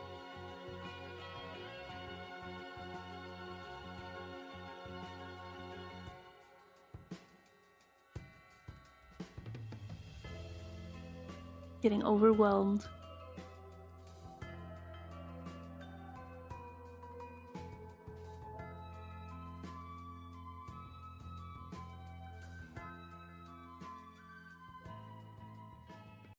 I think this page might be, or this panel might be one that is good to try doing stuff with in color rather than other things. Mostly because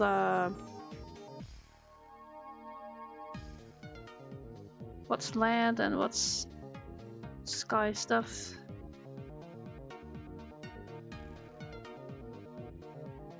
Seems reasonable to separate.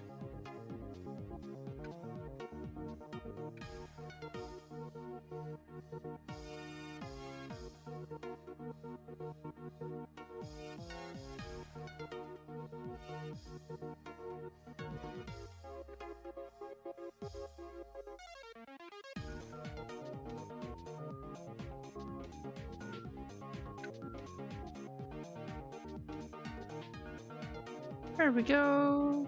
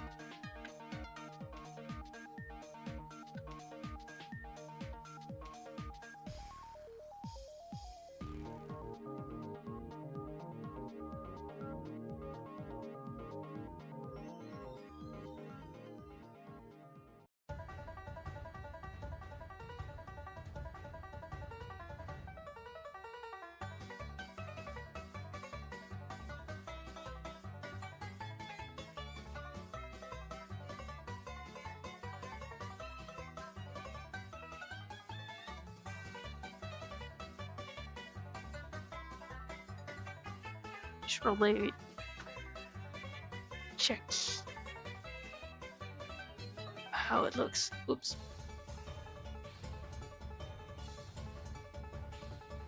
There's some real big rocky areas.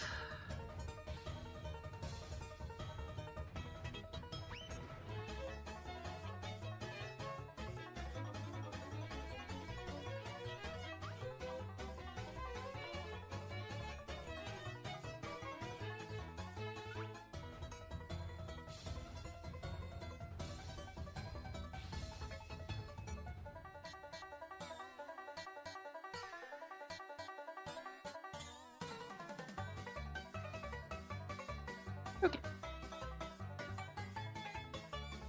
I swear, this town just grows. Keeps getting larger.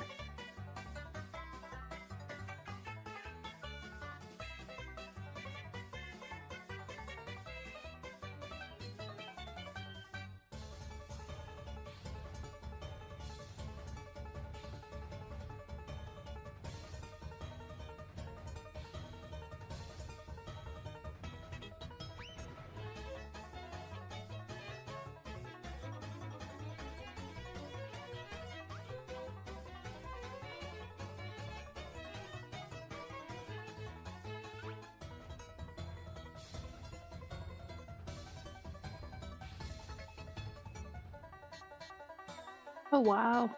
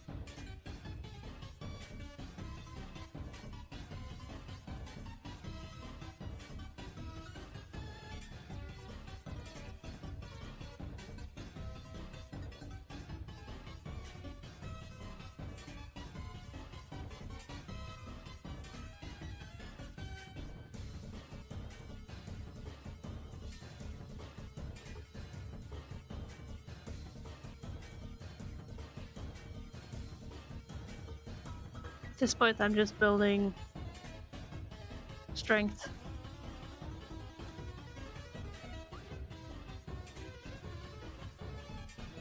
Building bravery.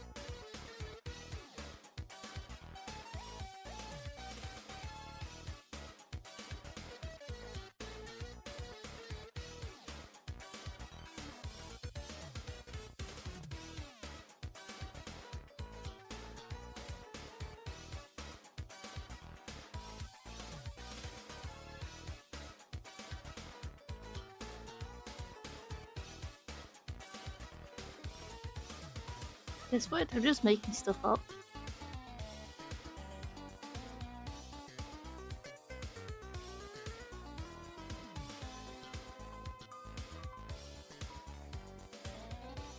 I know there has to be like ships around.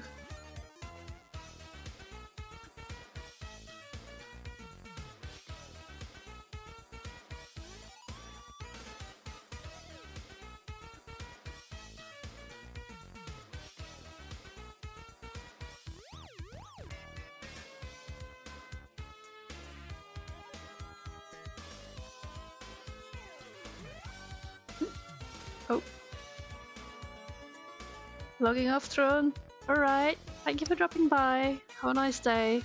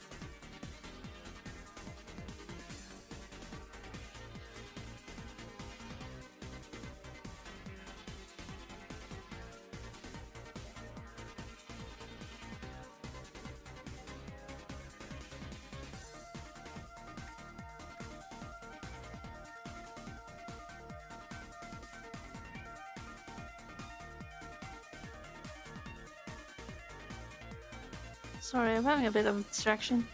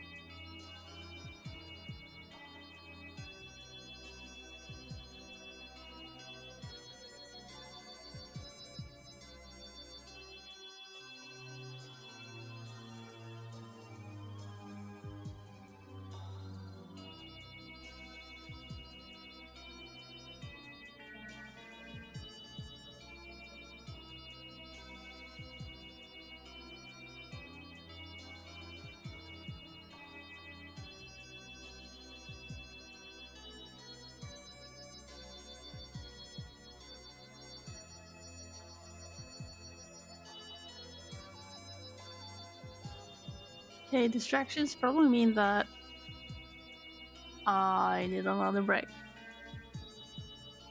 That's what it means, right?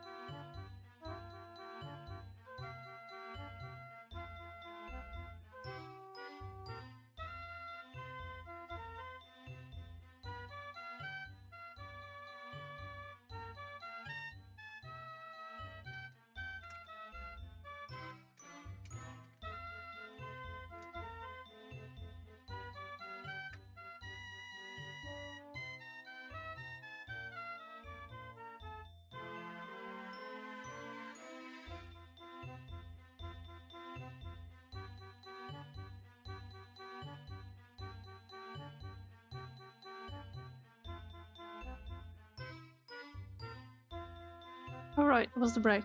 Break.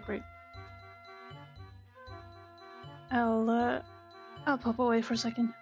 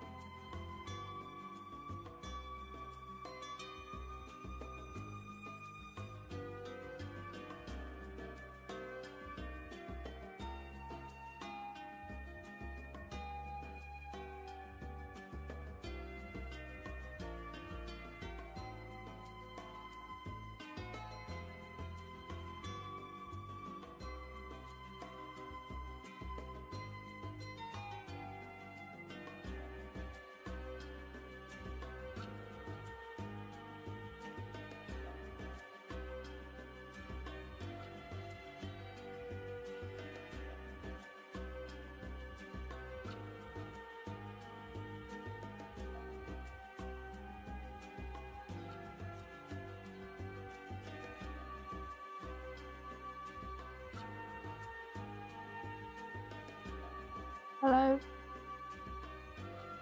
I return.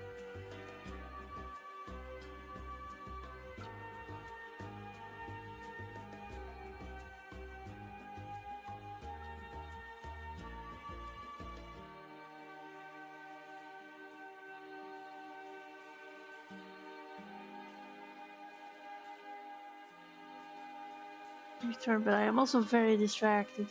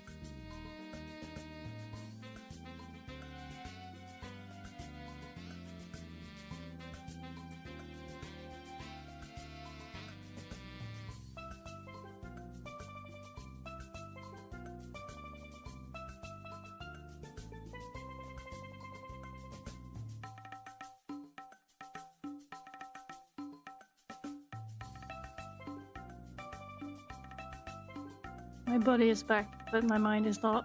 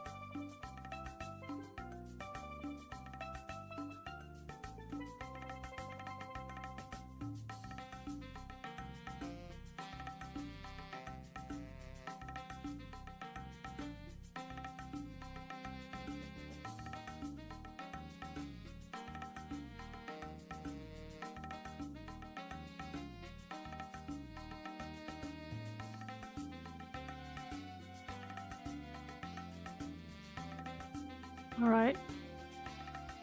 Is the mind back? Can we save this? Can we make this our townscape?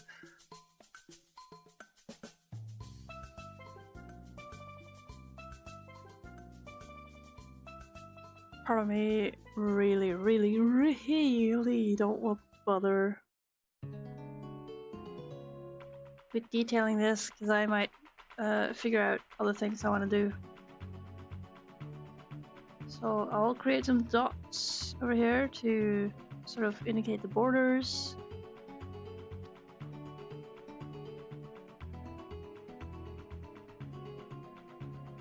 And otherwise, stuff will just have to exist in our hearts.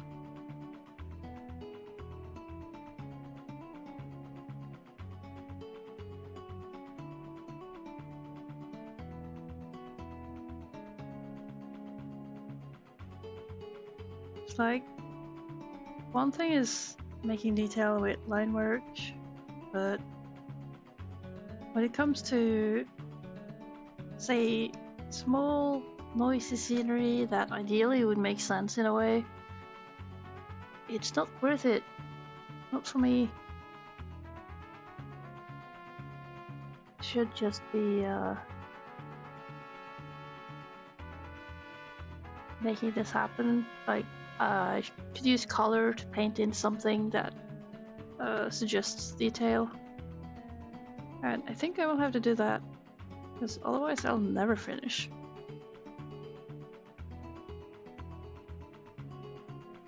Hey, welcome back, Vex. You didn't miss anything. I've been distracted.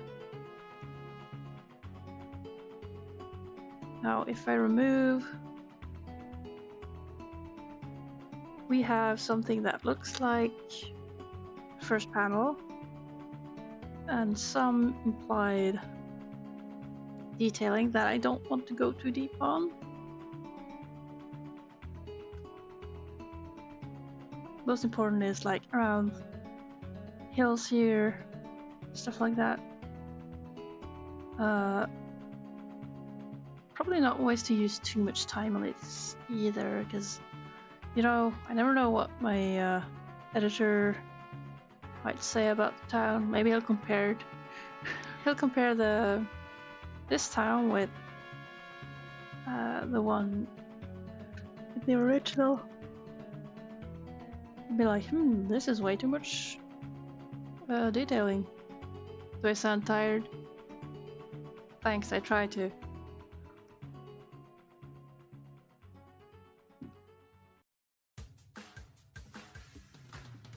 I start speaking loudly and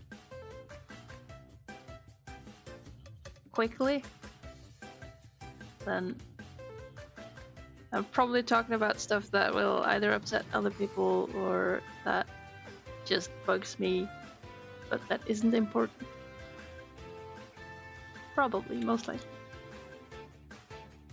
But yeah, I am still looking at this piece of stuff, and I'm deciding that I will not be detailing this cityscape. I'll see what I can do when I get to the colors. This is a problem for future me. I'll even be so bold as to not detail anything in the background here, even though there would obviously be houses down here. And so, with that in mind, I think this page here is done with the inks. It's not that complex. I could flat it. Should I? Could. Can. That's another way to just escape thinky work.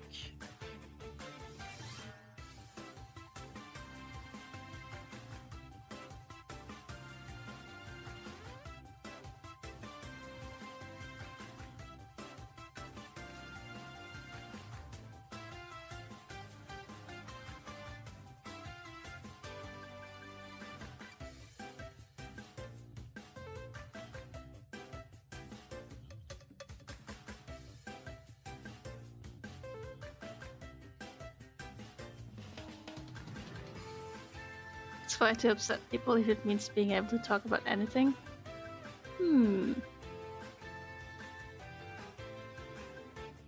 Perhaps.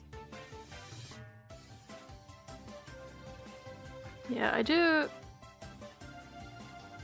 enjoy speaking my mind about things. However,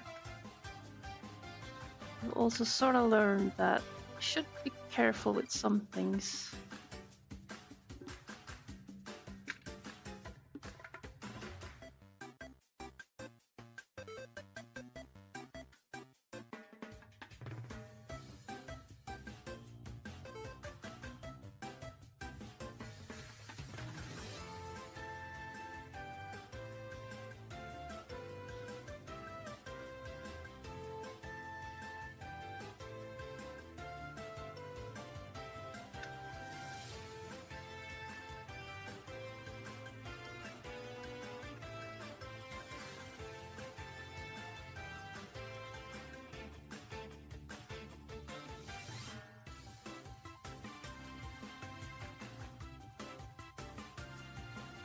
feel like rage baiting.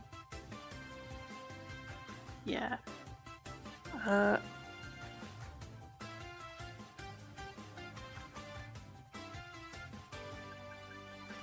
Like, all in good fun. Mostly.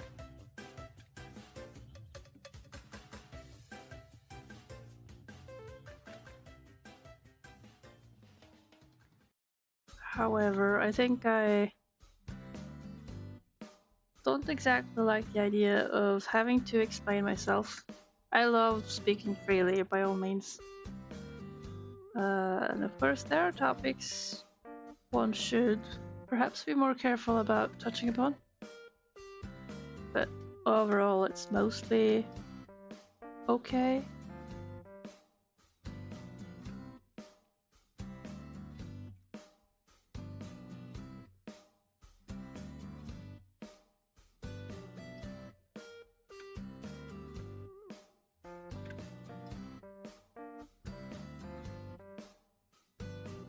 People love getting angry about anything, though. So it's not always one's own fault, but I like to talk about art sometimes. Comics, especially if it's about like technical stuff in comic work. Love that. But also yapping about not necessarily life advice, but just life things.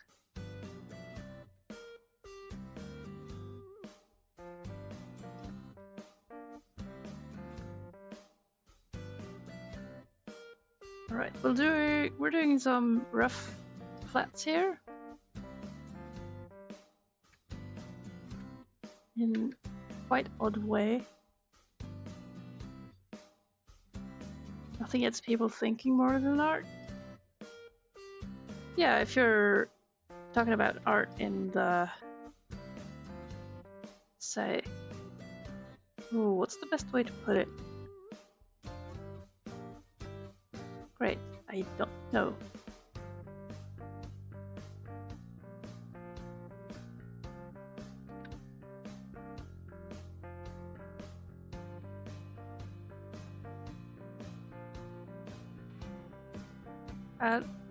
Actually, I am speaking about off when I say talking about art.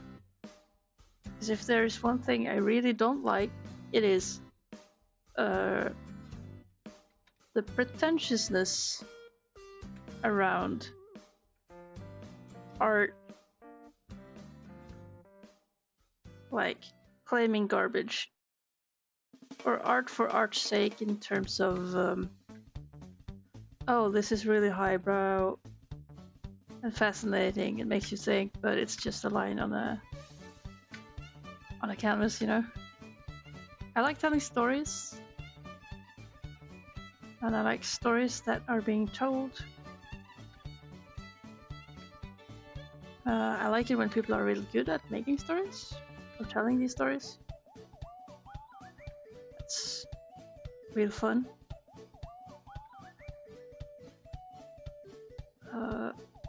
For me, a lot of the value lies in the skill of it.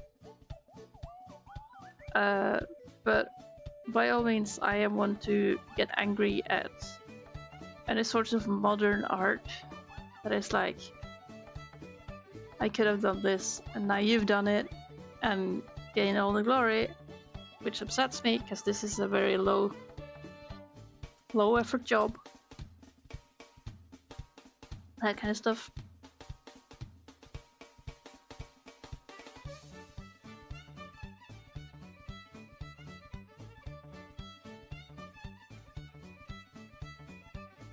Like English teachers, yes.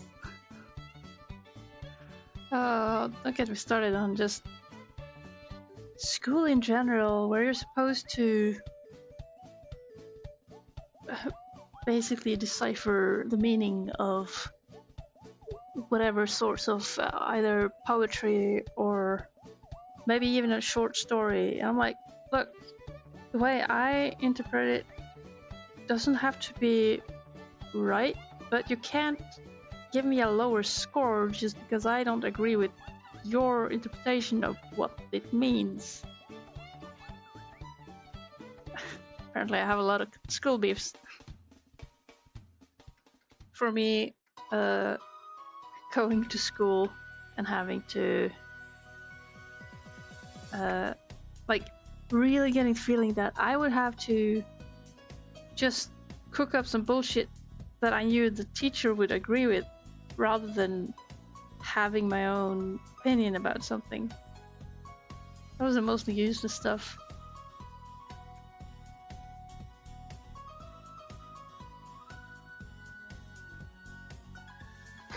Write a 200-word essay as to why I picked up that cup. Oh dear.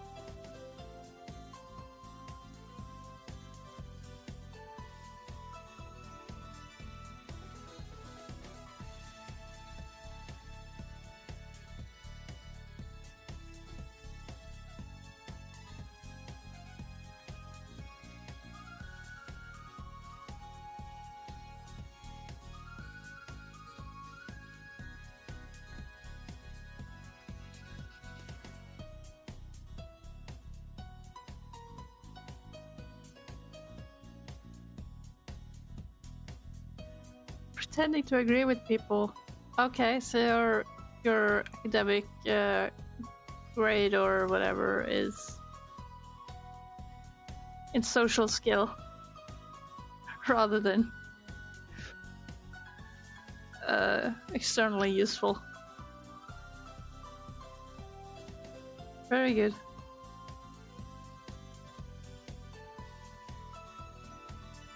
Agreeing with the teachers, those who grade you, that's the only thing that matters at the point.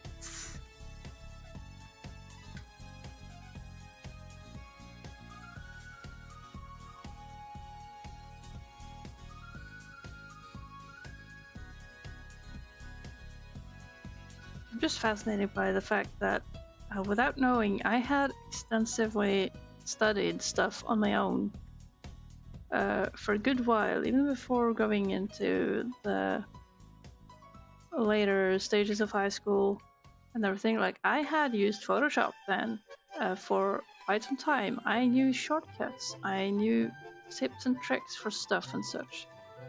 Then I went to like some media focused schoolage. I'm just making up words because school systems are not the same in Norway.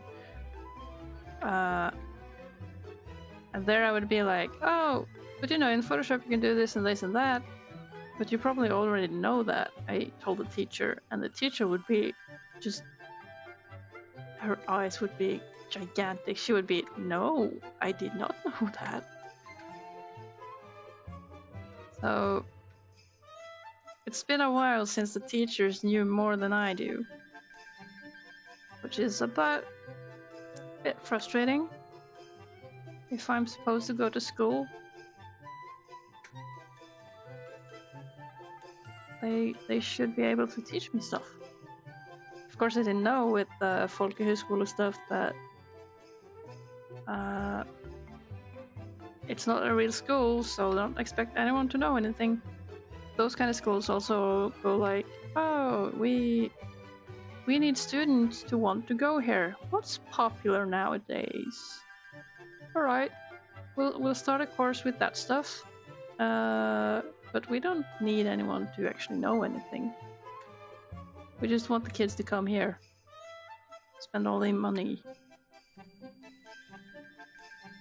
If I had known, I mean, I'm a dumb kid. I don't know how society and school systems work.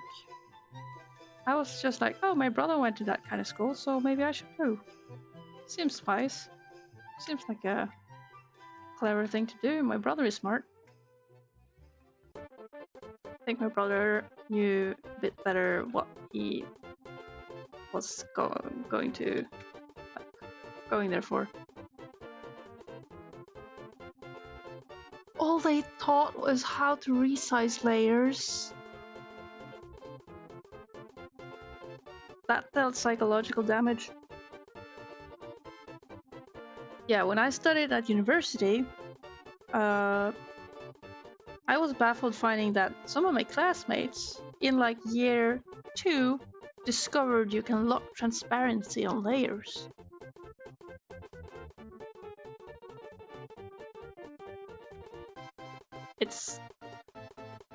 I can't. And at the same time, people learn things at different places in life. They probably didn't have the same access to Photoshop as I did at the time. Or like during my upbringing, you know?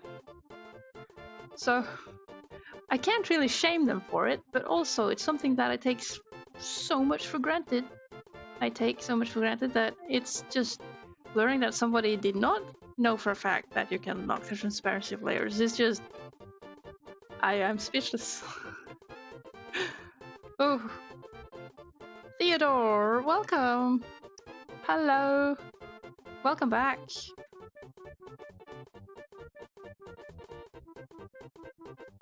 Never touched a computer. A few of your classmates never touched a computer before, and they went to do graphic design and asked what a window was.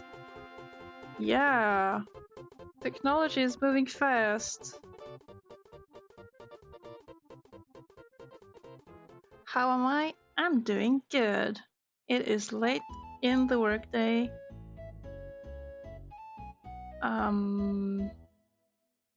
And I've been basically complaining or whining all day that I had to draw houses and stuff that is hard to draw. But now I'm near finished with, well, I basically decided that I'm done with the inks. I'll leave the details as a problem for future me, which I will regret. I will curse myself, my past self. But otherwise, I'm doing great. We're having progress, fellas. I usually try to do some flats beforehand, just so that whenever it's time to do the actual colors, I haven't worn myself out on having to do the mundane act of flatting colors. It is, though, a good way to do no thinker work. But I'm also just doing the rough flats. You see, this is quite simple. I haven't done much detailing apart from getting carried away with the planks over here. Your entire uni felt like special education Sunday school. Oh no. Move on. Oh, okay. I will move on. Well, we got the flats going on here. I don't need the reference right now. And what do we do with those? Have I shown this? I've probably shown this. This is what they look like underneath the inks. And there's lots of mess here. I got colors bleeding all over the place. Oh, this is going to be bad. I'll pop this around. Usually I wouldn't do this kind of cleanup, but in this case, since I've been meddling with inks some places, it's best to do stuff. Let's see, I'll have to delete some parts. There you go. Moving on. Oh. Nope. Too much. Okay. First I make a selection of my inks. Then I delete from the flats layer. For places where I've used a lot of black, I sometimes like to just fill in just to not have the expanded flats eat up too much white space, but that is entirely cosmetic. It's not useful for anything. Like so. And this here looks clean. Then I can hit the button. Let's zoom in on this one. Boop.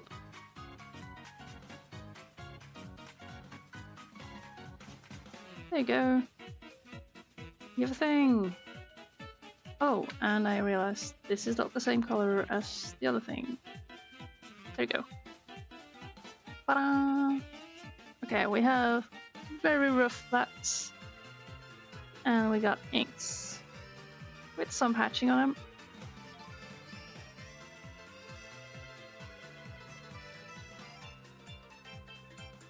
I think I'm gonna add some effects. Well, and by effects I just mean that I'll add these drops here to indicate, oh, there's someone there. Like so. Right, we did it, fellas. Flats here are a mess, and I will not deal. Later. Hey, Theodore. Are you able to redeem, like, the animated emote? Asking for a friend. I got a yapping emote that I want people to use, but animated emotes are locked behind subs. I could add it with 7TV or BTTV, but I'm just trying to have a cheap redeem so people can just redeem using emotes.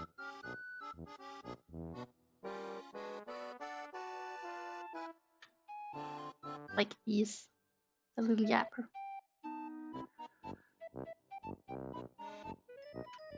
Alright. Save your progress, folks.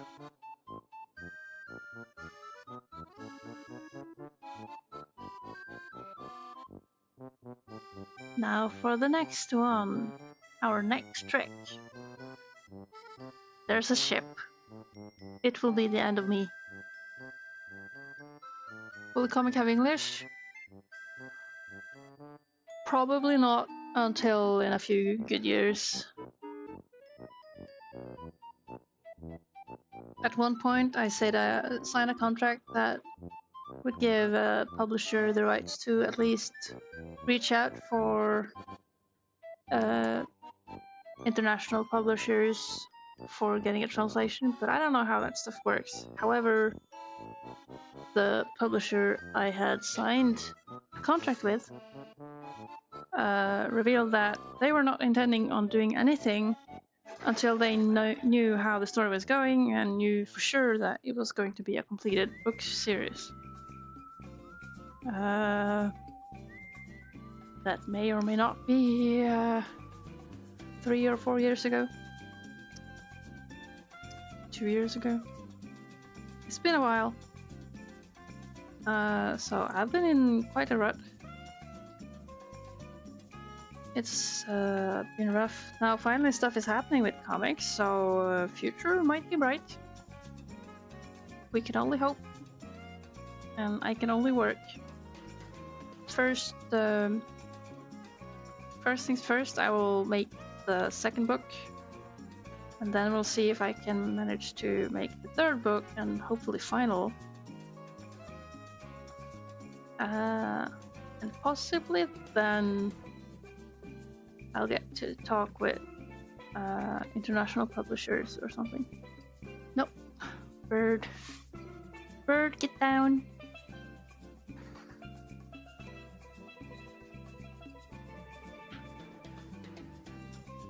How I got a publisher? Sort of long story. Not necessary, and also a very not so straightforward story in that I got kind of thrown around for a bit. Now, I will say that I started talking to publishers about this project when it was way too early for me, but I also needed someone to talk to about the project in terms of like just giving criticism and telling me, is this good, is this not, should this be the focus and everything. But I'll admit that it was by all means way too vague for anyone to really touch upon. Then I was lucky and one publisher got back to me and wanted to make a book. However, while getting out the first book, or while making the first book and everything, my experience with the editor weren't all that great. I got the kind of editor who seemed very, very convinced that his vision of the comic was my vision of the comic, which was not true. And so he would ask questions that spoke for his version or his vision, and that did not resemble my vision. So we had some disagreements on there. So bad editors will try to make it their story, while a good editor will look at what you have and be like, all right, this is promising, this has something, and can you add or remove this and that part. I would say a good editor is also aware of like what you are trying to do, and will try to help you achieving that. I might, of course, not have the best experience with that. Editors are kind of like cats. You notice, once you've had a few, you notice that they do have separate, like their own personalities. Like, you don't know they're different until you have two in the same room. But they are different depending on the company as well. Like, some will be only caring for like how commercially friendly is it, while some will try to support you in making what you're trying to do. However, so that was the editor.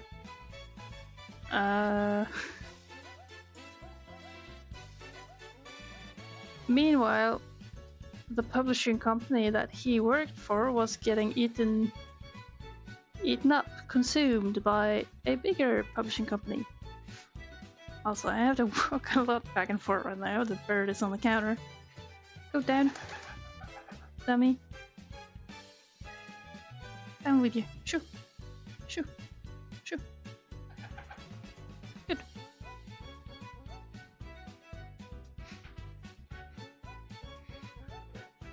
Yeah, so while doing like the final stretch on the first book,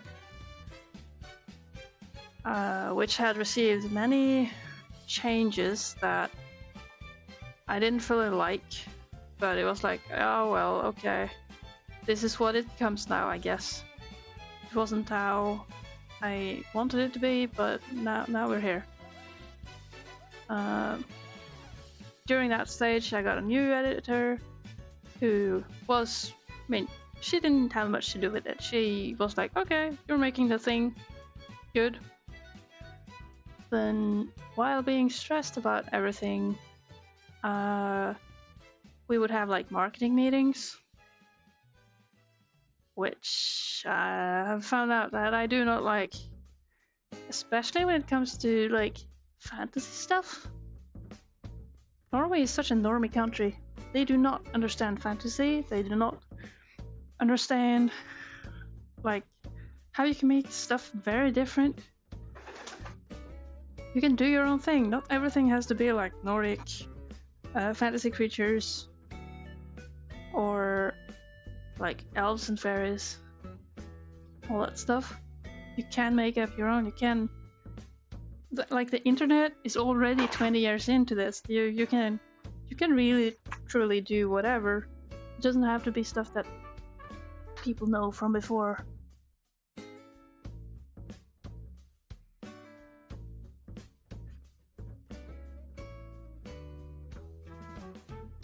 I should probably wipe the counter.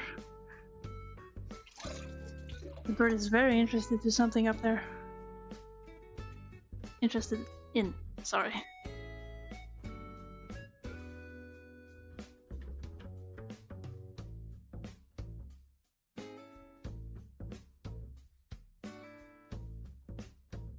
Silly bird.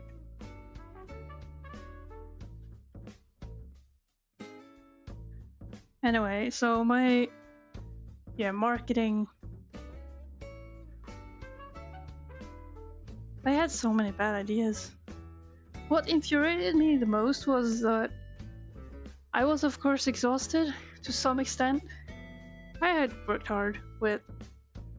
Oh, where's the pen?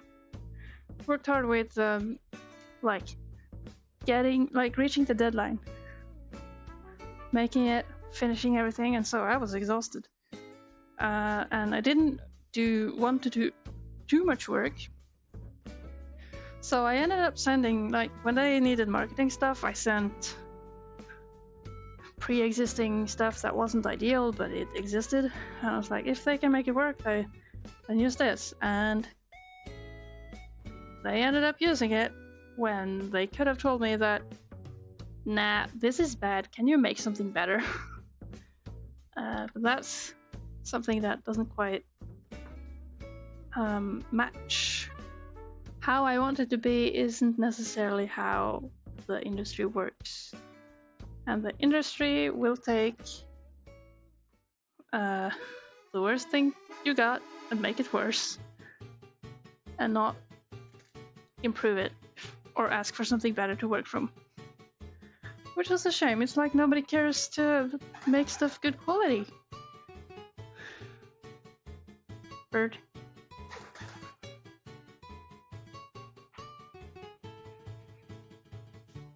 Bird really wants to go on the counter.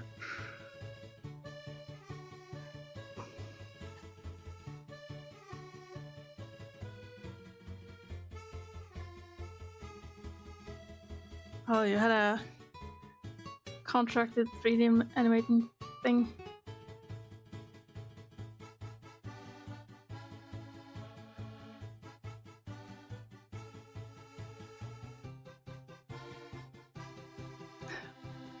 Isn't Norway the typical land of medieval magic according to Hollywood? Probably, yeah.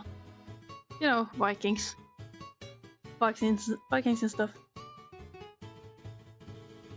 It is hard to keep focused on the app and chasing the bird off the counter.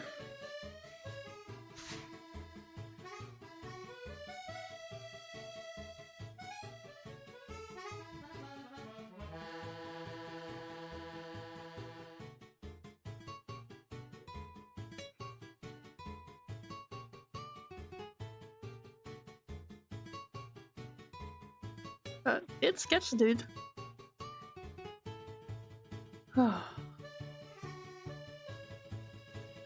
Bird cam when? Yeah. Bird cam when? That's a good question.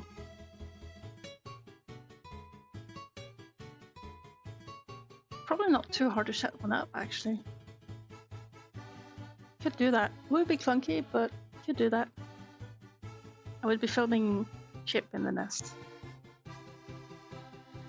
I would not be filming the chasing of bird off the counter. Oh no, it's gonna fly up again.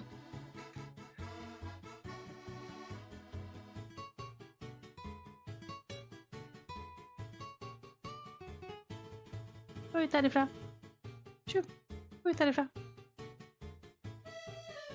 Come on. Gå ut.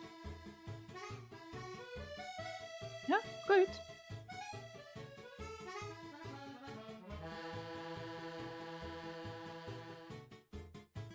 He's not wanting to leave the kitchen.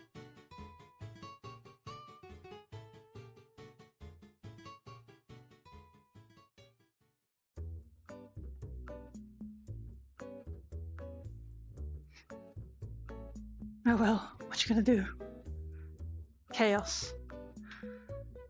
But yeah, the feeling that publisher didn't really care about good quality. Both the experience with the editor that I didn't enjoy working with, who was like,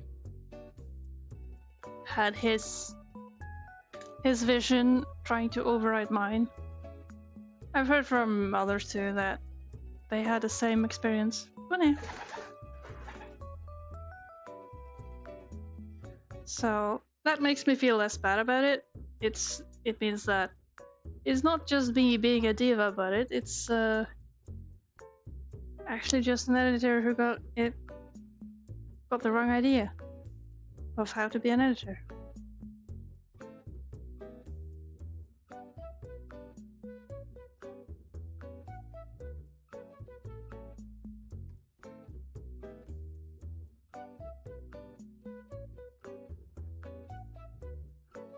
So yeah, editor experience plus overworking plus stress regarding, like, I'm not socially sporty in that sense. I want to do my thing. I'm not very comfortable around lots of new people I don't know. I can do a presentation, but I do not feel comfortable doing, say, shows for kids or anything. So when the book launched, the publisher was like, "Oh, can't you gotta have a launch party." And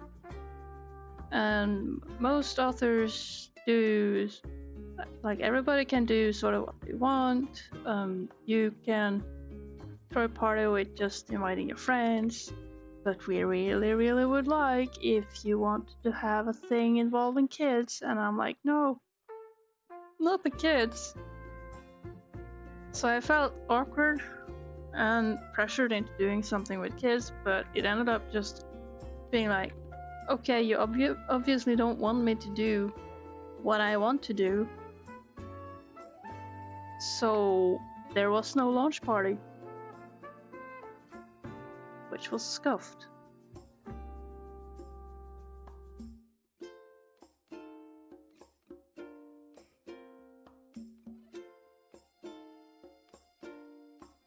What's the point of an editor if you wanted to be an author? Yeah, pretty much.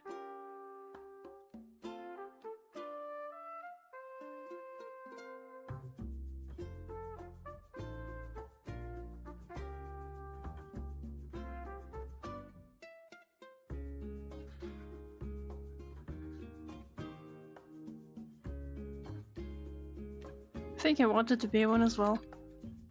Come on, bird. You're making this very hard.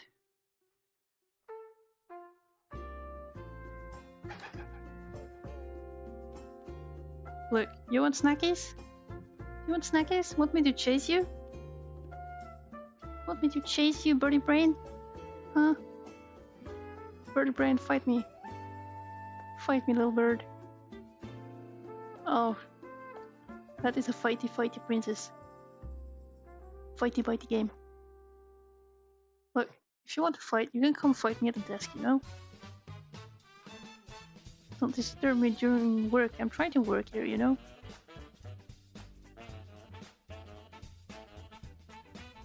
Play fighting little gremlin.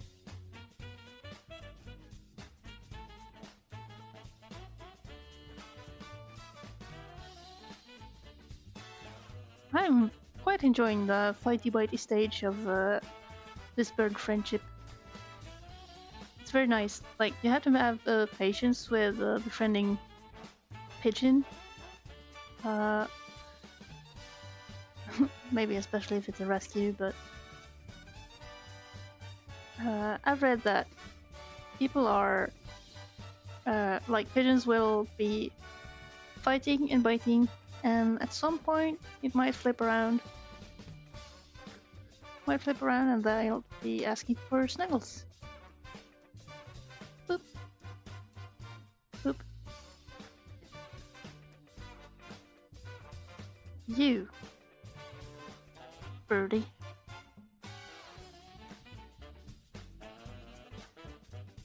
Would need a separate BRB screen. Just be like BRB bird.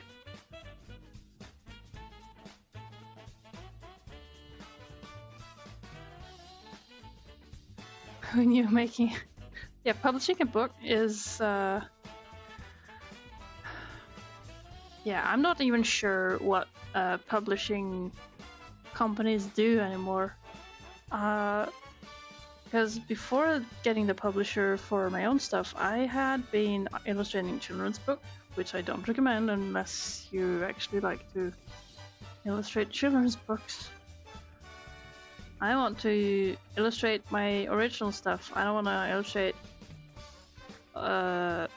very mediocre scripts for children. Like, if I'm going to take the time to illustrate something, it better be good. Because I demand quality also for children. Maybe especially for children. People are producing enough trash as it is. I don't need to provide more.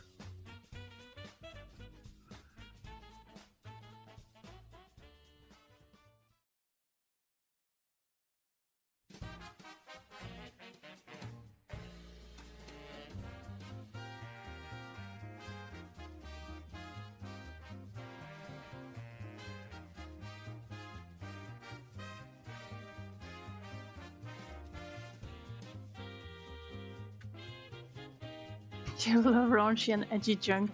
Yeah, I kind of feel that way too. I have the I would like to draw. I like some levels of violence,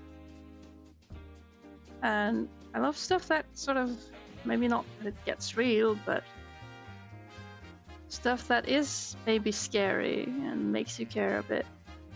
Maybe is a bit teasing in certain aspects. That's the fun stuff.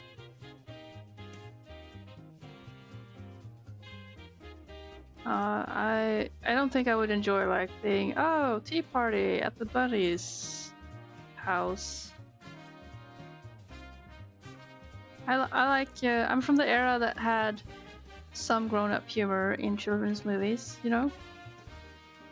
I think that's a good tradition. We should keep a lot of that.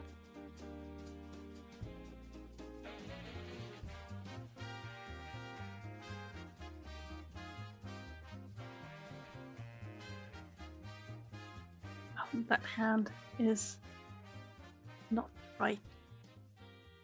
There we go. Better.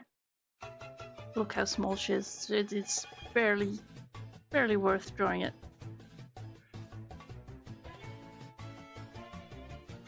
If you're writing anything, someone is brutally dying. Yeah. As they should be.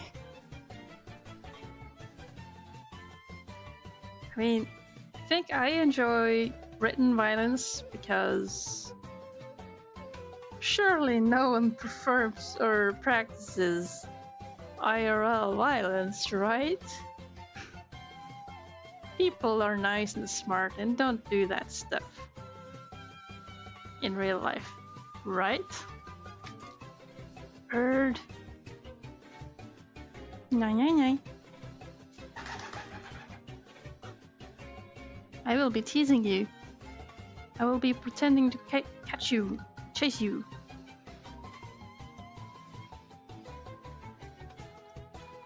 Yeah, this comic here, it's going to get a bit brutal. Just wait. At least it'll get scary. I have some brutality going on here. Oh yeah. I'm not gonna zoom too much in, but there is some brutality going on. Oops. Some brutality here. Fighting, birds, on the counter again. You won't stop. Baby. What's your deal?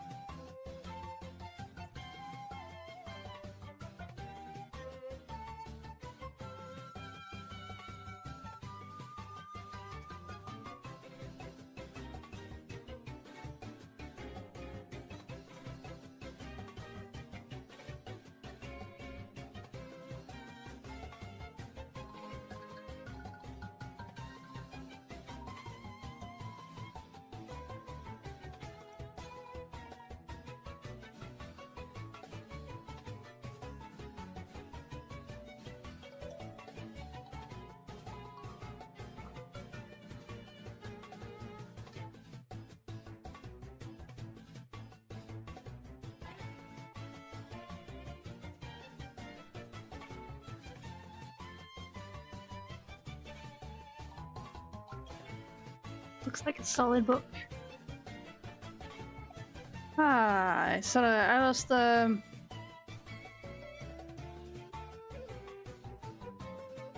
lost focus here. This constant interrupting. These bird intermissions are distracting me. It's fine. I'm happy with having. Oh yeah, the violence. Right. I'm happy with having inked page today. It's kind of the minor goal, or bottom tier goal.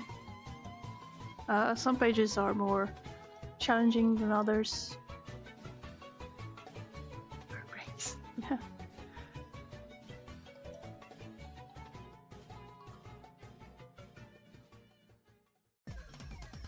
Especially like the amount of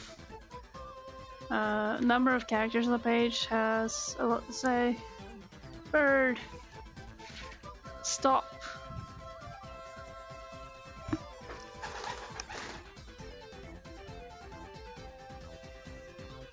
I will turn off the light in the kitchen. Make it less interesting.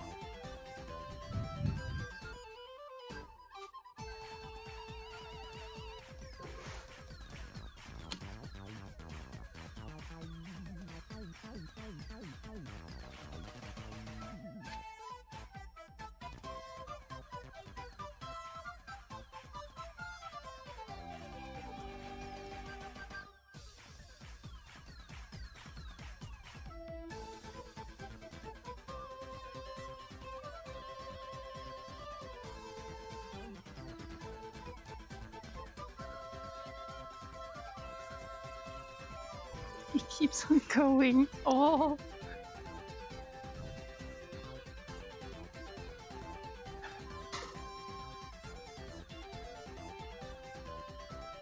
At this point, I'll have to consider curtains to the kitchen.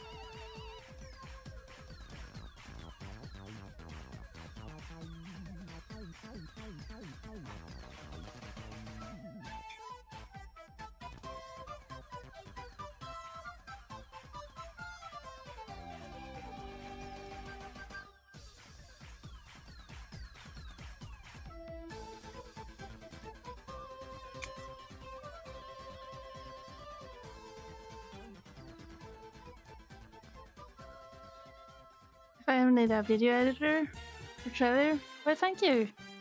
That's good to know. Nice of you.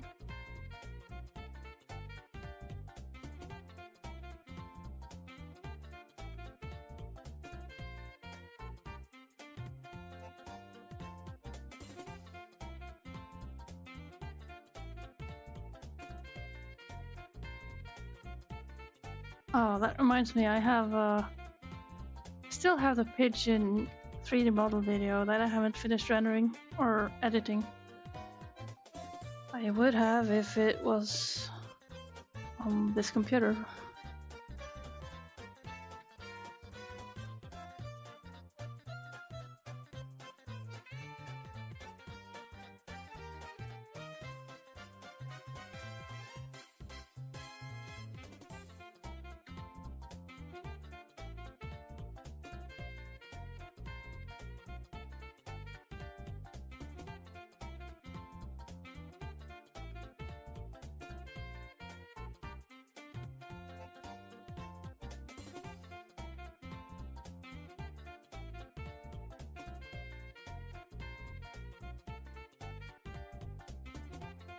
Well, at least we're sketching.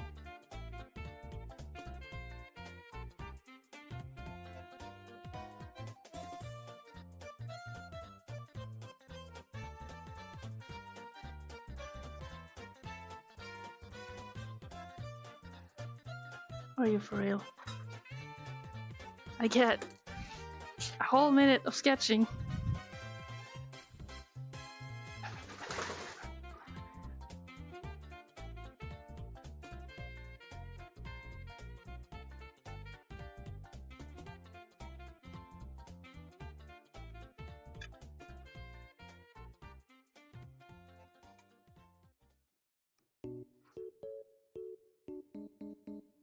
What, buddy? If you want snackies?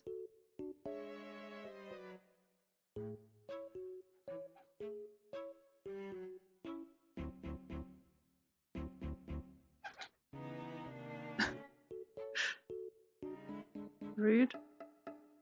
Comes right over and pecks me.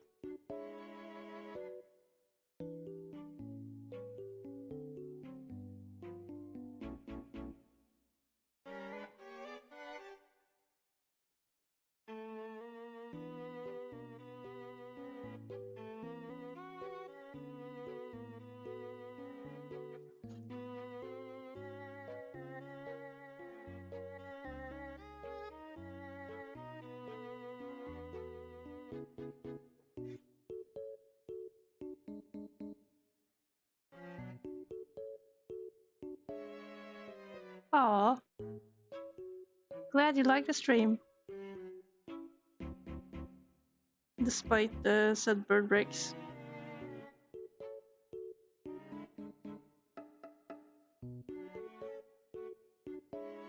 Yeah, I like quiet streams.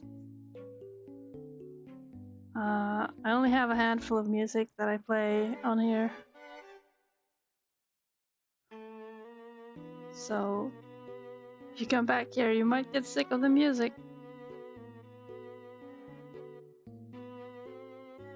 But it's good vibes. This is basically my work day.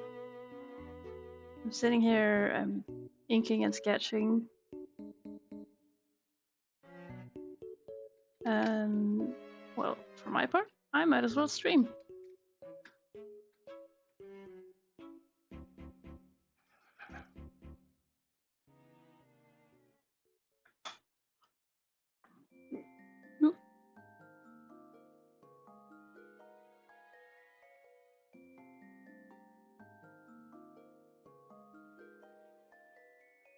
Ow, buddy.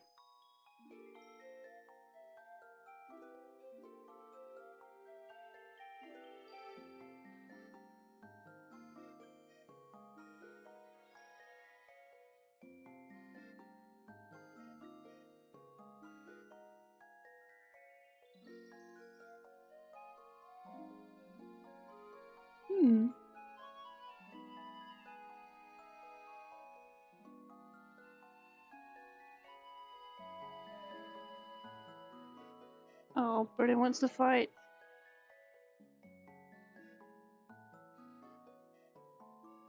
Such a fighter today.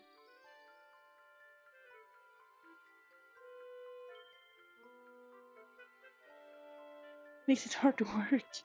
Really.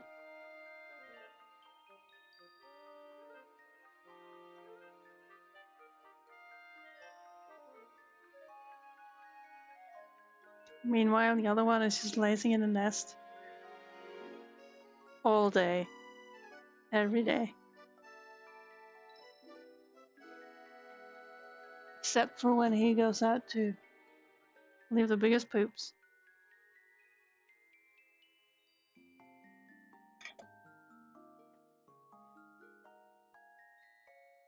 Yeah, I love game music. For sure I have a soft spot for a lot of Nintendo music.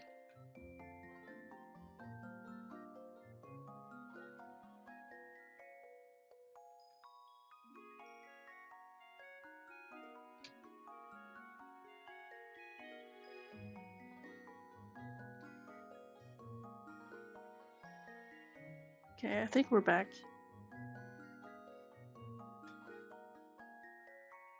Birdie's on the chair.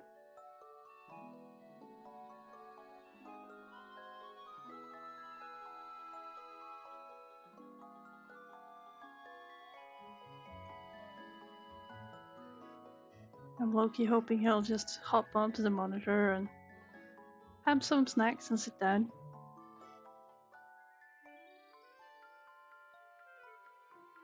Okay, now for that guy, here's my non-character design guy. I still don't know what I want from him.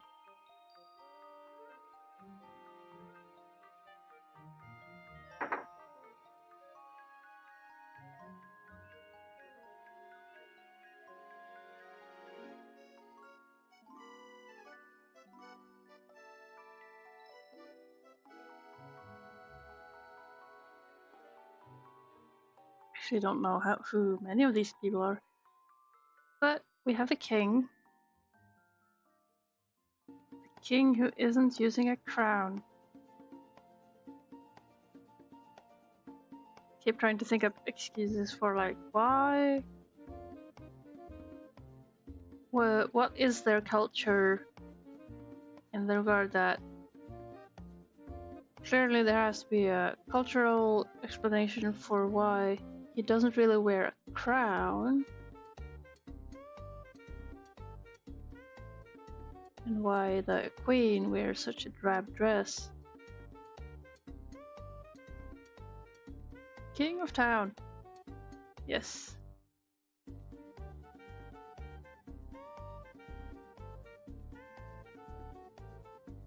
Oh, by the way, I think I can confirm that the latency seems to be just YouTube latency, because seem to be the same amount of latency in from Norwegian-based chatter.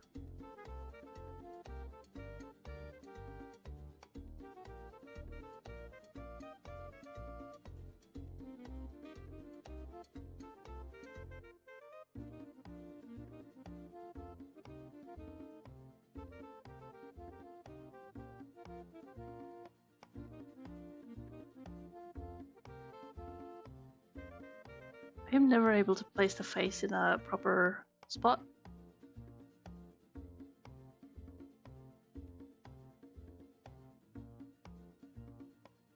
Yeah, YouTube latency, I think it's a full minute or closing into. Which, when I'm yapping about and there are like real-time reactions, I'll be like yapping on, maybe hopping topics over the last minute and then go back to it because there was a response on it. It's pretty bad.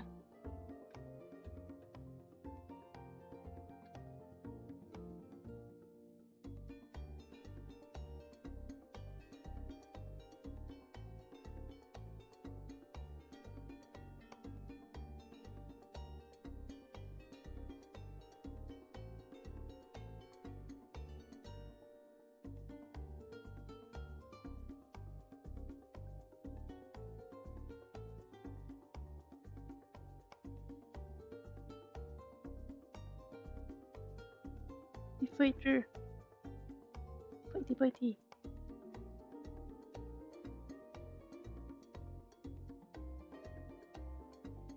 Yo, I can't do drawing if my right hand is used for fighting the warrior princess. Hong Kong.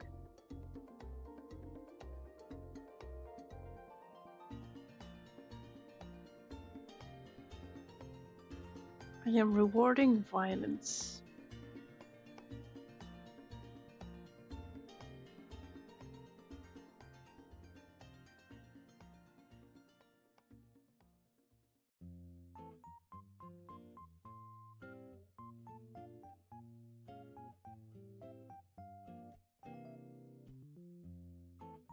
Oh, one funny thing though, I've received some good feedback on the book. Like, a lot of people seem to like it. I've had several requests on information, like when's the next book coming out. It's like over the past 3 years. Like from my scuffed experience in publishing the first book, I had some real struggle with continuing, and I did spend a lot of time trying to get over it on my own. So when I finally contacted the publisher and felt ready to discuss the next book, they went like, ah, well, we looked on it and it sold okay, but we are not interested in working with the next book. Which is kind of a fair statement, though I felt they did a terrible job with promotion. and they spent almost half a year, maybe 4 or 5, way more months than was called for, in just giving me a response that essentially was like, nah, we're not interested. That's like, for this being my main project, that is a lot of time of not knowing, should I work with the story as it is? Will they have opinions that I should change something? I get very quickly paralyzed if I'm uncertain if I should do something in a story, or if I don't know whether or not something is good. Like if I'm insecure in, well, how good is this really as a story? How does it work well? I would love to have like someone to be able to tell me this. And honestly, it was it felt unreasonable how long it took them to let me know that they weren't interested. And I guess that's my mistake then. My mistake for trusting that they would respond to me and be willing to either respond early enough and say they weren't interested, or early enough and say like, oh yeah, we like it, hold your horses, we want to take a look at it. Just anything. Just talk to me, really. So there are some industry specific things that I'm like really wary of. I'm looking for warning signs. How much do I make from making books? Not really anything. If you illustrate children's books, and you can do so in sort of high frequency, then you might accumulate some royalties from it, but I don't know. The industry seems polluted, and I don't like it. It's more about the race of having to push books in Norway. I can only speak for Norway because I don't know anything about the international market, but they have to constantly push books, and so they don't really care about the quality. Mostly. I mean, some things are okay at best. Some things, especially when we're talking like fact books for kids. Oh, there's so much bad information there that isn't even correct. Oh. But yeah, if people can keep the mill going, they will be earning some regular money. As someone who will be illustrating books, I don't know. It doesn't feel right.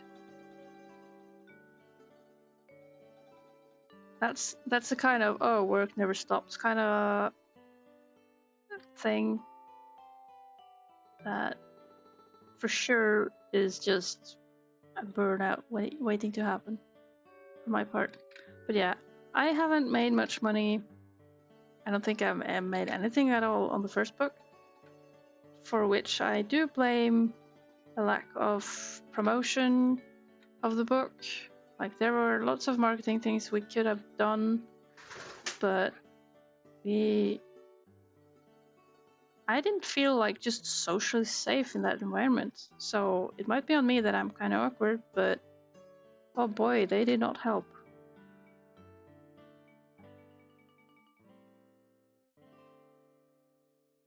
If I've considered turning my stories into a modern media like YouTube animation, not this particular book, but I do love animation, and it would be cool seeing these characters come to life.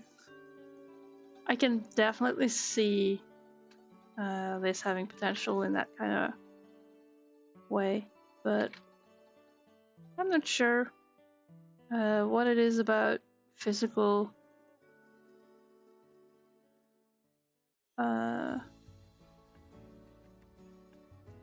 just having a physical comic book. I think maybe I just grew up with that, and that's why I love it so much.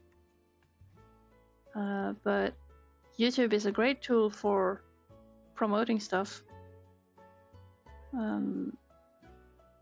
But I feel like I'm not going to try becoming great on YouTube, especially with YouTube copyright trolling going on. Like even Let's Players have issues with those. And it seems terribly annoying.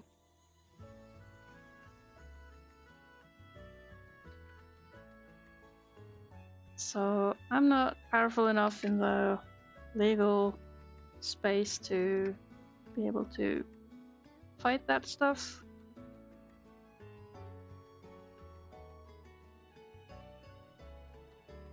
But you know, turning stuff into animation, suddenly you get a whole different production line going on with it. Like you have to both have video editing skills, art skills, possibly animation skills, but also voice acting skills. I mean, you can't just write all the dialogue, kind of. Or I suppose you could, but... Oh, that roof is so wrong. Cool. I will have to fix that later. It should be here, like so. No, I will delete. Away.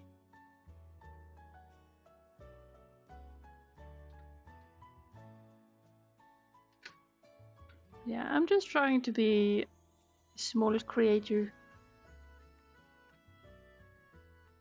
And I want to have my books published for reasons I don't quite understand.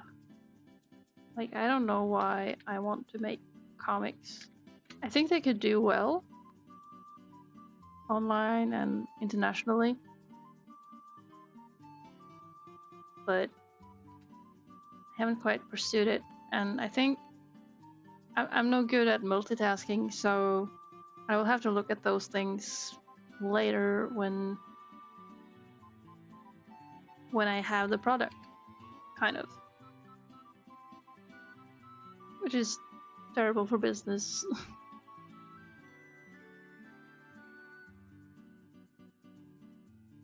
Like, the better you are at multitasking, both like promotion and stuff, the more people will know about you, and the more likely they are to pay attention. But I won't stress it. Like befriending a bird, I will appreciate what I get. I appreciate the bitey fighty bird.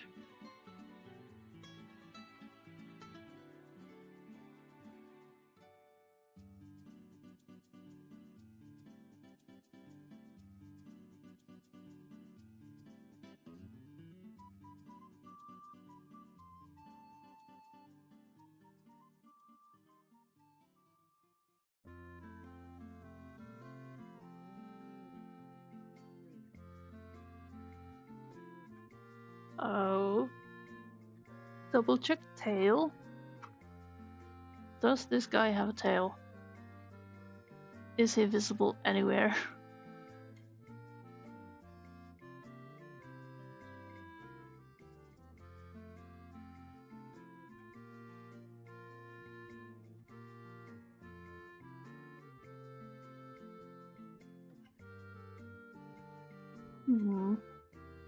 Cover your ears. Hey Casey Trans White Knight. Welcome to my stream. Alright, I've covered my ears. What now?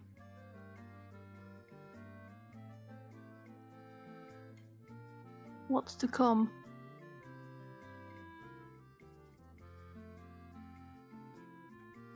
Right. Nothing is happening on screen at the moment because I am looking for tails. Oh dear. Casey, thank you for the sub.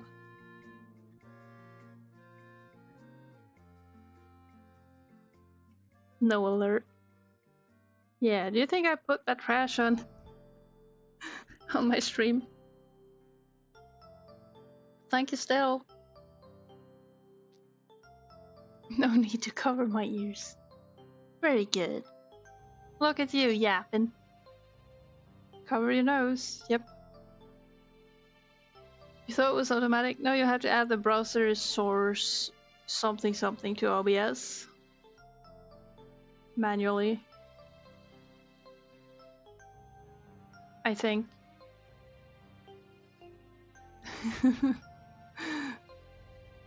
so we're good. No need to cover anything. But thank you, that's really nice. Now you can yap all you want. With my face. Look at us, we're making roof tiles. Or the other word, what was it? I forget.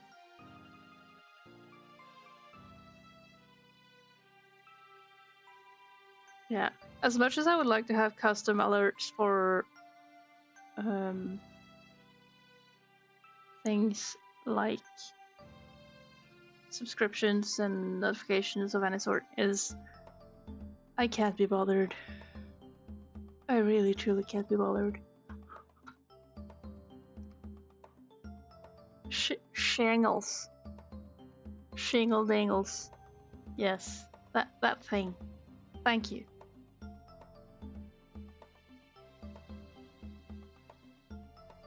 I think the little boy is just never seen from behind. Okay. Maybe it has a little hole for the tail then. I have the power to choose. Alright, Casey, how are you doing?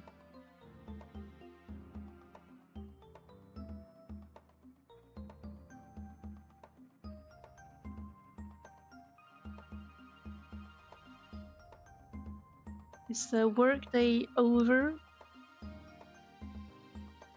Mine sure isn't. Here I am, working on... Here I am, zooming in on a single panel so I don't have to deal with the ship in here. Oh, it's gonna be so much.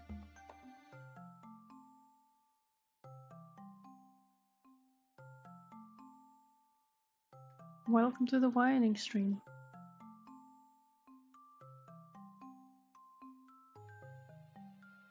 Back to me being like 10-15 years ago, being like, oh, I did all this work, look, I'm so proud of my comic, and it is just a bunch of empty rooms. Grusart. Yes, I've been yapping. A good thing you weren't here earlier. I think I've been chasing the bird off the counter more than I've actually been drawing. What is my opinion on Star Fox 64? I have no opinion. Star Fox is the cool character in Smash, right?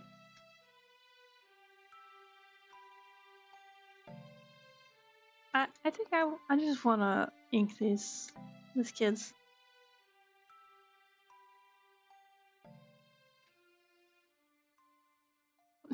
Yes, like Sans Undertale. Yeah.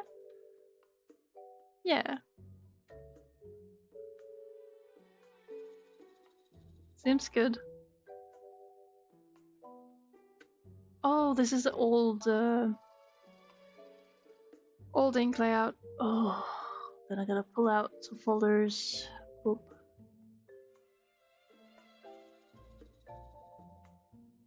I got that. Goes there. Did I get it? No.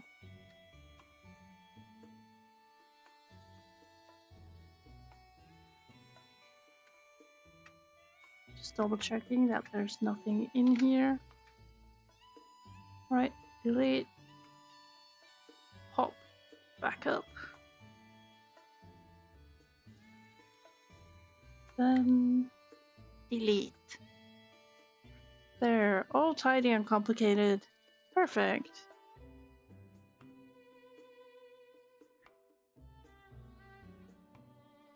Were I not a lighted horse girl?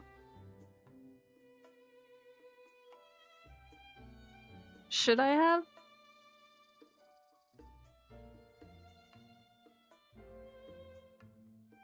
Huh. Maybe I too should play some Breath of the Wild. But it takes so much time. Oh.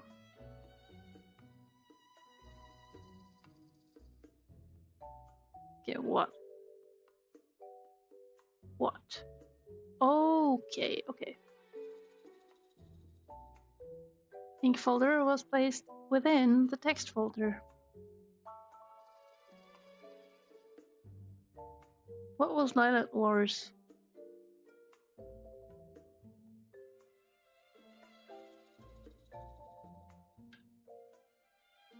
Yeah. Hey, imagine Casey, I could be Arden and I could backseat you playing Majora's Mask or something. Wouldn't that be fun? But I would have to backseat you on voice chat because I can't bother typing. Typing is a hassle.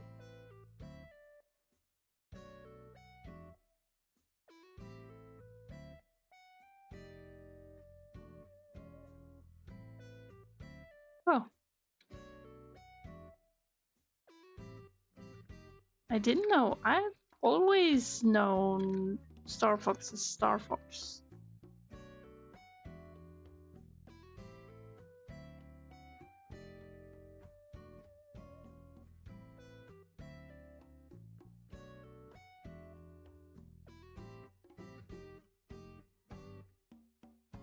As long as I don't mind you yapping on text. Yeah, sure. I'm used to responding to text in voice format. And as long as I'm streaming too, then it should be no problem. I just wish the collaboration dual stream stuff would be more comprehensive. Tried it once on my crusty iMac, didn't work well. Would think that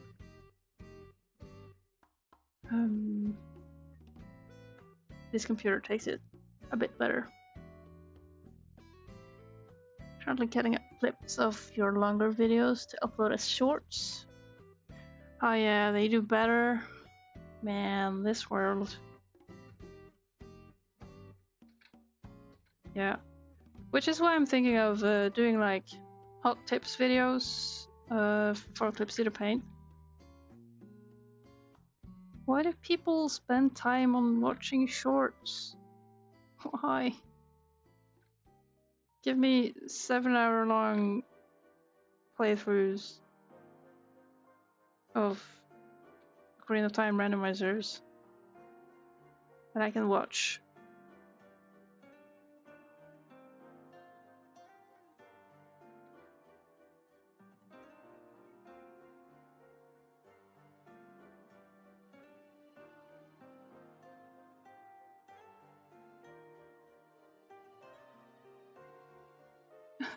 Worst content.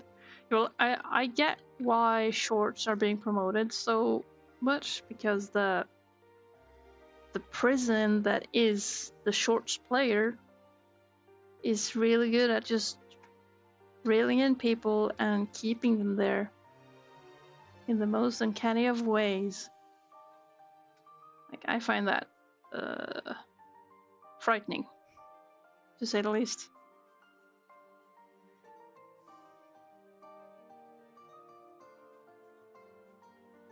Those days of YouTube is long dead. Well, numbers are not everything.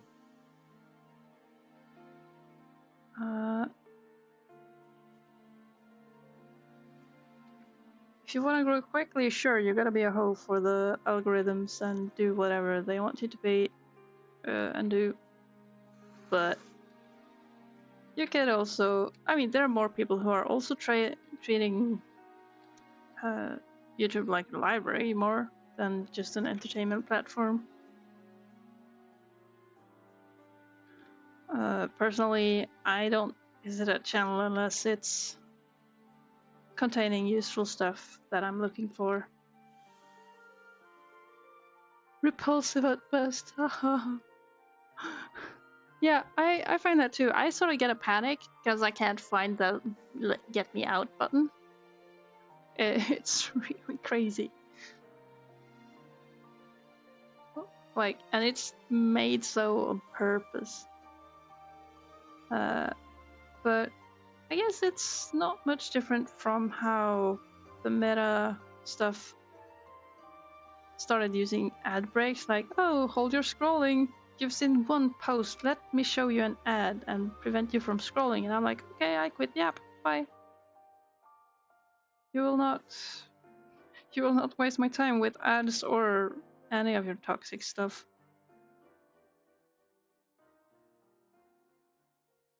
Attention whore. You want to do it the proper way. Well, that's good. Some sense of quality, you know. You want to have worked some for it, you know. To some degree. Well, I sure want to be recognized for the work I do. I do not want to be, quote unquote, recognized or praised just endlessly for like anything. Like, either you see me and you can confirm that I have done a good job and let me know that I'm doing a good job, or you're just trying to groom me and praise me needlessly for just being amazing from being able to breathe or doing something basic like that. And I, of course, don't mean you, but whoever. It's that, yeah, I'm really. This is also maybe connected to my publisher experiences, where it's a sort of grooming social thing where I've met editors who would be praising me for doing a lot of work, and they would be saying that, oh, I'm so amazing, it's all gorgeous and everything, and I would be unhappy with some things. The editor would not be like visually competent in any way, so they would just spit whatever would make me feel good and motivate me to do more. But problem is that if they don't know what they're talking about, I will not respect whatever praise they give me. It means nothing to me. So they gotta know what they're talking about. Otherwise, their words isn't worth anything.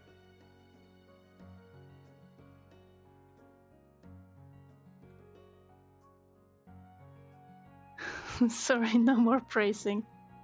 Yeah, you better hold back on that praise.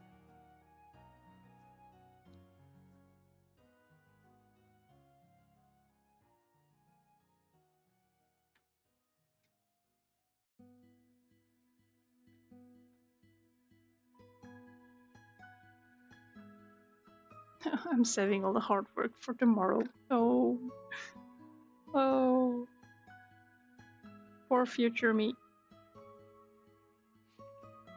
Baby pooped on the TV. No.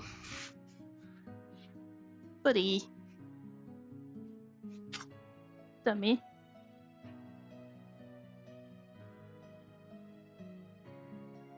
Ash.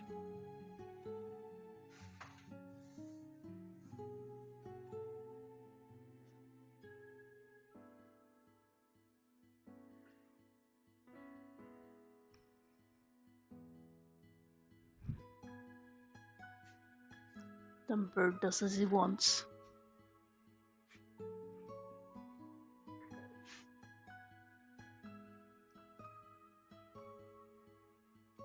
I guess the the whole "you better know what you're talking about if you're gonna praise someone" is not too far off from the "Mommy, mommy, look what I did." Mommy doesn't look, it says, "That's very nice, honey." Like, didn't even look, says it's nice, just unconditionally. Like, well, some kids need that. It's not gonna feel great when they grow up and feel like proper criticism hitting them.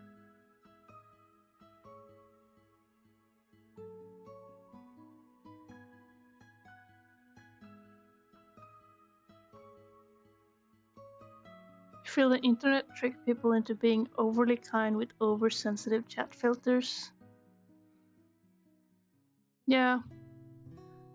I'm kind of a fan of being able to just own a disagreement. I do hate the agree to disagree saying,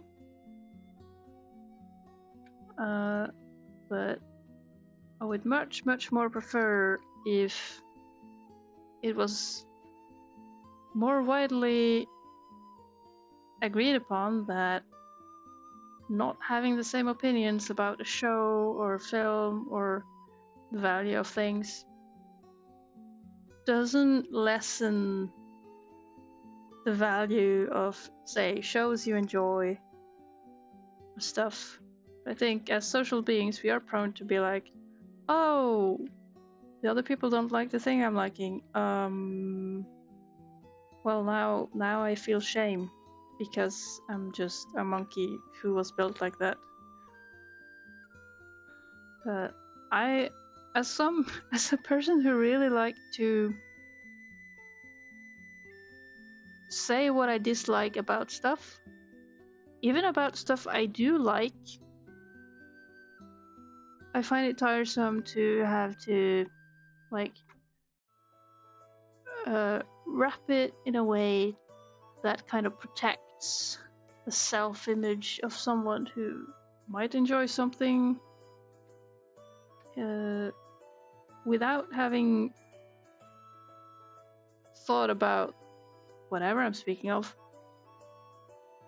in that manner. So people don't like me ruining their view on things because I'm saying, oh, Disney is a corrupt, inoffensive, boring cash grab company that is also raging with copyright. Well, might be wrong to say fascism, but it's up there. And people would be like, no, now I can't enjoy Disney movies. I feel my self-worth is attacked. How could you say such a thing about Disney? I'm not sure if it's like that, but it is okay to enjoy things. And it is natural to respect things less and more depending on how much you agree, but it should be okay. You don't have to like start a feud from someone, say, not liking Hell of a Boss or stuff like that.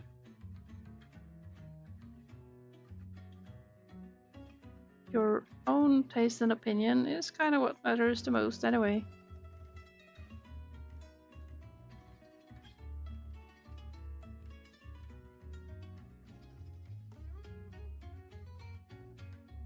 Say for instance, I really enjoy Tangled, the Disney film.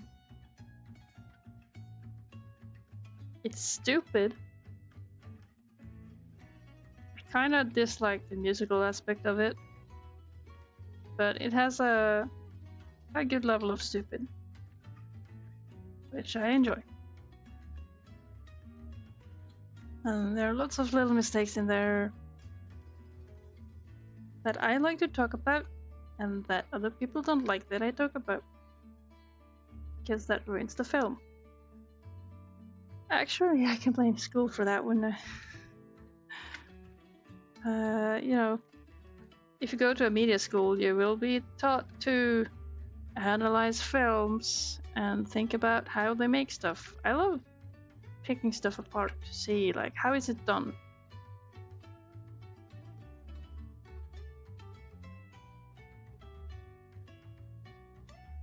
A Discord server that emulated the culture of how old internet forums used to be?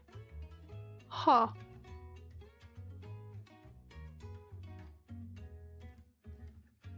If you mean like long forum posts, I don't think I was much into those.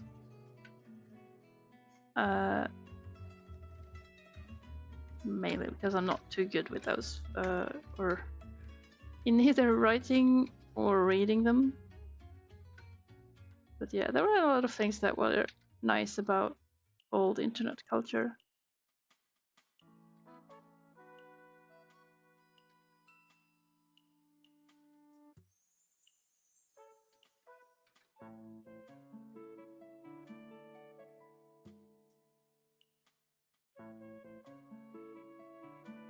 No rules, you could say anything. Ah, sounds refreshing.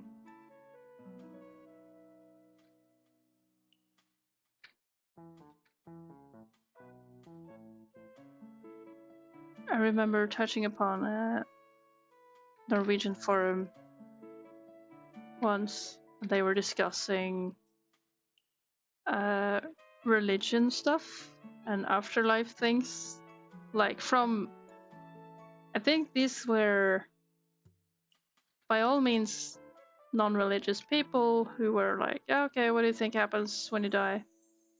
Will you truly be meeting up with higher powers, or like will nothing happen? And I felt kind of good about being like, you know what?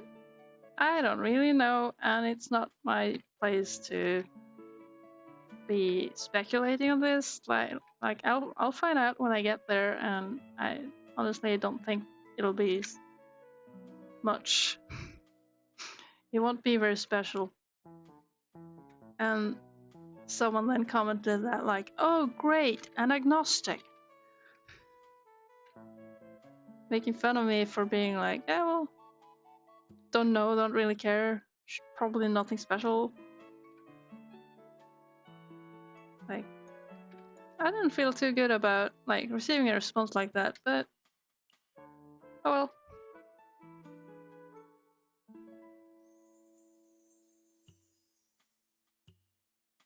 Far left and far right people.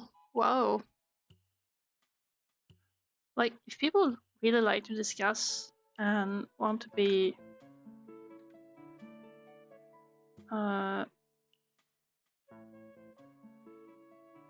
I read words. My thoughts stop. Yeah, wanting to discuss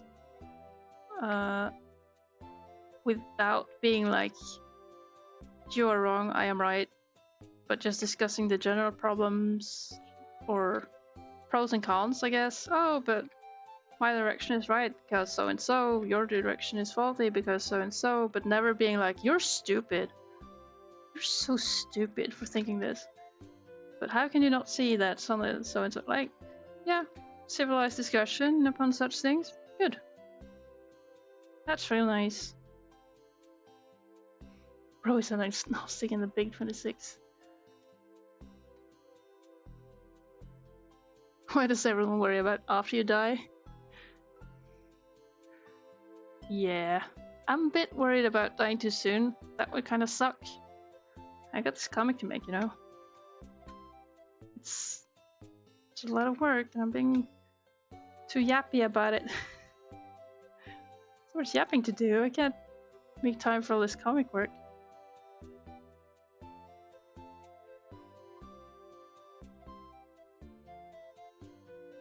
You're reading Seneca? Well, I know that I will probably not die, like, suddenly. It may happen, but it's not worth the everyday worry, if you know what I mean.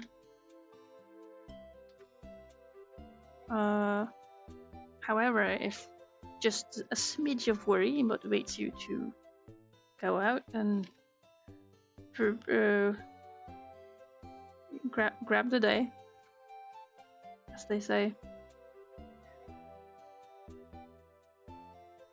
then sure, get a little existential dread just to get you going on a daily basis. But like, don't freak out too hard. I would agree with what you've read so far. Interesting.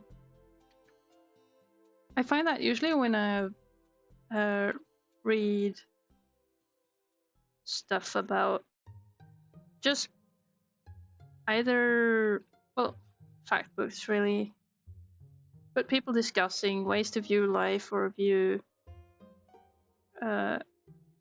work, stuff, death, I guess.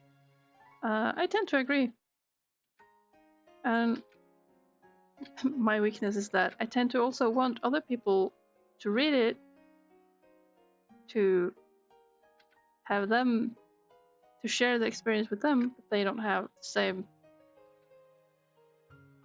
same way of processing it, and so they will not interpret it the same way or even find it interesting, and then I feel bad.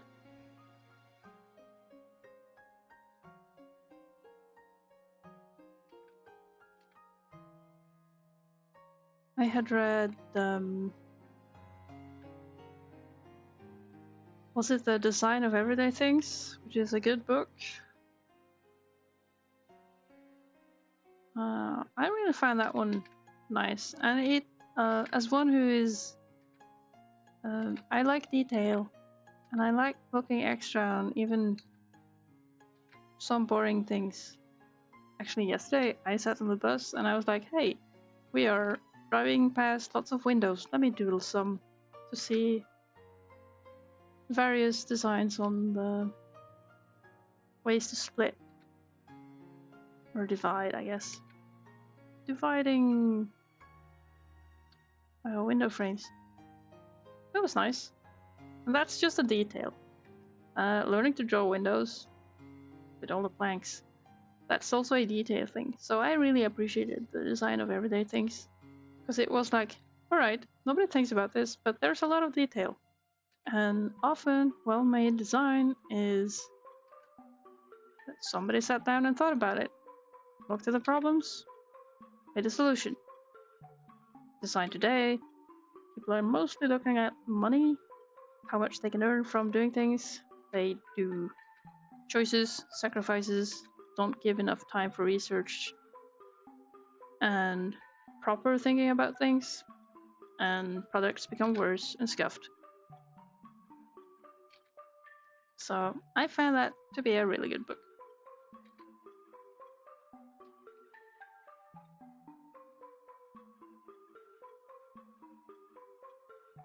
Then again, back when I was listening to the audiobook, the books Deep Work and So Good They Can't Ignore You,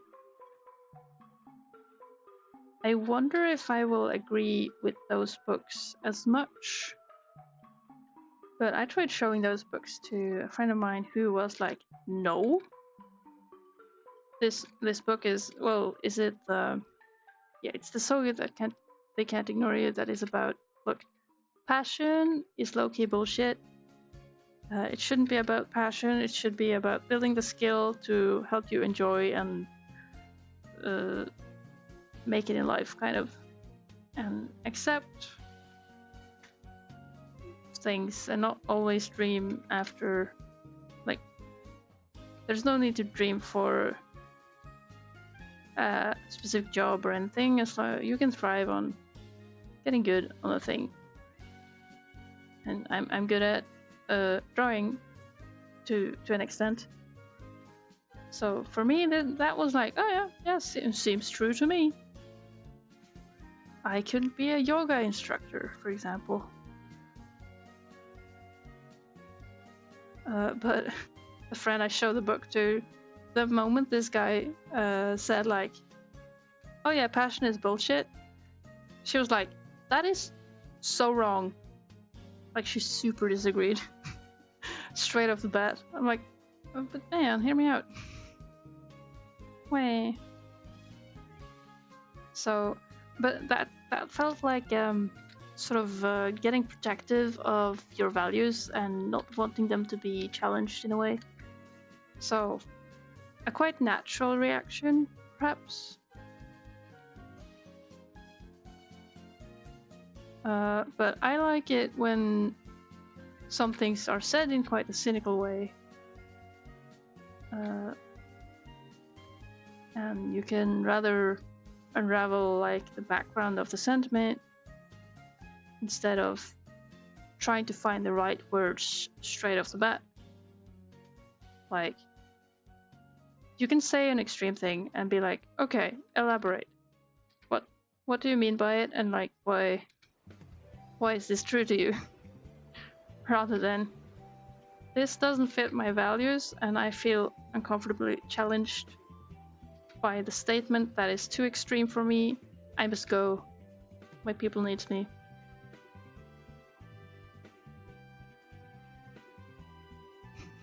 Passionate about passion, yeah. And in a world where it's kind of rough to know where to place your motivation or even find the motivation, God knows, I've struggled. Passion might be a thing to cling to. I think I'm not quite there. I've long accepted that. I'm not sure if there's passion, but it would be a shame to have the skill I've built go to waste. And it's not only the skill I've built, it's the potential for it growing even more. Which is cool. I don't really need to find the explanation or figure out what do I really want. Do I want attention and praise? Probably. But I want attention and praise for something that is good and a job well done. Something along those lines.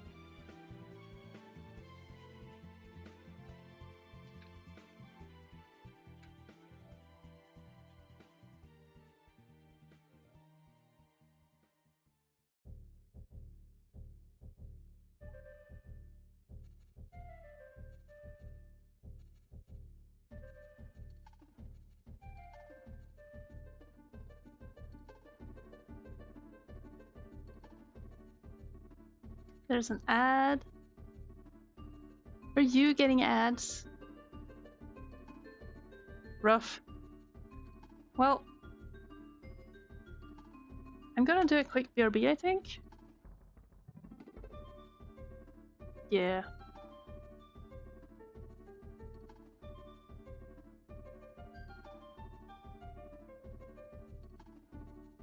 Yeah.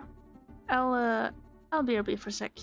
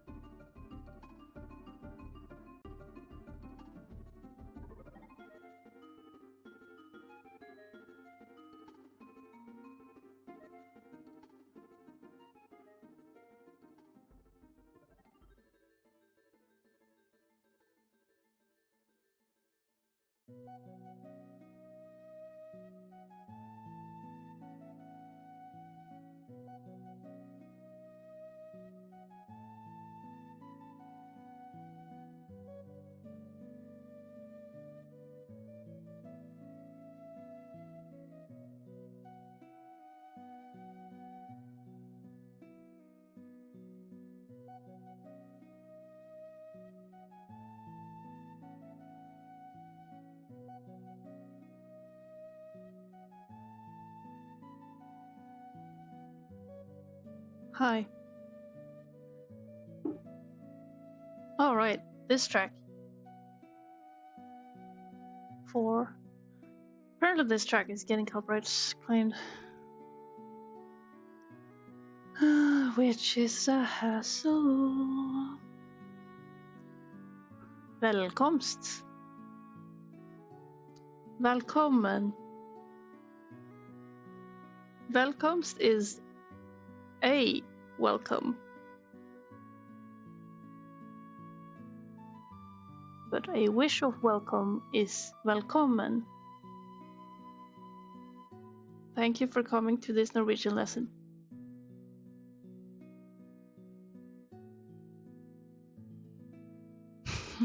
You was giving me a velkomst. No, you just said velkomst, and not saying välkommen, which would have been giving me a velkomst.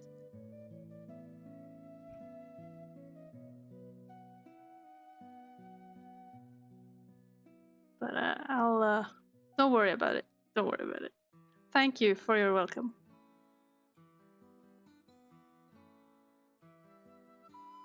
Am I the Norwegian expert now?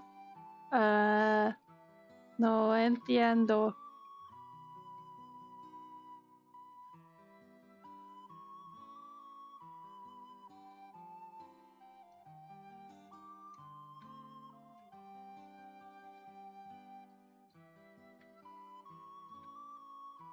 Flashback to a woman in Vistara. Didn't know any English. We're checking in on like an Airbnb or whatever. And we were like, is there Wi-Fi? And she kept on yapping in Spanish, pointing at the pub nearby. And we would just look at her confused, and she'd sigh and be like, no entiendo.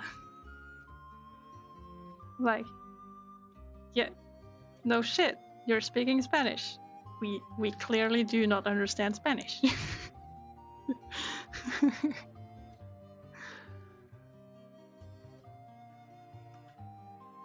Do I want a hot tip?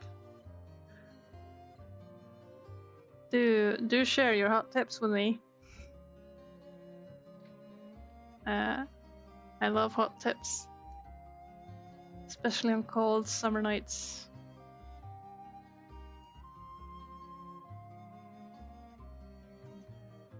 Wi-Fi or Wi-Fi?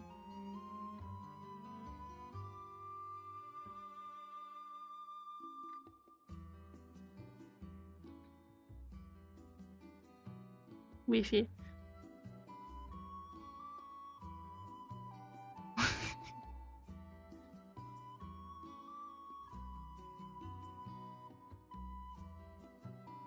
Wi-Fi. I mean, we say Wi-Fi too, but I think she understood that we wanted like internet access. But I think the response, like what she wanted to communicate, was that no, there's no Wi-Fi, but you can snag Wi-Fi from the nearby pub. And that was the woman who was looking at us being like, huh, we don't know, we don't understand you. And she said, no entiendo.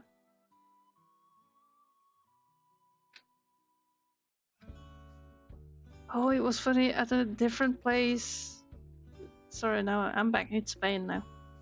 I'm going to have the greatest dementia.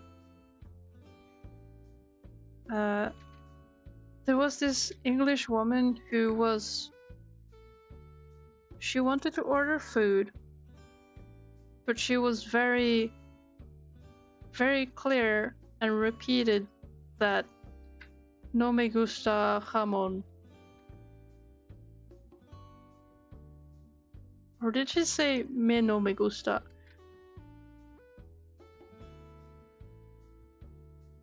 I don't remember, but I was like, is this the right order of saying things?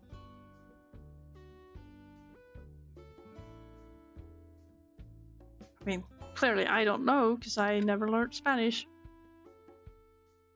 other than from memes.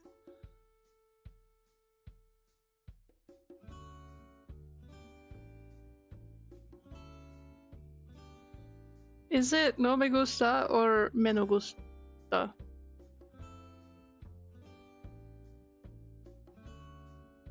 What bothers me from the construction? No me gusta. For me, it seems like it doesn't seem like a I don't.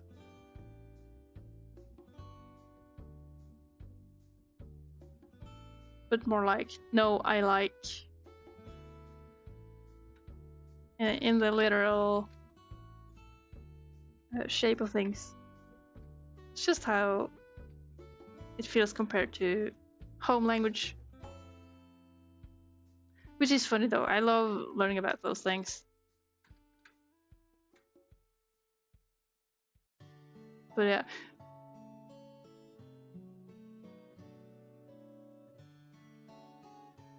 Reflexive. You can flex. You can flex, te gusta.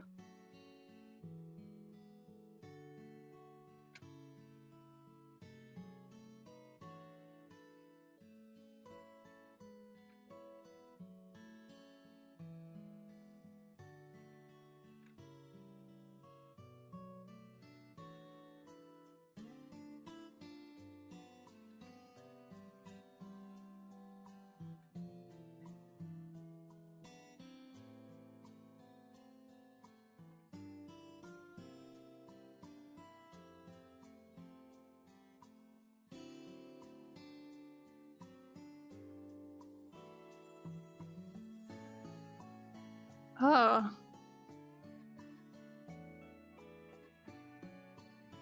X likes me.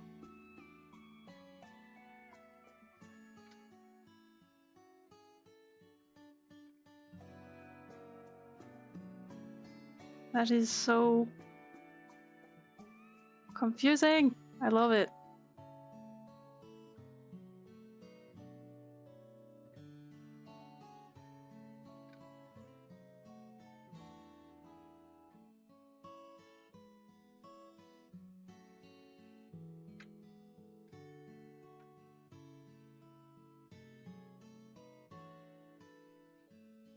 Just like wrapping my mind around Finnish vokaaliharmonia.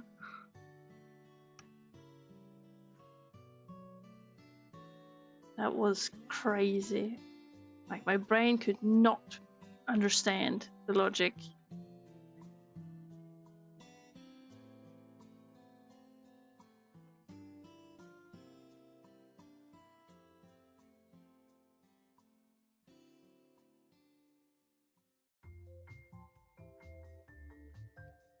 Vokalharmoni. Correct.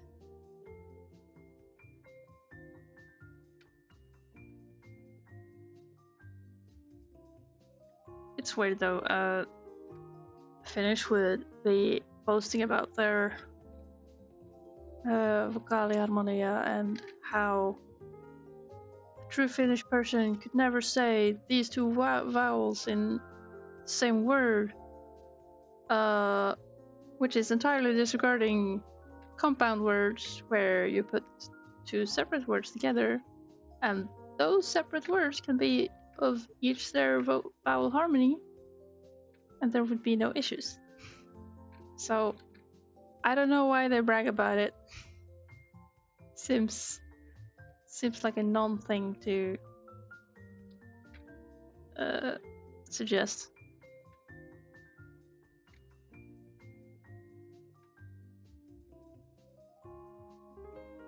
Yeah, I love language. I would love to learn to speak more, but that's a counterintuitive thing or counter-logical thing to me. I mean, naturally I'm yapping now, but I don't necessarily feel very safe to yap out in the open among people, or like I don't feel necessarily socially able to. I can make words, but how do I social, you know? It's so I think that might be a minor thing that keeps me from trying to study more language, because it's like, yeah, I could learn the words, but I couldn't learn to socialize.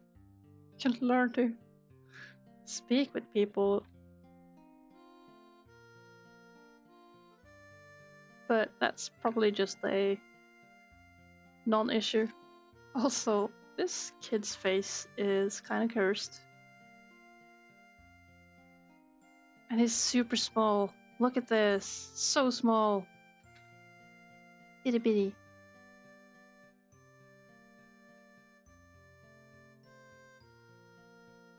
So it doesn't matter.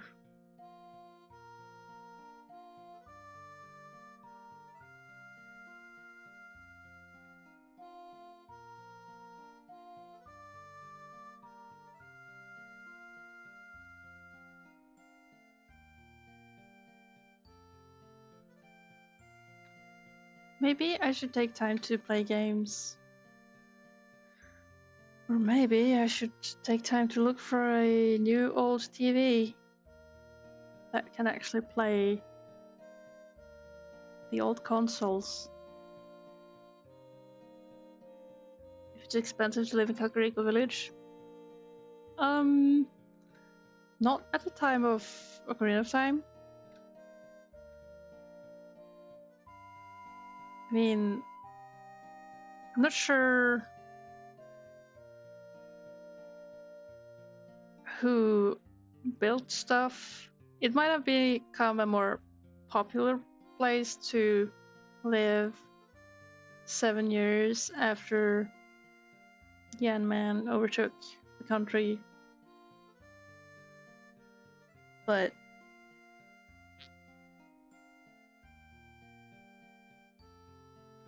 does the need for a place to live because you're like a refugee, does that do anything with house prices?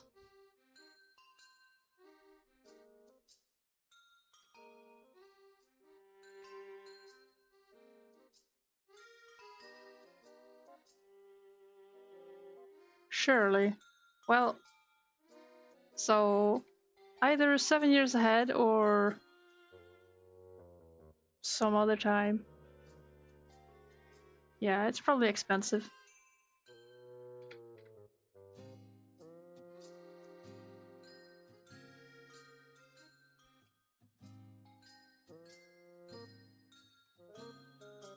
I mean, there were carpenters moving about for a good while, and they built one house that isn't for living.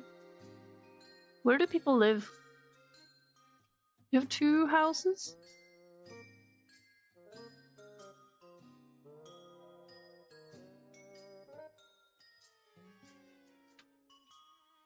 You got the place where Talon sleeps.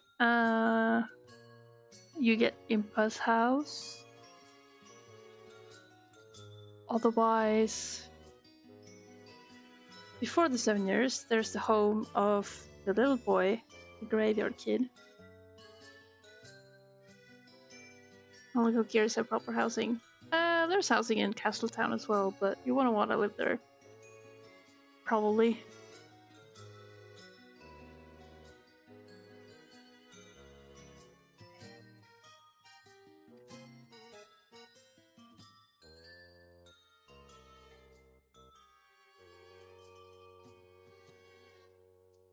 At least for some time. They will need to rebuild. There's not enough houses in Castletown. Sure they are, you're just not allowed to enter all the doors.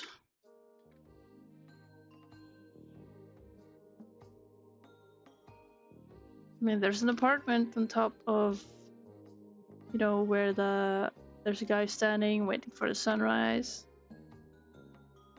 So At least they have like two floors going on.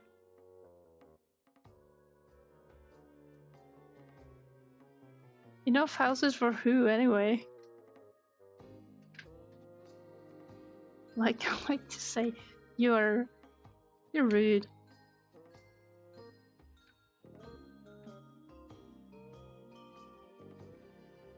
They see me trolling. And you got the Richard's owner woman. She lives in a house in the back alley. Then there's the house you can't enter. That might be like a place where you can. Probably lots of apartments in that one.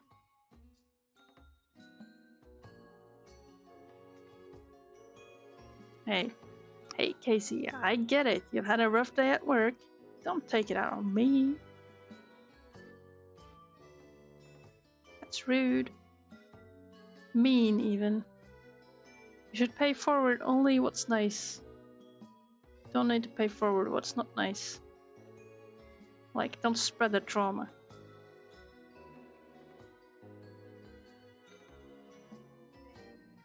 Says I, who really enjoys just complaining about things. You'll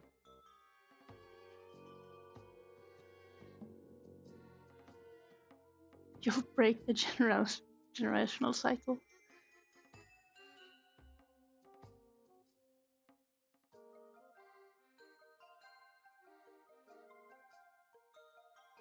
By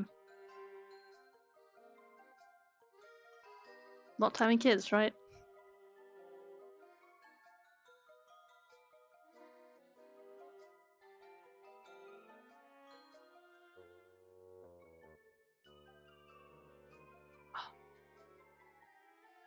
You meant not passing your trauma to them. Yes, and you cannot do so if you don't have them. Ah, true. Sorry, I'm a goldfish again. Goodness, I really like this. She came out beautifully. Oh, and he came out, well, whatever. Do dachshunds count as having kids? If pigeons do, I suppose.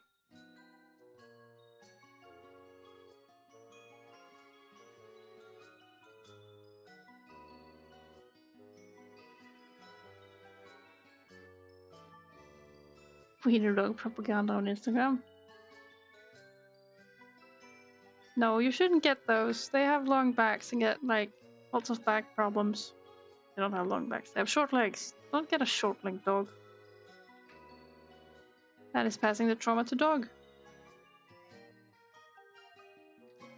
Here's the propaganda. No. Get something healthy.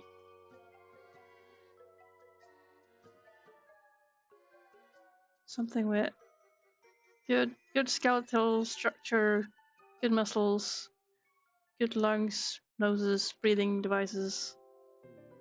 But it's not their fault. No, it's the breeder's fault. They should not exist, and breeders are the bad guys.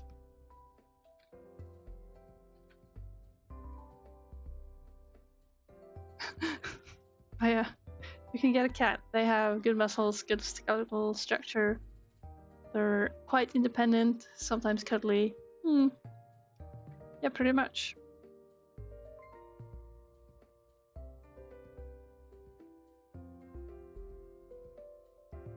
I'm not sure if...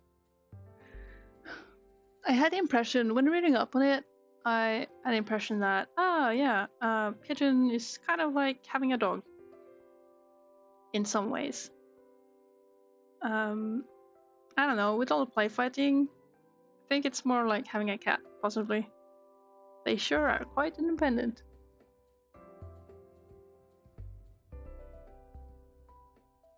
Not an outside cat. Yes. Good.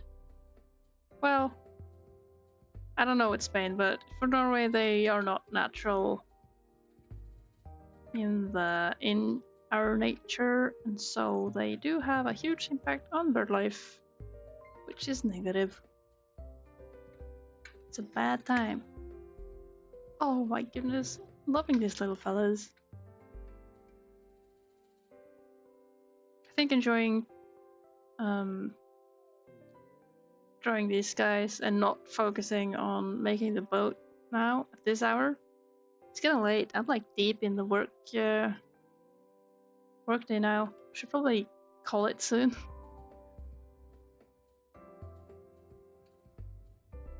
But yeah, getting tired. Feeling happy with progress so far, although I did abandon certain parts of the previous page.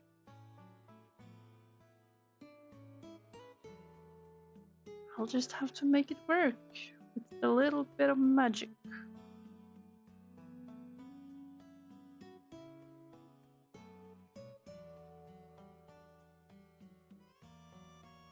Oh, but if we're going to keep an indoors cat, you should also look for a breed that is known to be okay with being indoors.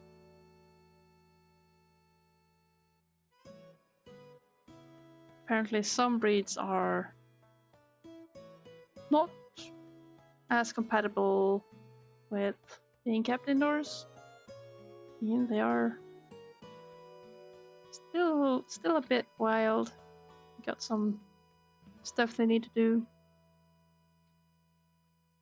So it's understandable. If there was a golden retriever of cats.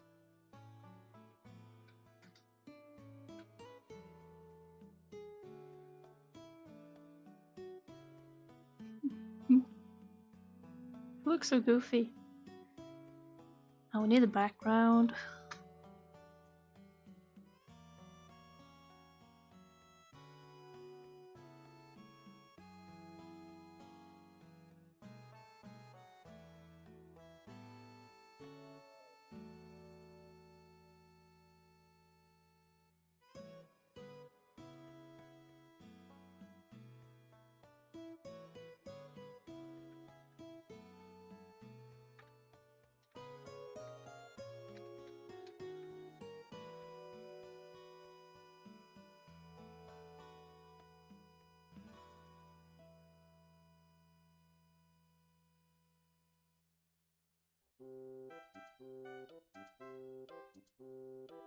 Just a silent moment for silent moment's sake.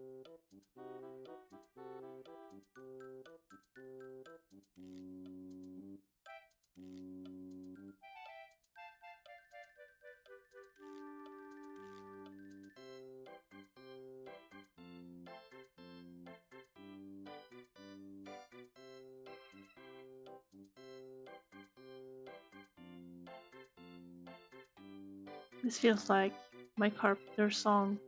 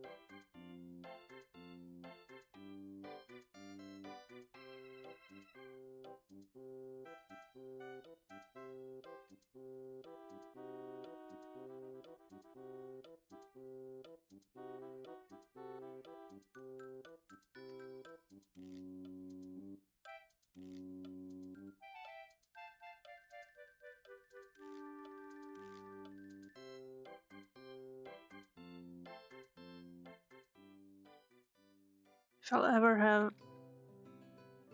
I'm going to ever have hopes of remembering the word shingles, I might have to think of Pringles and just the noise word shing. Maybe then I will remember.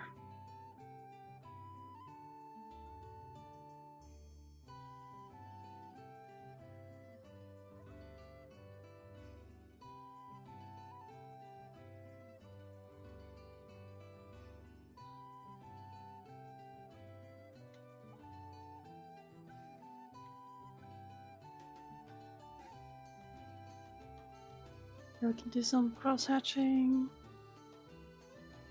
which is really not necessary. Look at how small that image is. If anything, I shouldn't overdo it.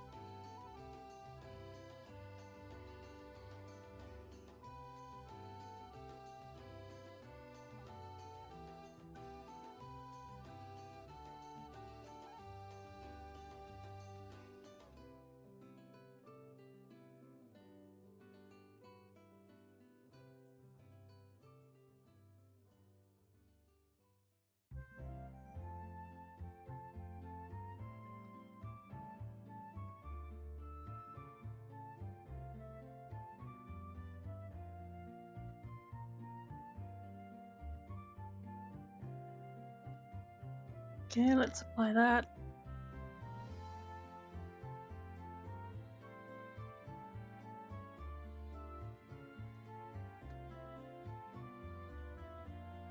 So far, so good.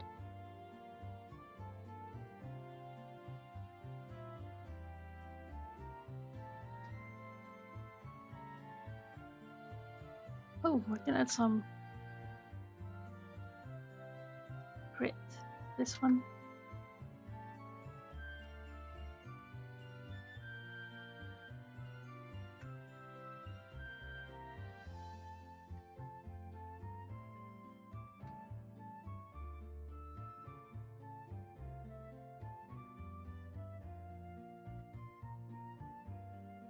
Okay, here's a case where I would not need to have the adjust by speed setting on.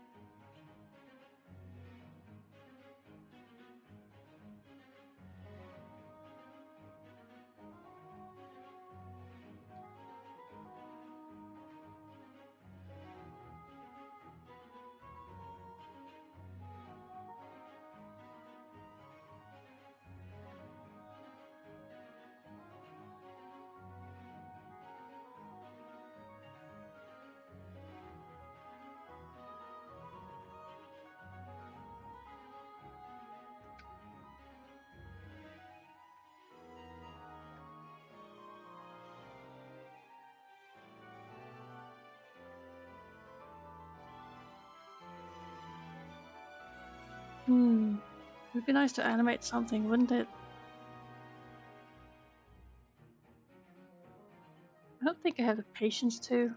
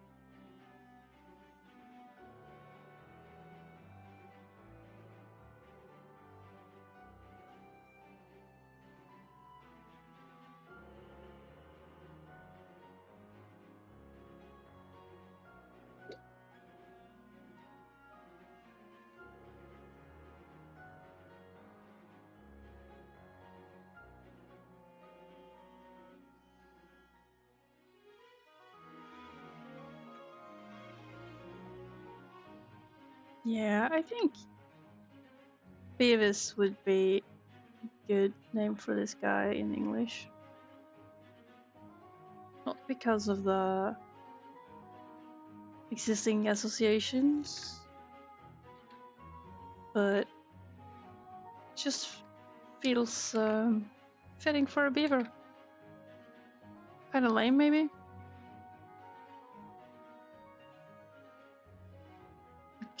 Calling a person Hume, perhaps.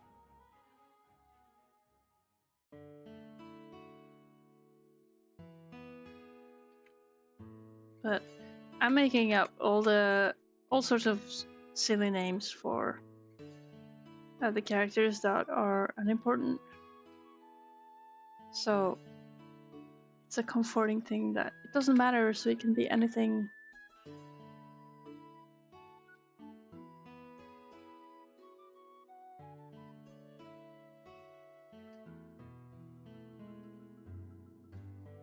Oh dear.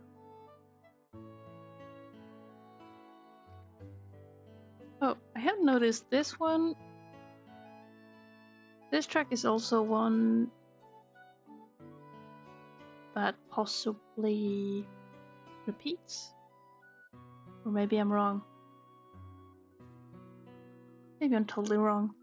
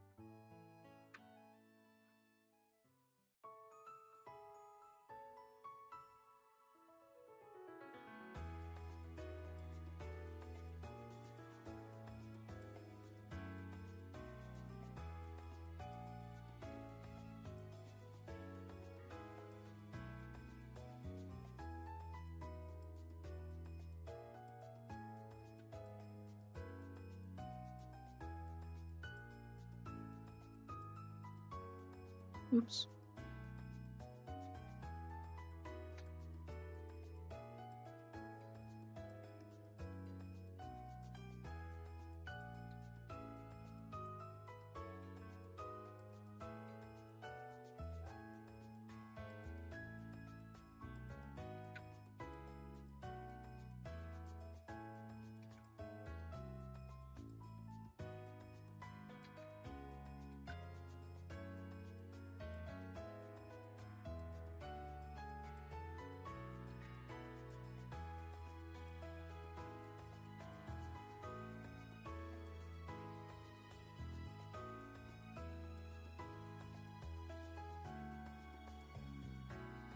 You need to do school stuff? No, man. I'm sorry. Sorry that you have to do school stuff.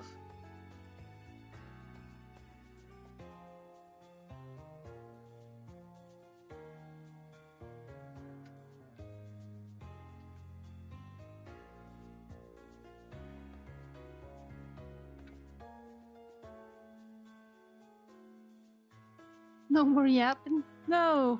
But my yapping!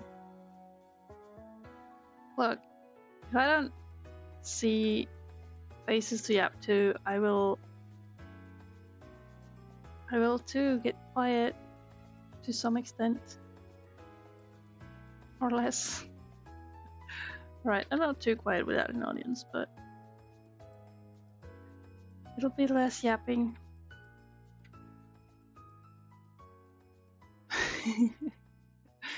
Thanks, Casey. Thank you for finding my work adequate. I appreciate it.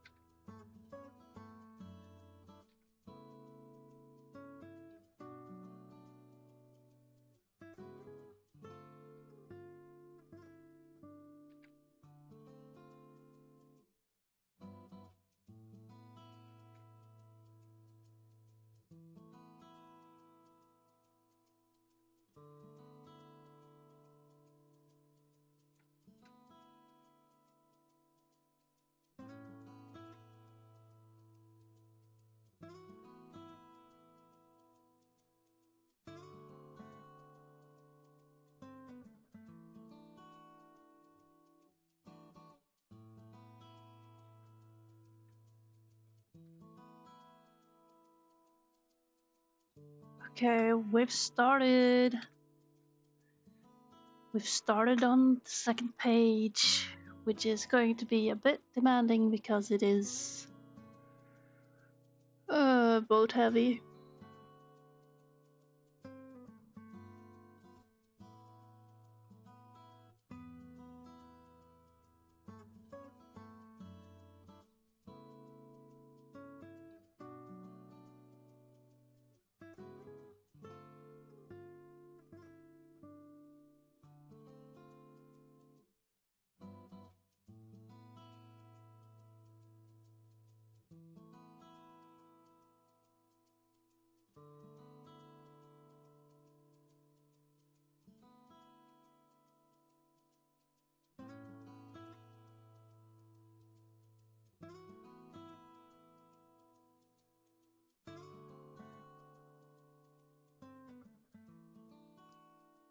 Well, there's no use in overdoing it.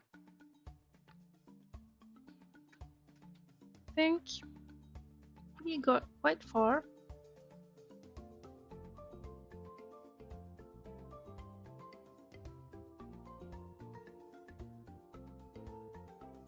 I think I could probably do some low effort kinds of stuff.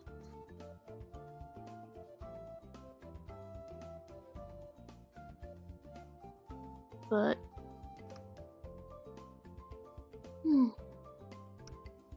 I've been on for soon 8 hours.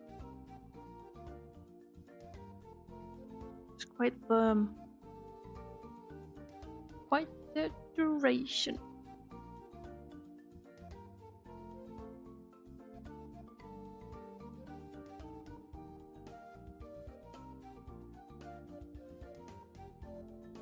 Yeah, I think I would enjoy doing more on this, but on the other hand, I need an extensive break now, so I'll probably not touch this until tomorrow.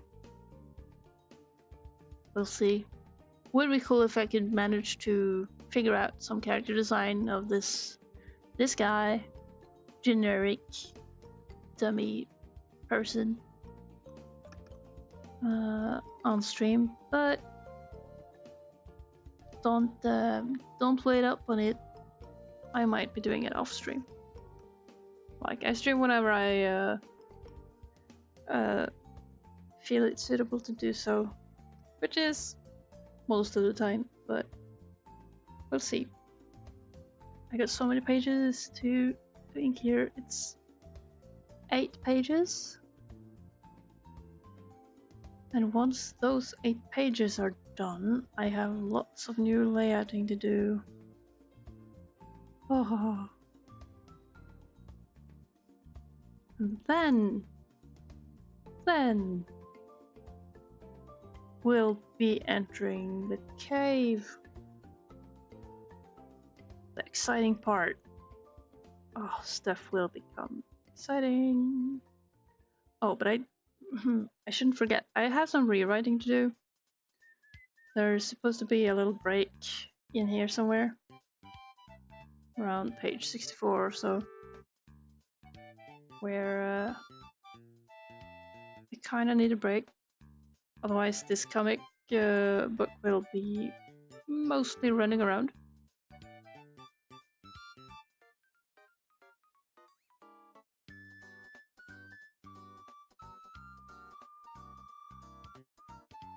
But yeah, I'm starting to feel quite, as they say, cooked. Or well done.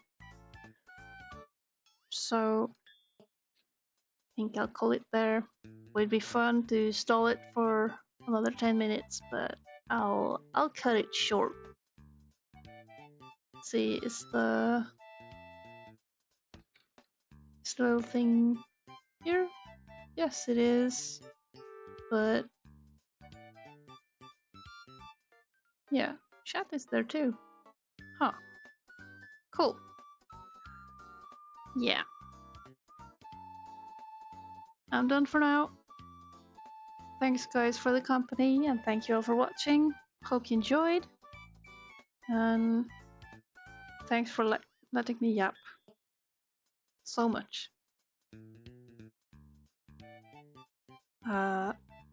Inking and stuff is not always super exciting, so getting to yap in addition is a good distraction for me. So thank you all for being there. Hope you enjoyed. Have a nice day or a good night, and I'll see you around. Bye bye.